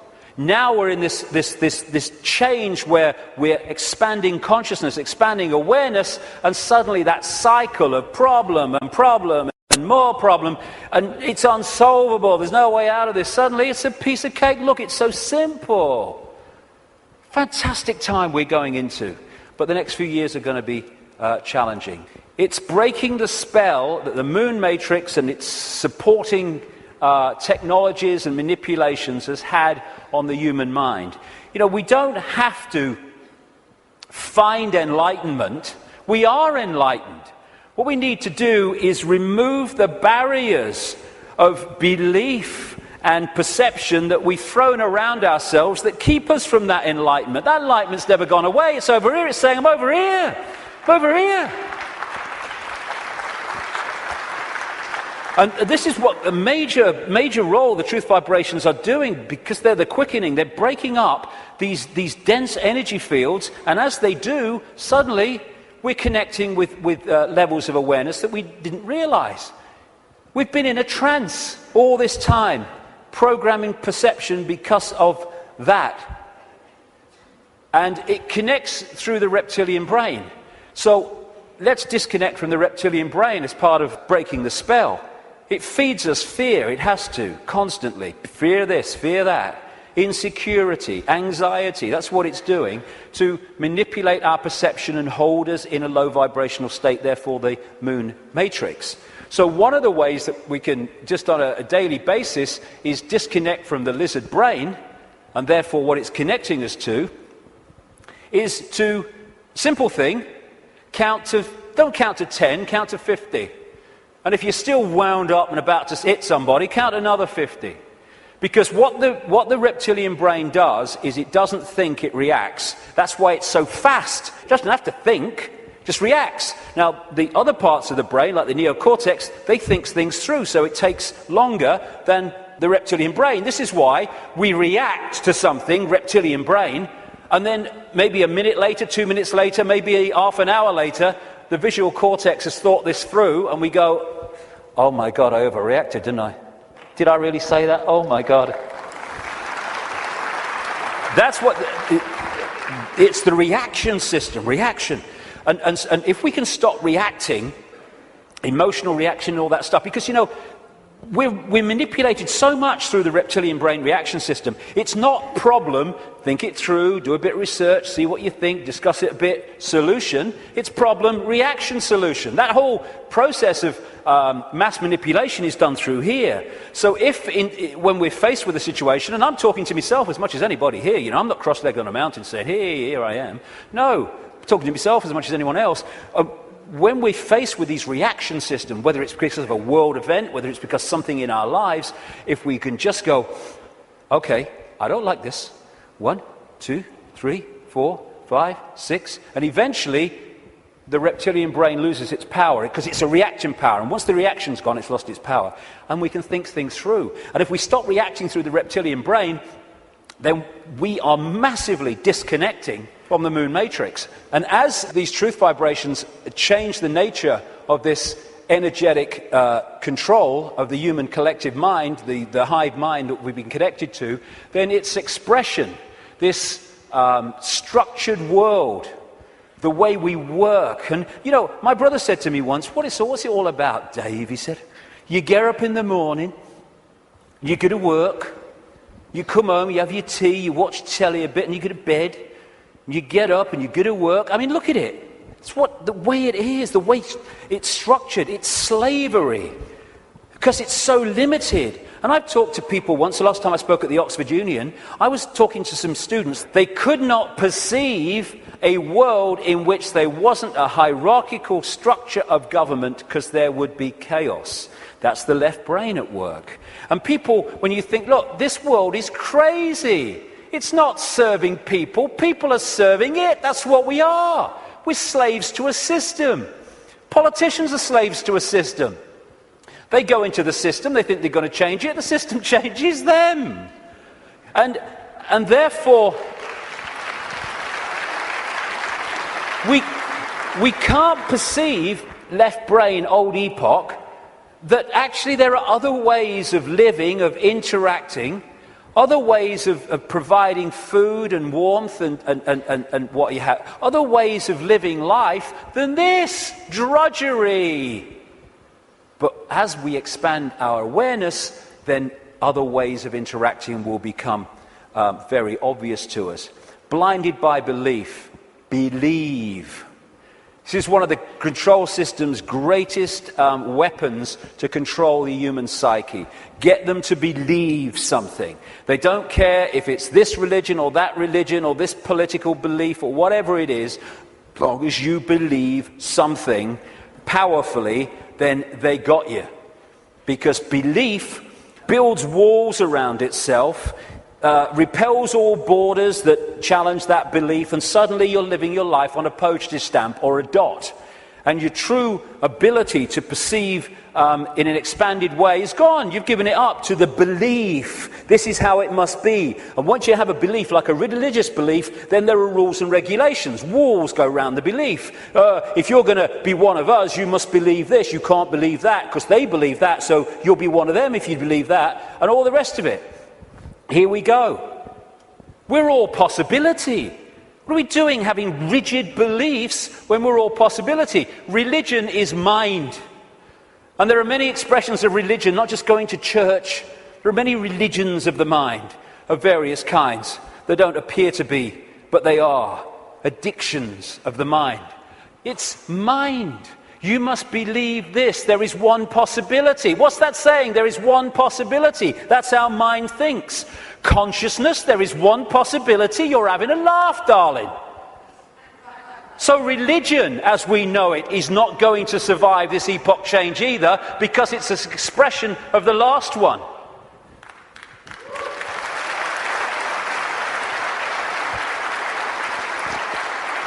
These are people in a hypnotist stage show who've been told that they are religious believers. There's so many religious believers who are like that. There's so many prisons of the mind, religious belief, racial belief. I'm in a different spacesuit to you, so I'm better than you all. It's like being two spacemen on the moon and they're having a bloody argument because what spacesuit is that colour and that spacesuit is that colour and that was made here and that was made there. Mine's superior to yours. It's childish, child's play. And by the way, it's not just white people who are racist. It's a mentality that can manifest through any race. And we have racism all over the world. It's not a racial belief, racism. It is a mental mind state. And anyone that thinks they're superior to anyone else because of their body computer state or colour or whatever is controlled completely by mind and ignorance, political belief, self-identity belief. I am Joe Public, I'm little me. All these things will go and have to go if we're going to open up to the truth vibrations, because they are all about limitation, all about little me. And as researchers have shown, when we have rigid beliefs, the brain fires off the neurons in a specific network. And what that does is filter reality, decode reality, in line with the way those neurons are firing. Therefore, it continually edits its reality and creates self-fulfilling prophecies, if you like, that it keeps seeing the world according to its belief. Despite receiving information that challenges the belief, it just filters that information in line to protect its belief. And then when you change your belief system, as has been shown in research, the neurons start firing in a different way, and you start seeing the world in a different way. If we can get to a point where we open our minds without belief, we come from a state of knowing, all-knowing consciousness rather than belief from mind, then we open up the range of perception and understanding and awareness well beyond anything you can access if your brain is firing off in this symbolic way, limited by rigid belief, whatever belief that may be. When we open our mind to consciousness, everything changes. And to do that, I would suggest we need a blank sheet of paper. You know, it's not about learning anything new. We're all knowing if we can access that level of ourselves. It's unlearning the programming that has kept us from that level of awareness that we truly are. And therefore, because we're dealing with all possibility at the core of our being, that's what we are, we need a blank sheet of paper. All preconceived idea needs to go. All preconceived belief needs to go. And let information, intuitive knowing, decide what we think about things and feel about things rather than preconceived idea. It's not possible becomes, well, let's see if it's possible on the basis of the evidence, the basis of the information, the basis of how I feel. And then suddenly we're not saying, no, that's possible, I'm going to shut that out by reflex action. We're going to look at it. And when you do look at it, as I know from experience, what seems to be crazy to start with starts to take on very profound dimensions. Because we're all possibility. And if we're saying only this is possible, only that's not possible, we're not operating at the core of our being, which is all possibility. We are editing things. We are limiting ourselves. We are entering the realm of mind.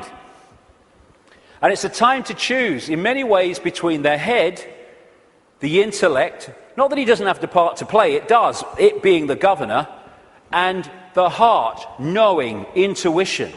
What changed my life more than anything else was 20 years ago when I decided that if I was ever had a decision between going with my intuitive knowing, which we feel here, funnily enough, in the kind of heart chakra area, and my mind, I was going to go with my head, I was going to go with my intuition.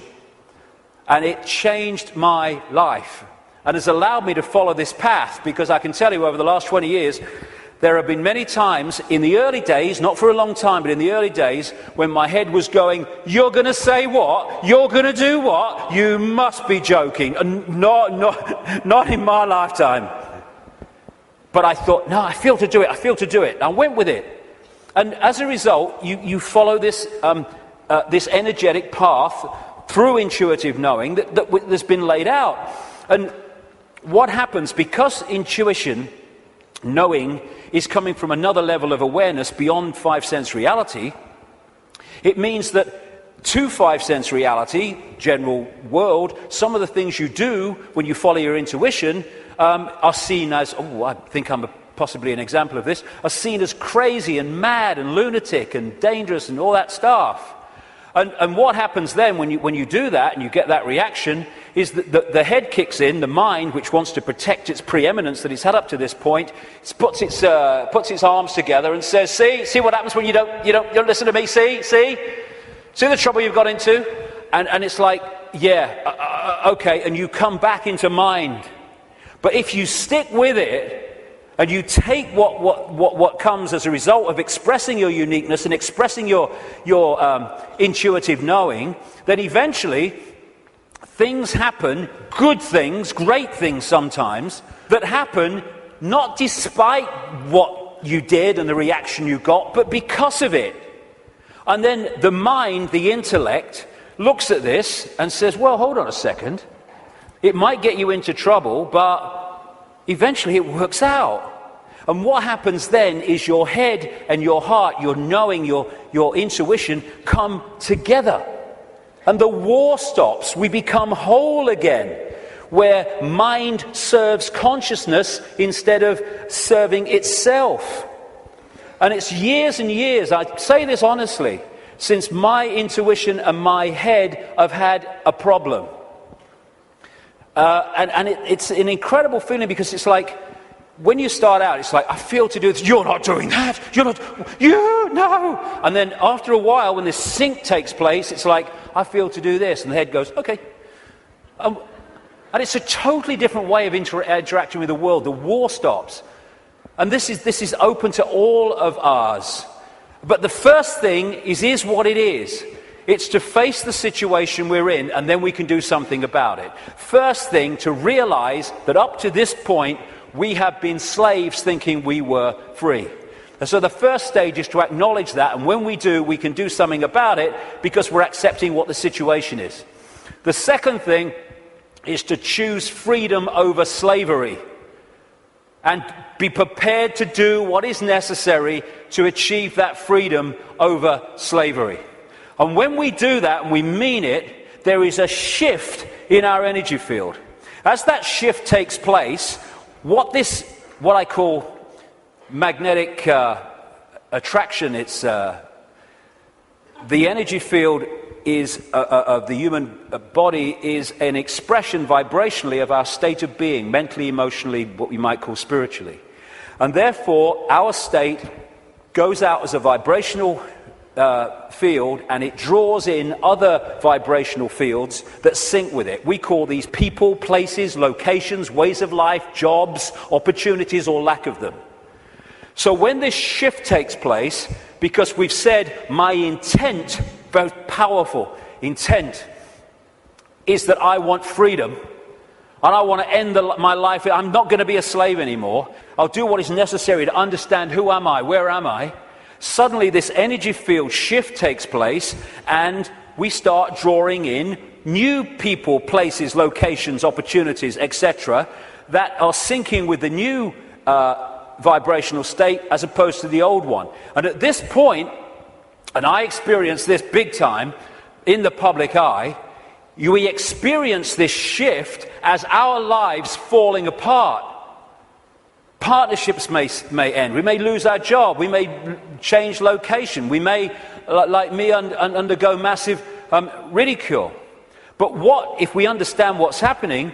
The old energy field, the old you, the old intent, the old awareness was pulling in the old life, and then when it shifts, it's pulling in a very different expression of the new vibrational self. And that transitional period, when the shift takes place, the old life falls apart. But if you want to change your life, then the old life has to fall apart unless it serves the new one. So when we choose freedom, the transformation can be challenging. It's easier now because more and more people are going through it and we're beginning to understand the process. I felt like this so many times. I went to the top of a hill in the south of England, the west of England, one day because I didn't want to upset anybody. I went to the top of this hill in the middle of nowhere. And I scream my frustration out. I know what this image means, and so many other people do. But it was the old life breaking down so the new one can take over. It's time to know thyself. Not thyself that we've been told we are, but thyself which we really are.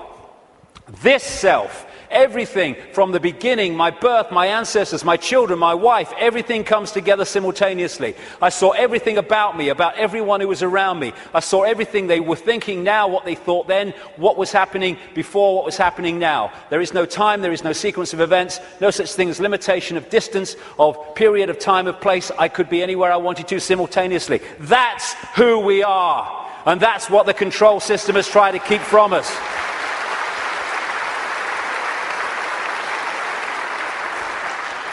Now, the way to go most powerfully with this change is to stop identifying who we are with what we are told we are, little me. To stop looking in the mirror and thinking that reflection is me, it's all I am. And looking at ourselves under the microscope, that's who I am.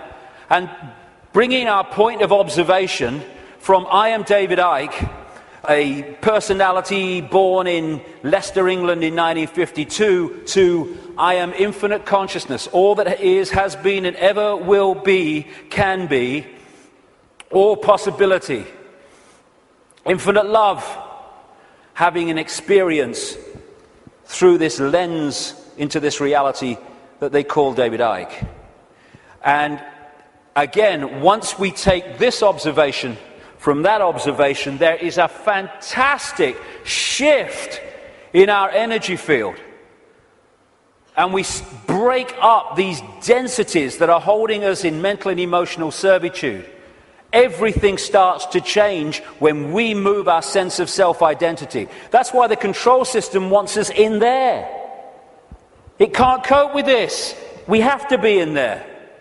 Little me. And this is the fork in the road. Are we going to live our lives as consciousness or mind? As all there is or little me? Because that will decide the kind of world we're going to live in. Escaping the box, and it is a box, it's a vibrational box. Getting out of this thing called cognitive dissonance, where we lie to ourselves. Cognitive dissonance is, for people who haven't come across it, it's a very powerful controlling mechanism whereby we have a belief about self or the world or a situation, and we're sticking with it. And when we face information or experience which challenges the belief, then cognitive dissonance is that uneasy state when you see that your belief system is under threat from this information or this experience. If this is real, then the belief can't be. And what you do then is you go about these incredible stories we tell to ourselves to convince ourselves that this can't be true, to protect the belief system.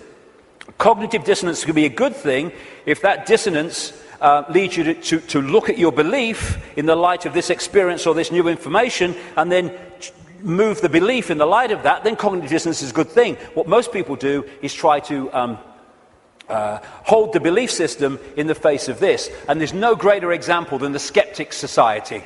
You ever come across them, the Skeptics Society? Bloody hell, they are cognitive dissonance.com, they are. I tell you.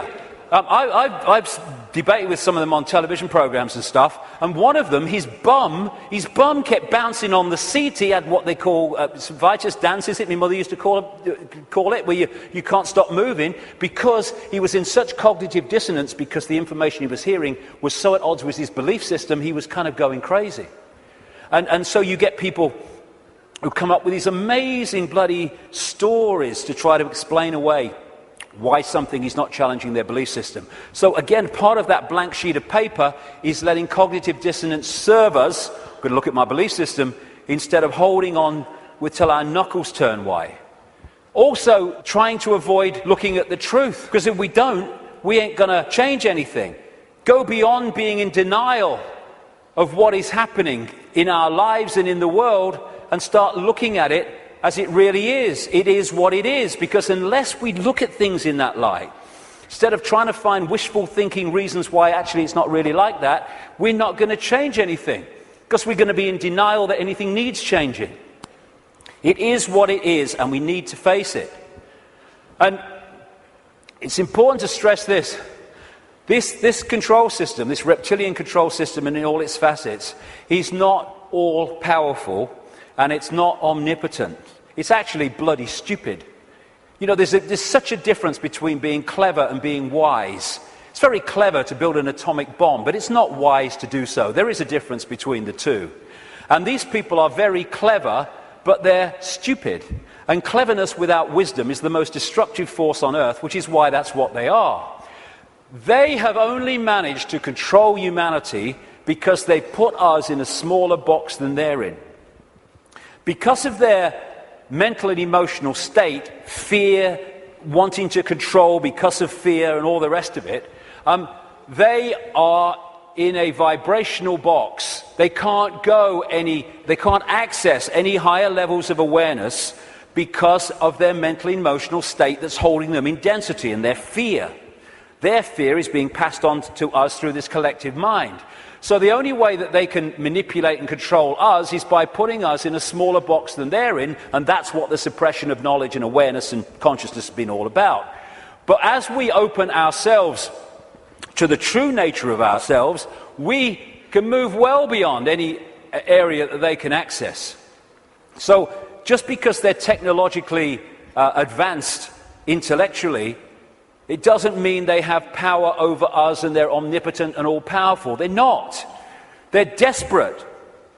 Desperate because of the numbers of them to the numbers they're trying to control. And the other thing, I use this analogy a lot, is, like I said earlier, we don't have to find enlightenment. We just have to open our programming to the enlightenment we already are. And it's a testament to the magnificence of what we really are, that this control system has had to throw everything at us. Look at it. All these facets. The food additives, the electromagnetic pollution, the programming through the media, the suppression of education, the suppression of science, all this stuff. They have to throw at us to keep us in servitude. It's like, I use this analogy, if you want to put a ball floating on a tank in an unnatural state, which is where we've been, you have to push it down and you have to hold it there. Because its natural state is floating on the surface, you have to hold it there, because the moment you let it go, zoom, it's gone into its natural state. And symbolically, we've been held on the bottom of the tank by all this stuff that's thrown at us from cradle to grave. And the fact that it needs so much to hold us in this suppressed state shows the magnificence and genius that we really are, we once were and will be again. When I say we, I mean what we call humanity. So as the control system's ability to do that is unraveled, and this is happening, then we're going to go to the top of the tank again, not by finding enlightenment, but by removing that which is keeping us from it. Be afraid, big monsters coming. This is the big area that they control us with, and we need to let go. They're feeding of this fear. Like I say, 1.5 billion people in China controlled by a handful because of fear of challenging the handful. No more fear. I mean, this is such a symbolic picture. Here's all these bloody sheep, and here's 2 shepherds, and there's a guy at the back. Now, those sheep, symbolic of humanity, can only be controlled in this way because they acquiesce to the shepherds, and the sheepdog symbolizing fear. What if this group of sheep, instead of going ba, ba, ba, ba, and if they want to, oh, ruff, ruff, oh, fear, oh, following the one in front, the control system, the shepherd, yeah. Oh, he's got the power, he's got a stick, aye. What if those sheep said, oh, look, I'm not following him anymore. And hey, Rover, woof, bloody woof, on your bike, you're not frightening me, okay? I'm over here. I'm over here. I'm over here. I'm going down here. I like that. There's some grass down here. Suddenly, this herd, flock, whatever you want to call it, is scattered because it's expressing its uniqueness and it is not fearing the consequences. These people, apparently all powerful, have no bloody power. None. They'd never find most of them. Don't mind catch them. And that's what humanity's like. We have the numbers. And yet, because we acquiesce through fear of challenging the control system, even though we have the numbers, the handful of people control the many. We have the power. We've chosen not to use it. It's about bloody time we did.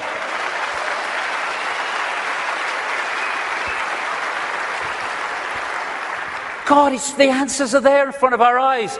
The definition of insanity is doing the same thing over and over again and expecting different results, Albert Einstein. Absolutely it is. So it's pretty certain that if things are going to change in terms of control and suppression and all this stuff, then we've got to stop doing the same thing over and over again, and that is acquiescing to the control system. We're all possibility. What are we doing? Thinking that we just do the same thing over and over again? That's one possibility. Let's express our uniqueness and respect each other's right to express our uniqueness.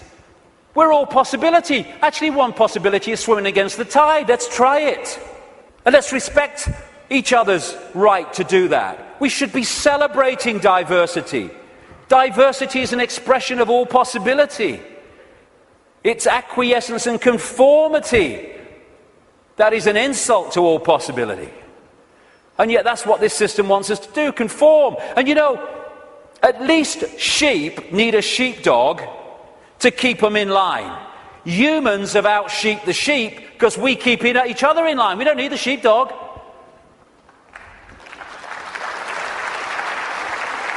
We have sheepdogs called parents and teachers and politicians and peer pressure. When we're thinking of expressing our uniqueness, we're not thinking, oh, what will George Bush think or what will Barack Obama think? No. We're thinking, what will my mother think? What will my father think? What will the neighbours think? What will my mates think? What will the people at work think? In other words, what will other people who have chosen to live in this sheep pen think of me getting out of it?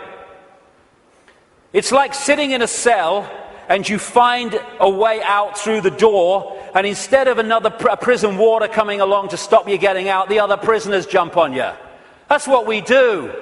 If we are going to be what we really can be, and we're going to respect our right to be different, we have to respect others' right to be different as well. Because when we respect other people's right to be different and express their uniqueness, then we're setting them free and we're helping to set society free. We are policing each other all the time through ridicule, through condemnation. We need to start start being at peace with other people having different views and expressing different lifestyles than we do, even if we don't like it.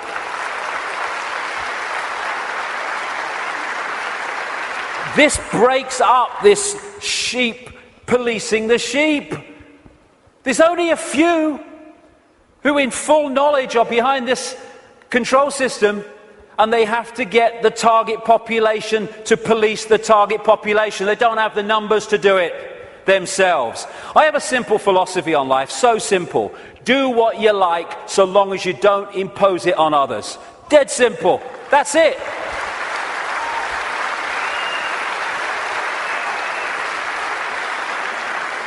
And I've heard people say to me, that would be anarchy. What about people murdering each other? Well, I think that murder could just about constitute imposing your will on another person.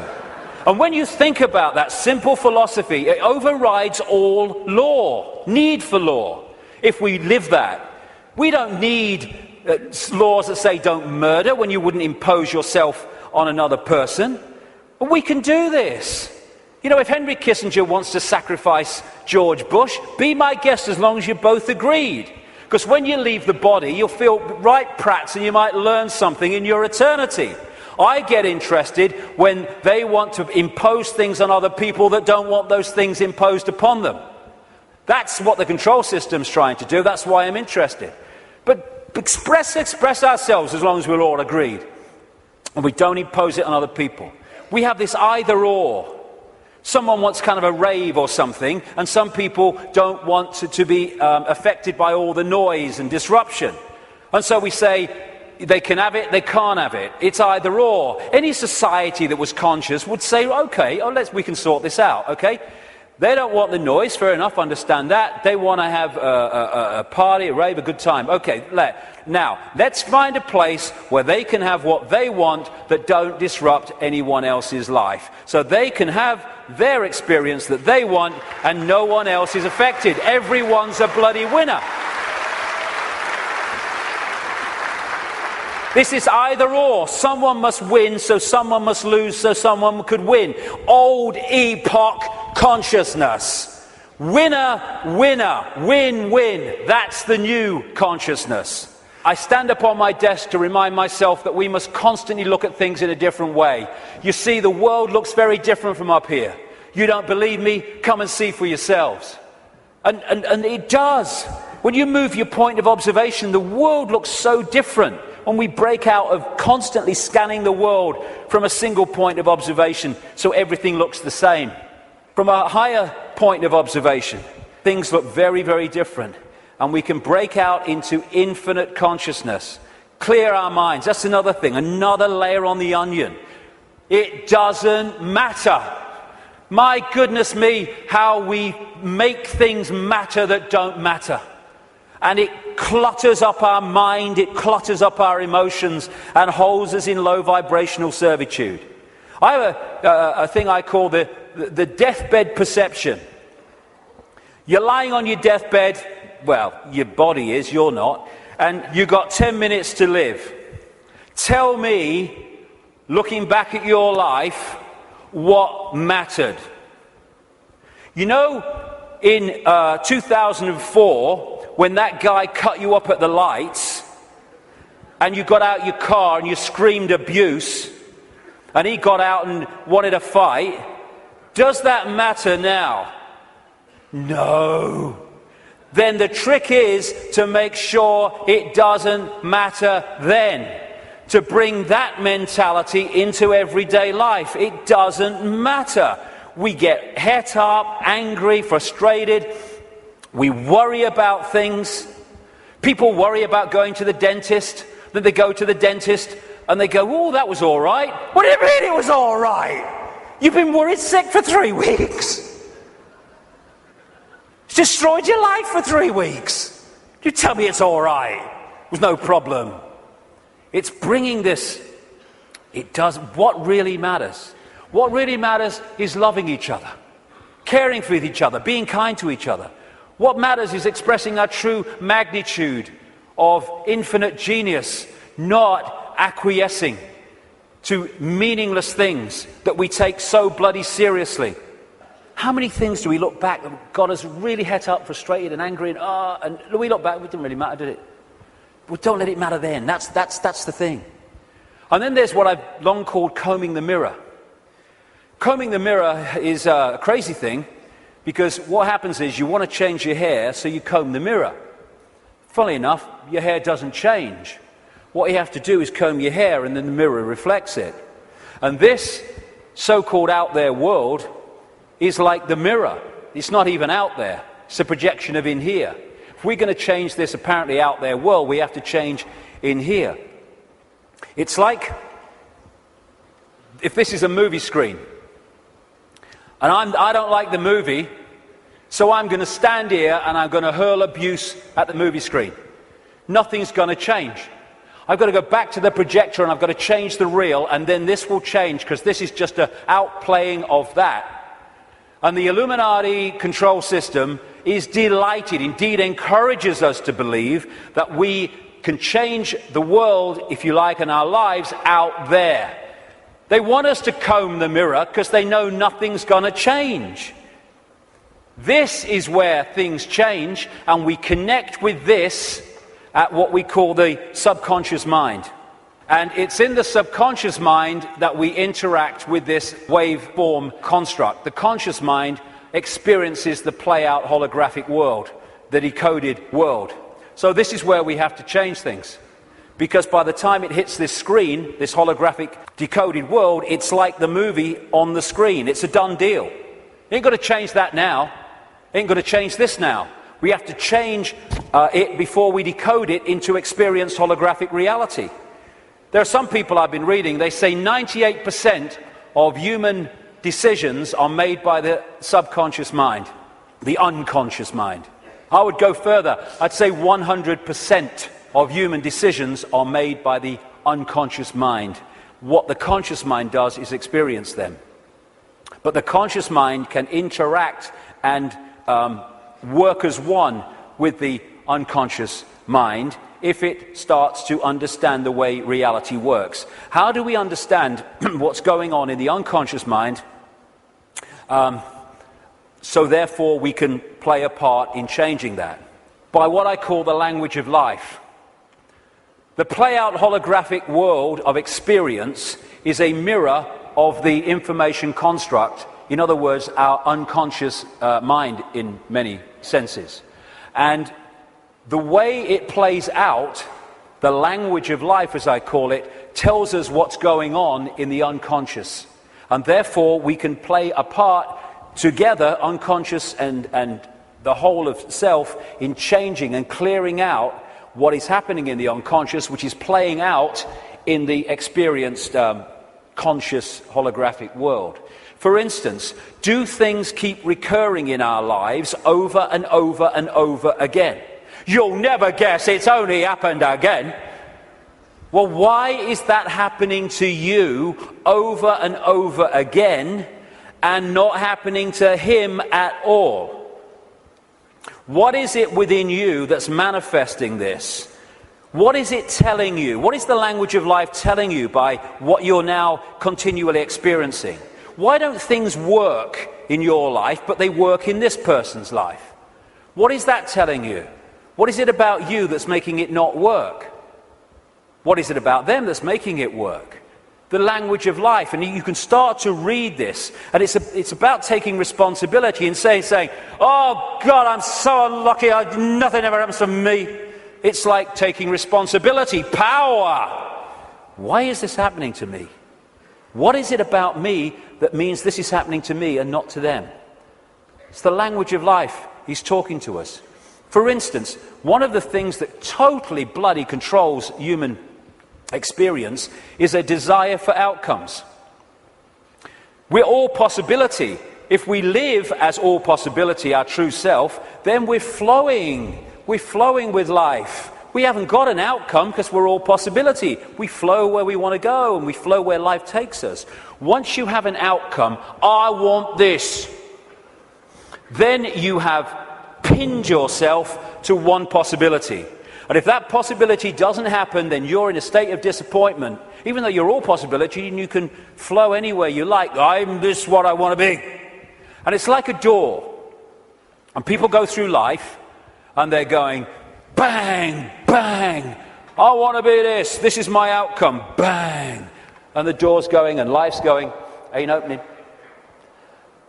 Ain't opening. Bang, bang. Frustration. Anger. Why me? And it gets more, okay, now we're going to put this across the door. And they still go, bang, bang. This is my outcome. And then all the time this is going on, over here there's a door swinging open saying, hey, come through me, no problem. Oh no, I want to be this, bang. And we go through life and the door doesn't open and that one's saying, over here. But because we have an outcome, it means it controls our life. And like I said earlier, and suppresses our life. I don't have an outcome. I don't have an outcome. When I get up in the day, I don't have an outcome. I don't have an outcome in my life. I just go where it takes me. Outcomes are limitations, preconceived ideas. Now, intent is a very, very powerful force for change. This is my intent. That energy goes out there, and through what I call vibrational magnetism, it draws towards us what we need to do to achieve that intent. Not when there's an R in the month, and every now and again, every time. So when we have this intent, I want to be truly free. I want it to be the true magnitude of how I am. I want to know what's going on in the world. I want to understand this. What happens is that intent, if you mean it, it's not just words, otherwise it's no power at all, then that intent will start drawing to you people, places, experiences which let you achieve that intent. And often they are very challenging, and your whole life, your old life starts to break down as a result of this. A lot of people go, if that's transforming, no thanks. And we go back to the old life. But intent, if we mean it, is the first stage of transforming our lives from what they are to what they could be. The thing about intent, however, that it's the need to sync the intent with what the language of life is telling us. Because if you sync the intent with that door that ain't meant to open, then you can have a very powerful experience called frustration. Because the intent then is not going to open the door, because it ain't meant to open, because it ain't your journey. I have this thing, flow equals go, stuck equals chuck. Or at least look again at what you're trying to do and how you're trying to do it. It might be how you're trying to do it that's not stopping it flowing. But in the end, life is not meant to be a bitch and then you die. It's not meant to be a series of frustrations and barriers. It's meant to flow. That's what we are. And if it's not flowing, then the language of life is saying something about us. Why isn't it flowing? And interestingly, I've experienced this so many times. I know other people have too. Once you acknowledge what the experience you're having is, maybe one you don't like, is saying about you, you acknowledge it, you bring it to the conscious, boom, there's an energy shift and the problem disappears. The pain in the arse in your life goes out. Because you've acknowledged it, you've read the language of life, and therefore you don't need to experience that anymore and come to that understanding, because you have, and it's gone. Taking responsibility is a very, very fundamental part of this transformation.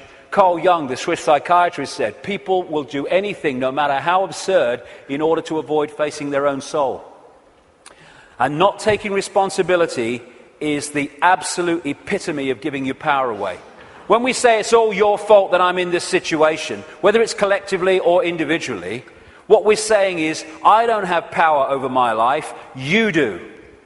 Taking responsibility is taking your power back and saying, okay, I'm taking responsibility for this because I have the power to change it. They're not responsible for it, they're just the language of life speaking to me about my responsibility.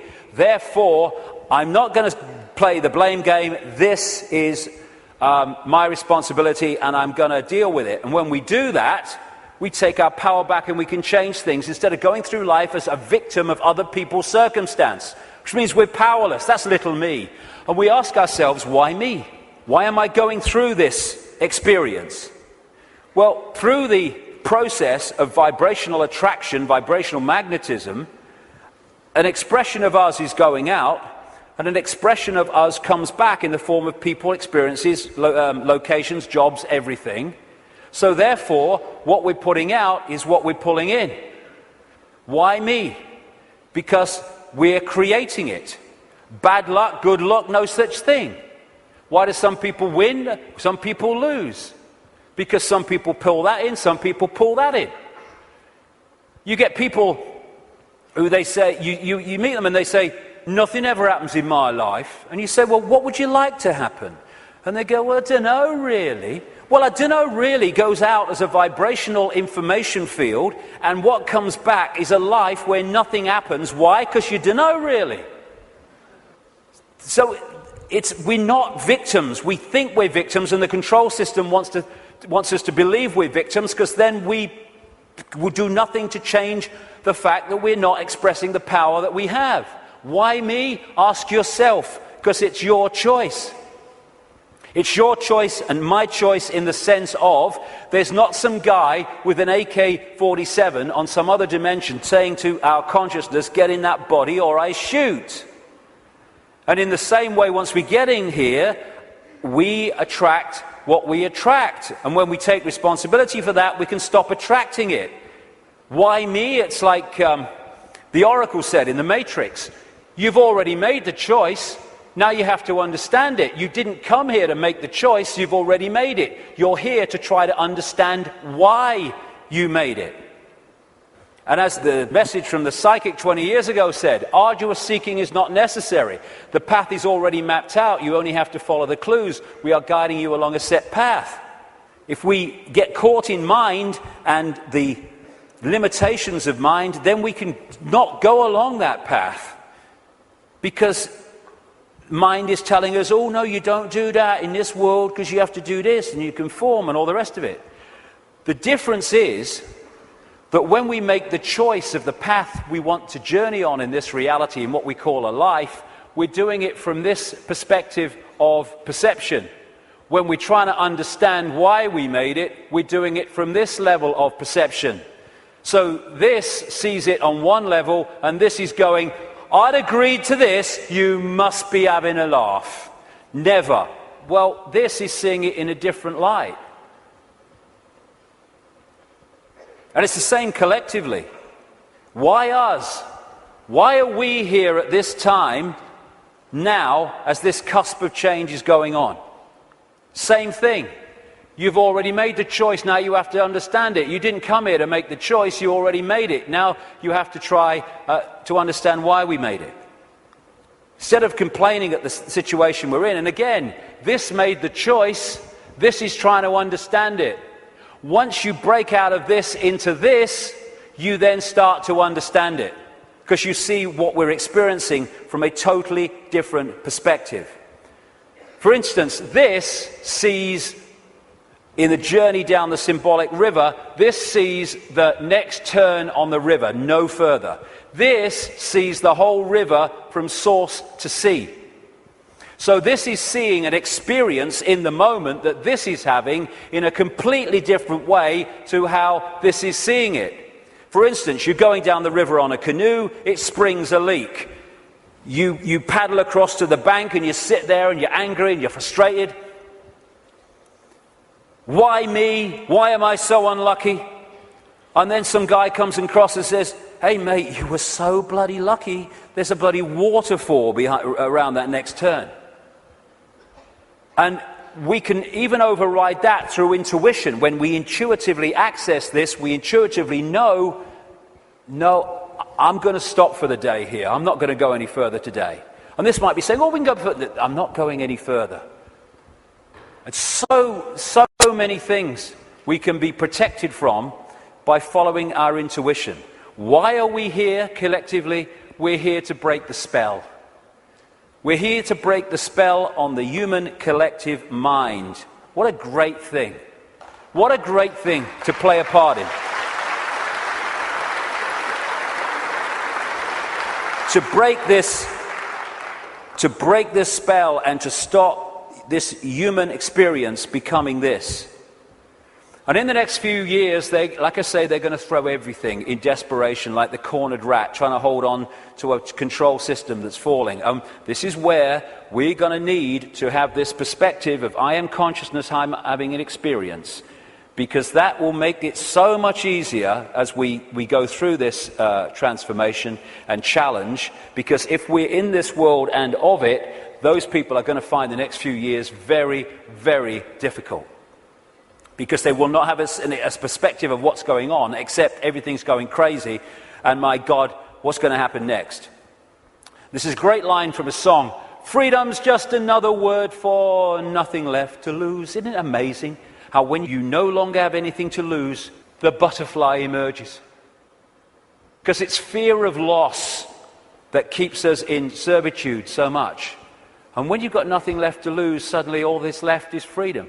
And that is going to be a very powerful experience that a lot of people are going to have in this next period of challenge as this cusp moves on.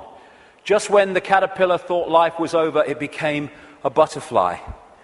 It's amazing that when you're in, so many people have told the story that it was in their lowest moment of despair that boom, something emerged and transformed them. Nothing left to lose, freedom. Okay, I'm waking up, so what do? Well, I would suggest that we all stop making bloody excuses. You know, we can all come to the conclusion that there's this control system and it's doing this, and what about the children, and what about the grandchildren, what's going on? And then the list of excuses why we actually can't do something today. Well, there's a game on, and I've got to do this, and I've got to do that. Nothing is more important than focusing on what is happening, because everything comes from that. What can we do? We can refuse under any circumstances, no matter what the frickin' laws and the pressure and the imposition, we can refuse not to have the right to express our freedom of expression. Refuse under any circumstances to shut up.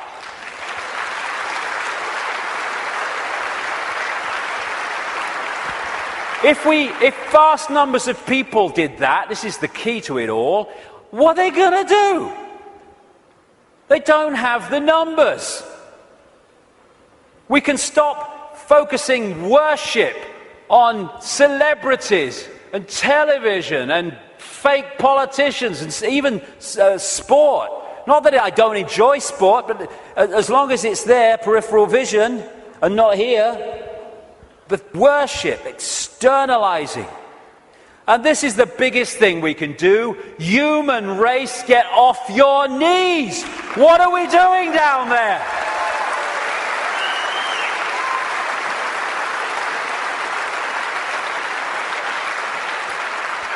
What are you doing?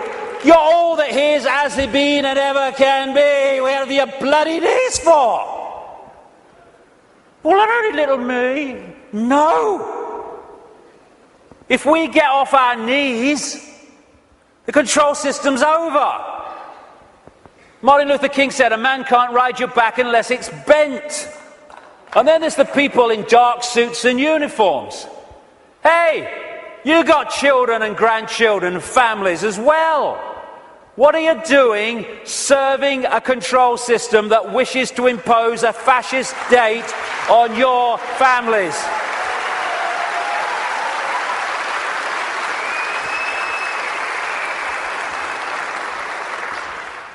What are you going to say to your kids when the control system's in and it's controlling every facet of their bloody lives? Daddy, Mummy, Granddad, Grandma, what were you doing when the control system came in? I was helping to do it, dear. All the best with that conversation. What are we doing? Playing a part in, oh, it's me job. Well, get a bloody another one then. We got to do this to our children because it's my job. What can we do? We can cease to serve the control system in uniform with a gun in our hands. We can do that.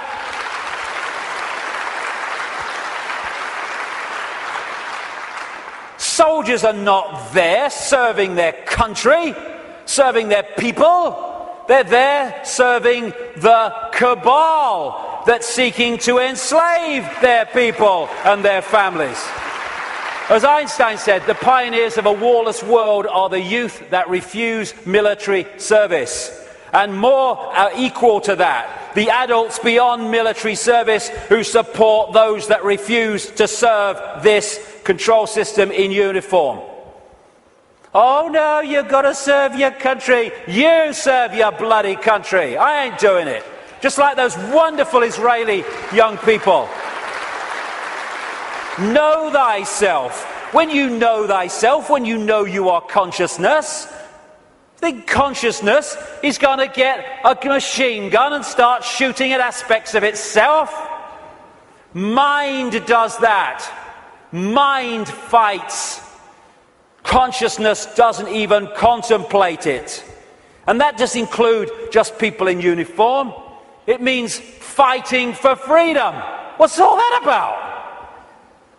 Let's fight for freedom. Let's have a riot in Athens and let's kill 3 people from the banking system. Hey, the world's a better place now. What you fight, you become. We don't want to fight this system. We need to cease to cooperate with it. This is a meeting of mind. One mind on a horse, one mind with something in its hand trying to do damage. Oh, they're 2 sides. They're one mind without consciousness. Freedom fighters, contradiction in terms.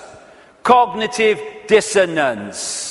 As Martin Luther King said, the limitation of riots, moral questions aside, is that they cannot win and their participants know it. Hence, rioting is not revolutionary but reactionary because it invites defeat. It involves an emotional catharsis, but it must be followed by a sense of futility.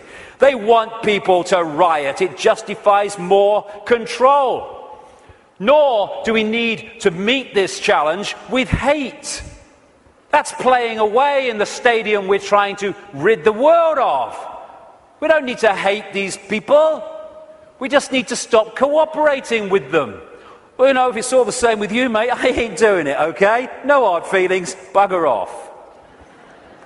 And then we've got this, the protest, the mass protest. I do understand that. It might have a part to play. But so many times these protests, they're what I call steam whistles. People go out in big protests with the banners and they kind of feel good about themselves and they go down the pub and say, at least we made our feelings felt. And then what happens? Bugger all. How many people marched in London against the invasion of Iraq, and what happened? Iraq was invaded. Protesting has such limitation. They don't care if we protest and walk through the streets and shout slogans and wave banners. They care if we come together, irrespective of colour, creed, gender, sexuality, any of it.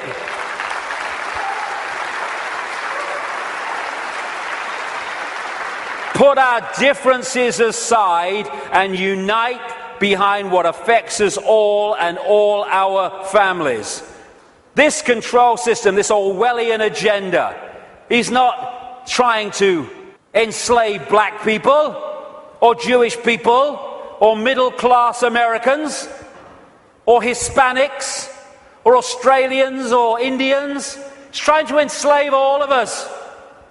And what it wants to do is divide the target population against itself through these fake, ridiculous fault lines of race, religion, income bracket, so that we divide and rule the target population and they can pick us off one by one. They are terrified of us putting down those fake fault lines and coming together and uniting behind what we should all believe in: freedom for all, irrespective of who we are. Injustice anywhere is a threat to justice everywhere. Someone else's injustice is our injustice. Because if we allow injustice there, eventually that injustice will come here anyway.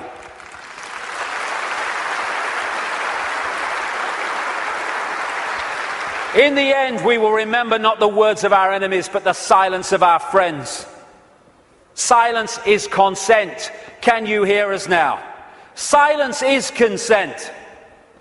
Because while we're silent on these impositions, the impositions just keep going on and on and on. By our silence, we are acquiescing, even agreeing to them being imposed. The end of silence, the end of acquiescence. If we want to be free, then don't run and hide. Because you can put your head in the sand and ignorance is bliss, but only for a while. You can put your head in the sand because there's a tornado coming. But the tornado's still coming, your bum's in the air. If you lift it out the sand, take responsibility and face it, you can take avoiding action. Ignorance is bliss with a head in the sand, and then, bang, your ass is spinning up in the clouds. Strength does not come from physical capacity, it comes from an indomitable will. Mahatma Gandhi. Isn't it amazing how true that is? How you can see soldiers in uniform involved in truly extraordinary levels of physical courage and what we call heroism. And yet those same people are terrified of saying boo to another guy in uniform who's got more stripes on his arm than he has. Isn't it amazing? Where physical strength can come so easily, and moral strength not. That's to do with the moon matrix and the way that our perception is manipulated. Turkish proverb, a lion sleeps in the heart of every brave man, every brave woman, and it's not really bravery. When you let go of fear, you don't need bravery, you don't need courage. Courage is overcoming fear. When you let go of fear, because I'm all that is, has been, and ever will be. What's the worst that can happen to me? I leave this physical body of limitation and I become all that is, has been, and ever will be, in full awareness that that is what I am. My God, I'm terrified that that might happen. I don't know how I'm going to cope with the terror of thinking that might happen. Know thyself. Again, recurring theme, know thyself. We are consciousness. What is there to fear? Death? There is no death. Just putting the telescope down. We can meet this with fear. Oh my God, the police state! Or we can treat it with the emotion it deserves.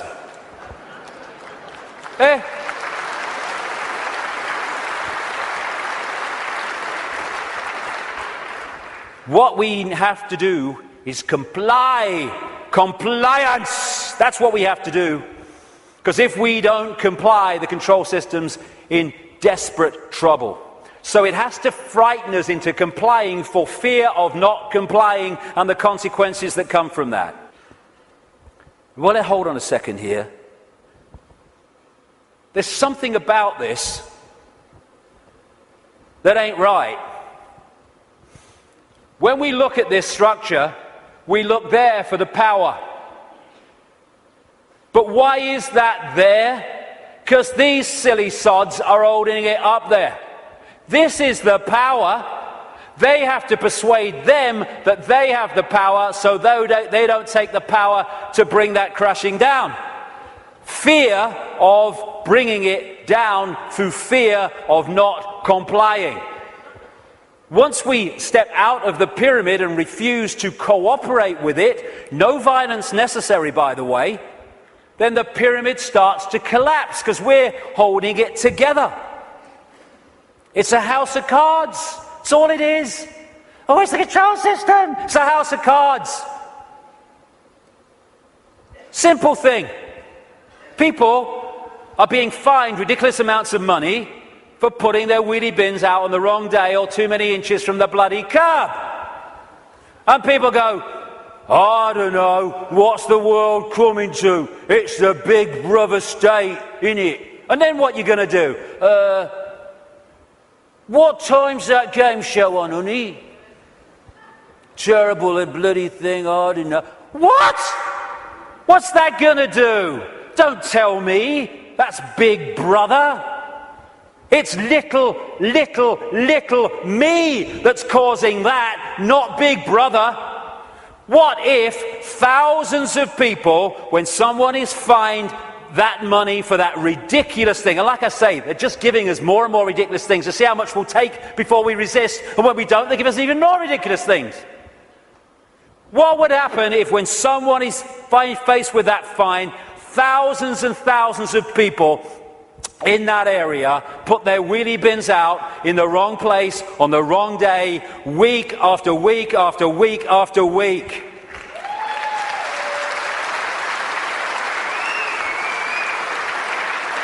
The system couldn't cope. We have the numbers. And I see this, your vote is your voice, be heard. Bollocks it is. How can the vote be your voice when the people you're given the choice of voting for that have any chance of forming a government are standing on the same postage stamp of political policy and perception? There's no choice. We've reached a point now where the vote becomes a voice when we refuse to vote. We refuse to play the game anymore.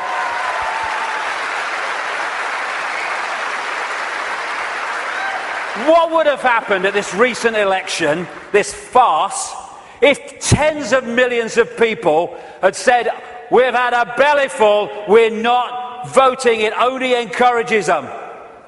We are not voting because we're going to make a statement that we know this system is rigged and we're having it no more. What would have happened in these days that have passed since that election? The whole focus of the media and everything would have been, bloody hell, what's going on? Why this mass refusal not to vote? Now we've got a debate going. Now we're looking at why people haven't voted because the system is rigged. Now the system has to bloody start to change because it's lost its credibility. But instead, the majority trotted along to vote because they said, well, if you don't vote for them, they might get in. It doesn't matter! They're masks on the same face. So what if they get in? Same thing will bloody happen. Comply! No! No, no! Not if it's enslaving me and my children and imposing on my freedom. Comply, leave your home now it's foreclosed. No, no, no. Let's follow this through, shall we? Millions of people in the world are losing their homes, being foreclosed and ending up homeless. Let's follow this through. Why have you lost your home, my friend? Because I can't pay me mortgage. Why can't you pay your mortgage? Because I lost my job. Why did you lose your job? Because the great banking collapse, they can't get this, they can't get my company went bust. And who's taking your home away and saying you've got to leave?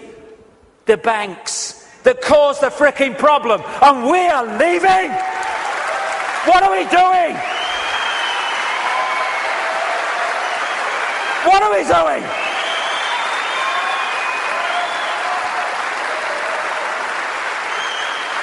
No, we won't leave when the banks have caused the problem and now they're telling us to leave to take the assets. No, we won't. And people who are not being foreclosed need to support those that are. We're all in this together.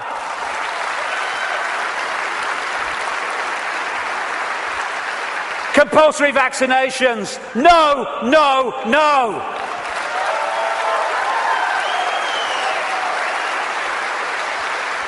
You must do what we say. We have changed the law.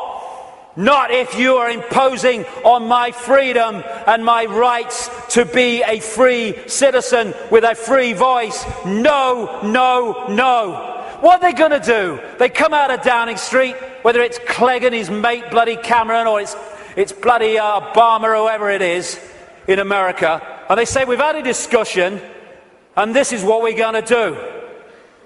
What if vast numbers of people say, well, we ain't doing it? They have no power whatsoever. Their power comes in our acquiescence. Oh, but you can't defy the law. Okay, let's follow this through, shall we? By the way, while I'm talking, put your arms out and I'll put the handcuffs on, because that's what you're telling me. What you're telling me is this.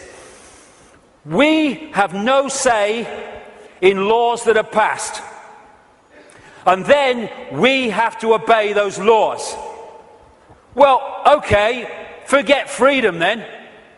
Okay, what if they passed a law that says we take your children away? Would you obey it? Well, no. So there is a line then. There is a line. It's just where is that line? And if a law does not respect human freedom, it does not respect human justice, it doesn't respect fair play, we should not be acquiescing to those laws. We should be refusing to acquiesce.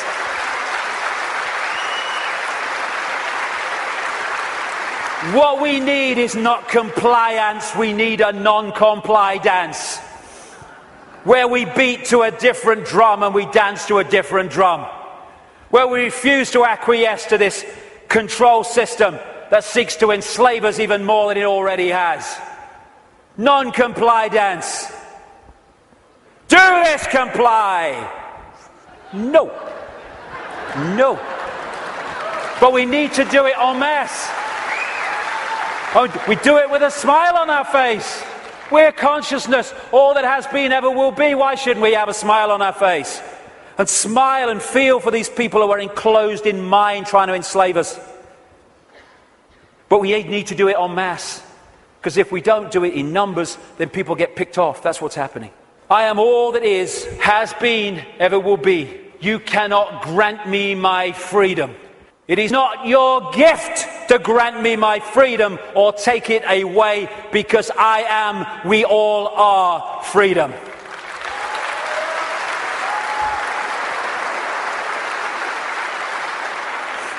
Put another way,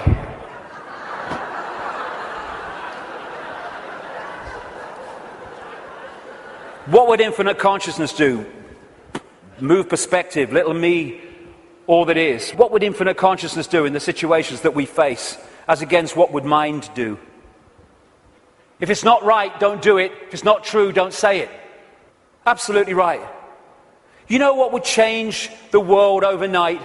Is if we as a human race started doing what we knew to be right and just in the circumstances that we face, instead of making those decisions as so many people do and have long done on basis of what is right for me in this circumstance that I face. Okay, the just thing to do might not be in the moment the best thing to do, but it's the just and right thing to do.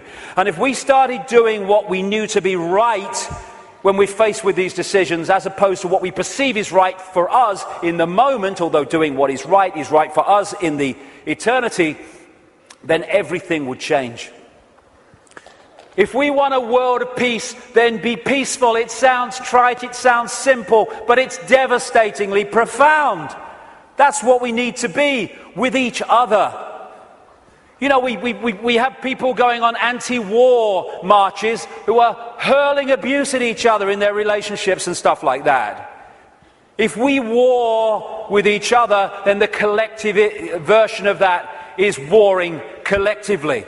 If we want peace, let's be peaceful. If we want a world of kindness, then let's be kind. And it must come, for goodness sake. It must. If we're all kind to each other, we live in a kind world. Martin Luther King said, cowardice asks the question, is it safe? Expediency asks the question, is it politic? Vanity asks the question, is it popular? But conscience asks the question, is it right? And there comes a time when one must take a position that is neither safe, nor politic, nor popular, but one must take it because it is right. And when enough of us take that stance, everything changes. The revolution is not a revolution of weapons, it's not a revolution of fighting. It's not a revolution of hatred. It's a revolution of perception, because everything changes. I am a lion then. I'm not the lamb I kept seeing in the mirror and the world kept telling me I was. And then that expresses itself out into the true nature of who we are. And miracles become possible. We're going into the epoch of what we perceive as miracles. It's just a greater understanding of the way everything works. And the system must fail when that happens.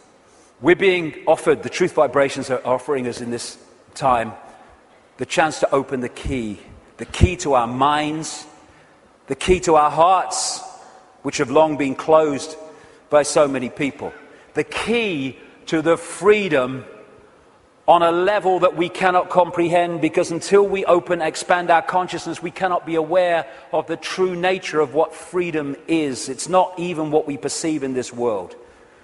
Enough of this suppression, enough of this slavery, enough of this enslavement of the few by the many.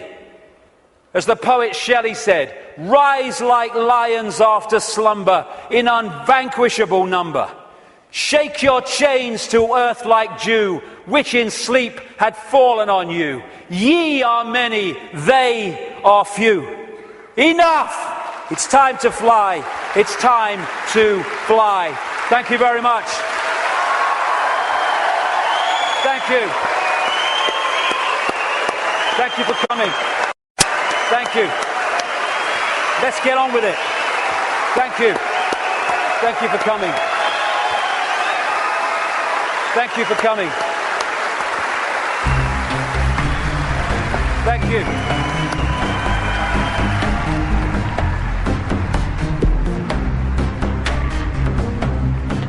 I've waited for years to see him. I've seen his DVD years ago, Brixton Academy. He's a legend. I think I fucking love him. I've been to all David's events here. This is the best one ever. It's the most original, the most passionate, and it really is the greatest. I've never seen David so charged up. I've never seen him so full of stamina, so full of energy, and so there's so much inspiration in what he's said here tonight. He doesn't pretend to be a guru or anything like that, and he admits himself he's struggling with the same, things that we are, and I think that's why he's fantastic to listen to. All of it struck a chord. It's probably the same as everybody that's been there. Everybody's aware that, I don't know, that there's something going on. Do you get what I mean? And it's worth travelling 600 miles. It was worth, yeah, definitely. I think the freedom aspect obviously is a really important part of it, because I'm knowing and actually everyone coming together. But I mean, I've been following David Icke for a couple of years now, just kind of openly up to say. What I thought stood out for me is that there was a lot of detail that David Icke gave that's not out in the public, it's not open knowledge.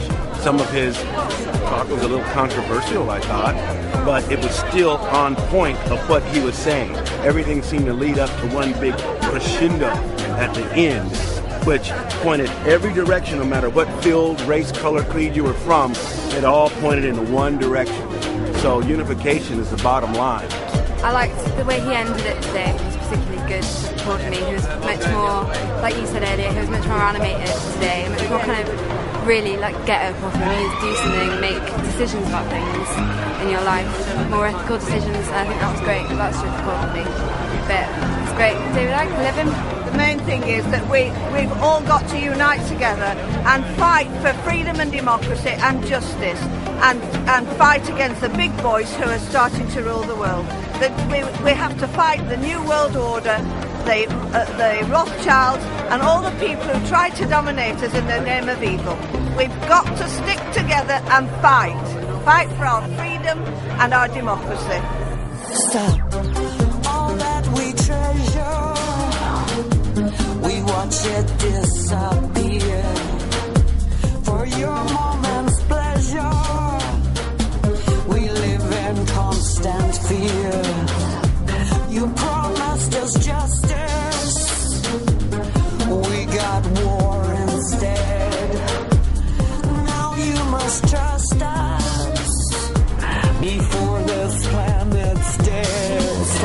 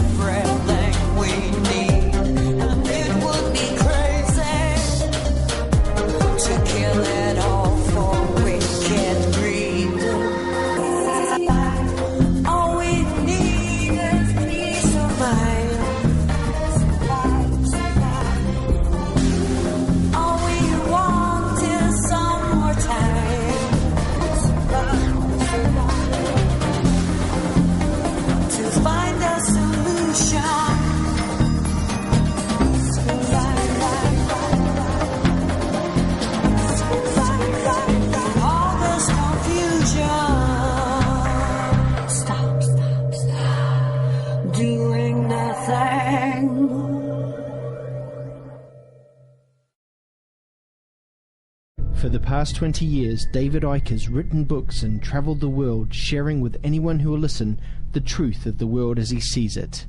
The last 20 years has not just been about me writing books and doing talks. It's been about cleaning out the sense of limitation within myself. David has experienced more than most could imagine on this journey. They're laughing at you. They're not laughing with you. Fine. But where others would give up and hide, David has kept walking forward. My journey has been fundamental to what I'm doing. And now, 20 years on, when the evidence of what he has been saying is almost undeniable, people are waking up to the truth. That the world is not how we have been shown in the media or told by politicians. The truth that David has been sharing for 20 years.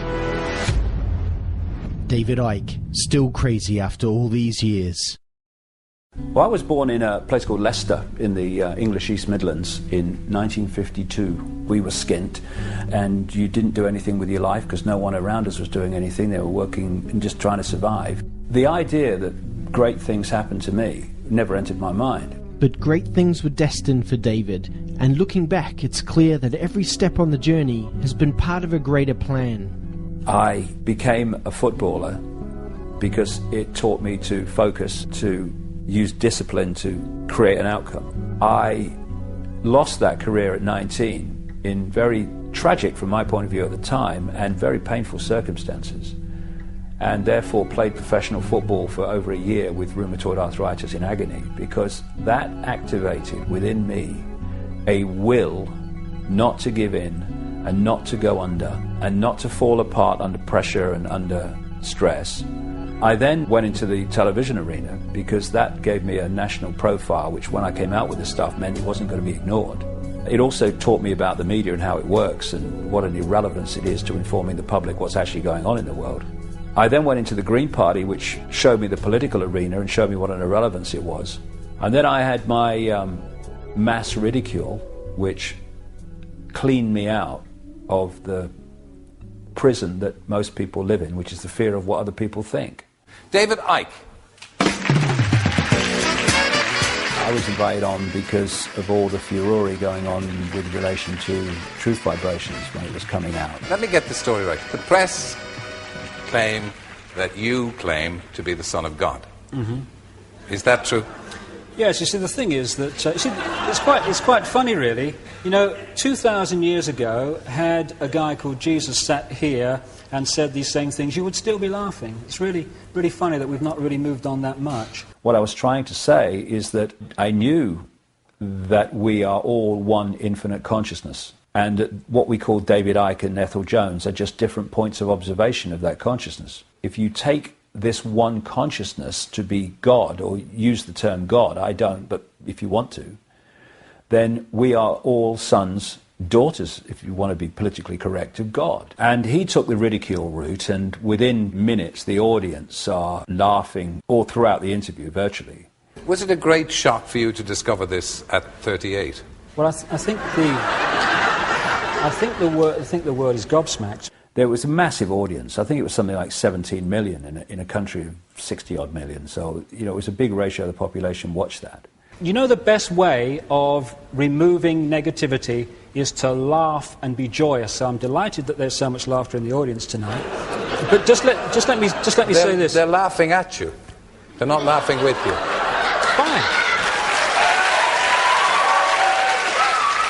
I look back at it with not affection, because it was a nightmare to experience, but I know that it was necessary, and I know that a lot has come as a result of it. When you survey the world today, you know, when a child dies in this world of preventable disease every 2 seconds, when the economic system of the world must destroy the earth simply for that system to survive, when you see all the wars and when you see all the pain and when you see all the suffering, is it a force of love and wisdom and tolerance that is in control of this planet? It was just crazy after that. The ridicule reached extraordinary levels. The comeback from the public, I could never quite understand. People just pointing at you, laughing at you, and I mean literally stopping and pointing, whole families pointing and laughing. When you face that scale of ridicule, you either go under or you say, I am me, I am free, and if you don't like it, we'll do the other thing, but this is me. And I chose to do the latter. And as a result of that, I let go of the fear of what people thought of me. I mean, we get emails all the time from people that apologise and say, I watched the Wogan show, I too laughed, but I'm not laughing anymore. One of the reasons that I have a lot of credibility with a lot of people now is because of things I said and wrote 15 years ago, which are now daily experience. If I had said 15 years ago, I can't say that because they'll laugh, they wouldn't have been said. And people would not now be saying, it's happening what that bloke said, and the credibility of that, which is the important part of it, not credibility for me, but credibility for the information, that then gets people to say, well, what else is he saying? It's not about prophecy. It's about uncovering what the agenda for the world is and then watching it unfold. It's knowing what the game plan is, and the idea is to expose the game plan, so the more people are aware of it, the more we can intervene on it. We have got caught in a fake self-identity of believing we are the body. There is a calculated cabal that is systematically seeking to hold us in that illusory self-identity. And there is a vibrational change underway which is breaking up this fear-based, low vibrational state, and therefore the control system must fall. Challenges coming are enormous because the control system is going to be like a cornered rat. It's going to throw the kitchen sink and the plug. We're now entering a period where miracles become possible because they're not miracles, they're just a greater lack of limitation. That's all miracles are. If you want to make a difference in the world, then don't just be yourself, live yourself, and don't think of what will people think of me, because then you're not living your life, you're living theirs. What's all that about? I'm in a real good space 20 years on, because I can look back at all the real big challenges. I'm completely at peace with them. I know the challenges that have happened before, the ridicule, the rheumatoid arthritis, and the loss of my football career. I know they were all part of my journey. And not only are they part of the journey, they're a fundamental part of the journey. Because I'm not where I am today, doing what I am today, despite what has happened to me. I'm doing it because of what has happened to me, the things I liked and the things I didn't like. And I'm still there 20 years on, more determined than I've ever been. Because we're going to see some amazing changes in the world in the next few years. And some of them are going to seem to be catastrophic, but eventually they'll be seen to be the end of the prison and the start of the paradise. I can handle that.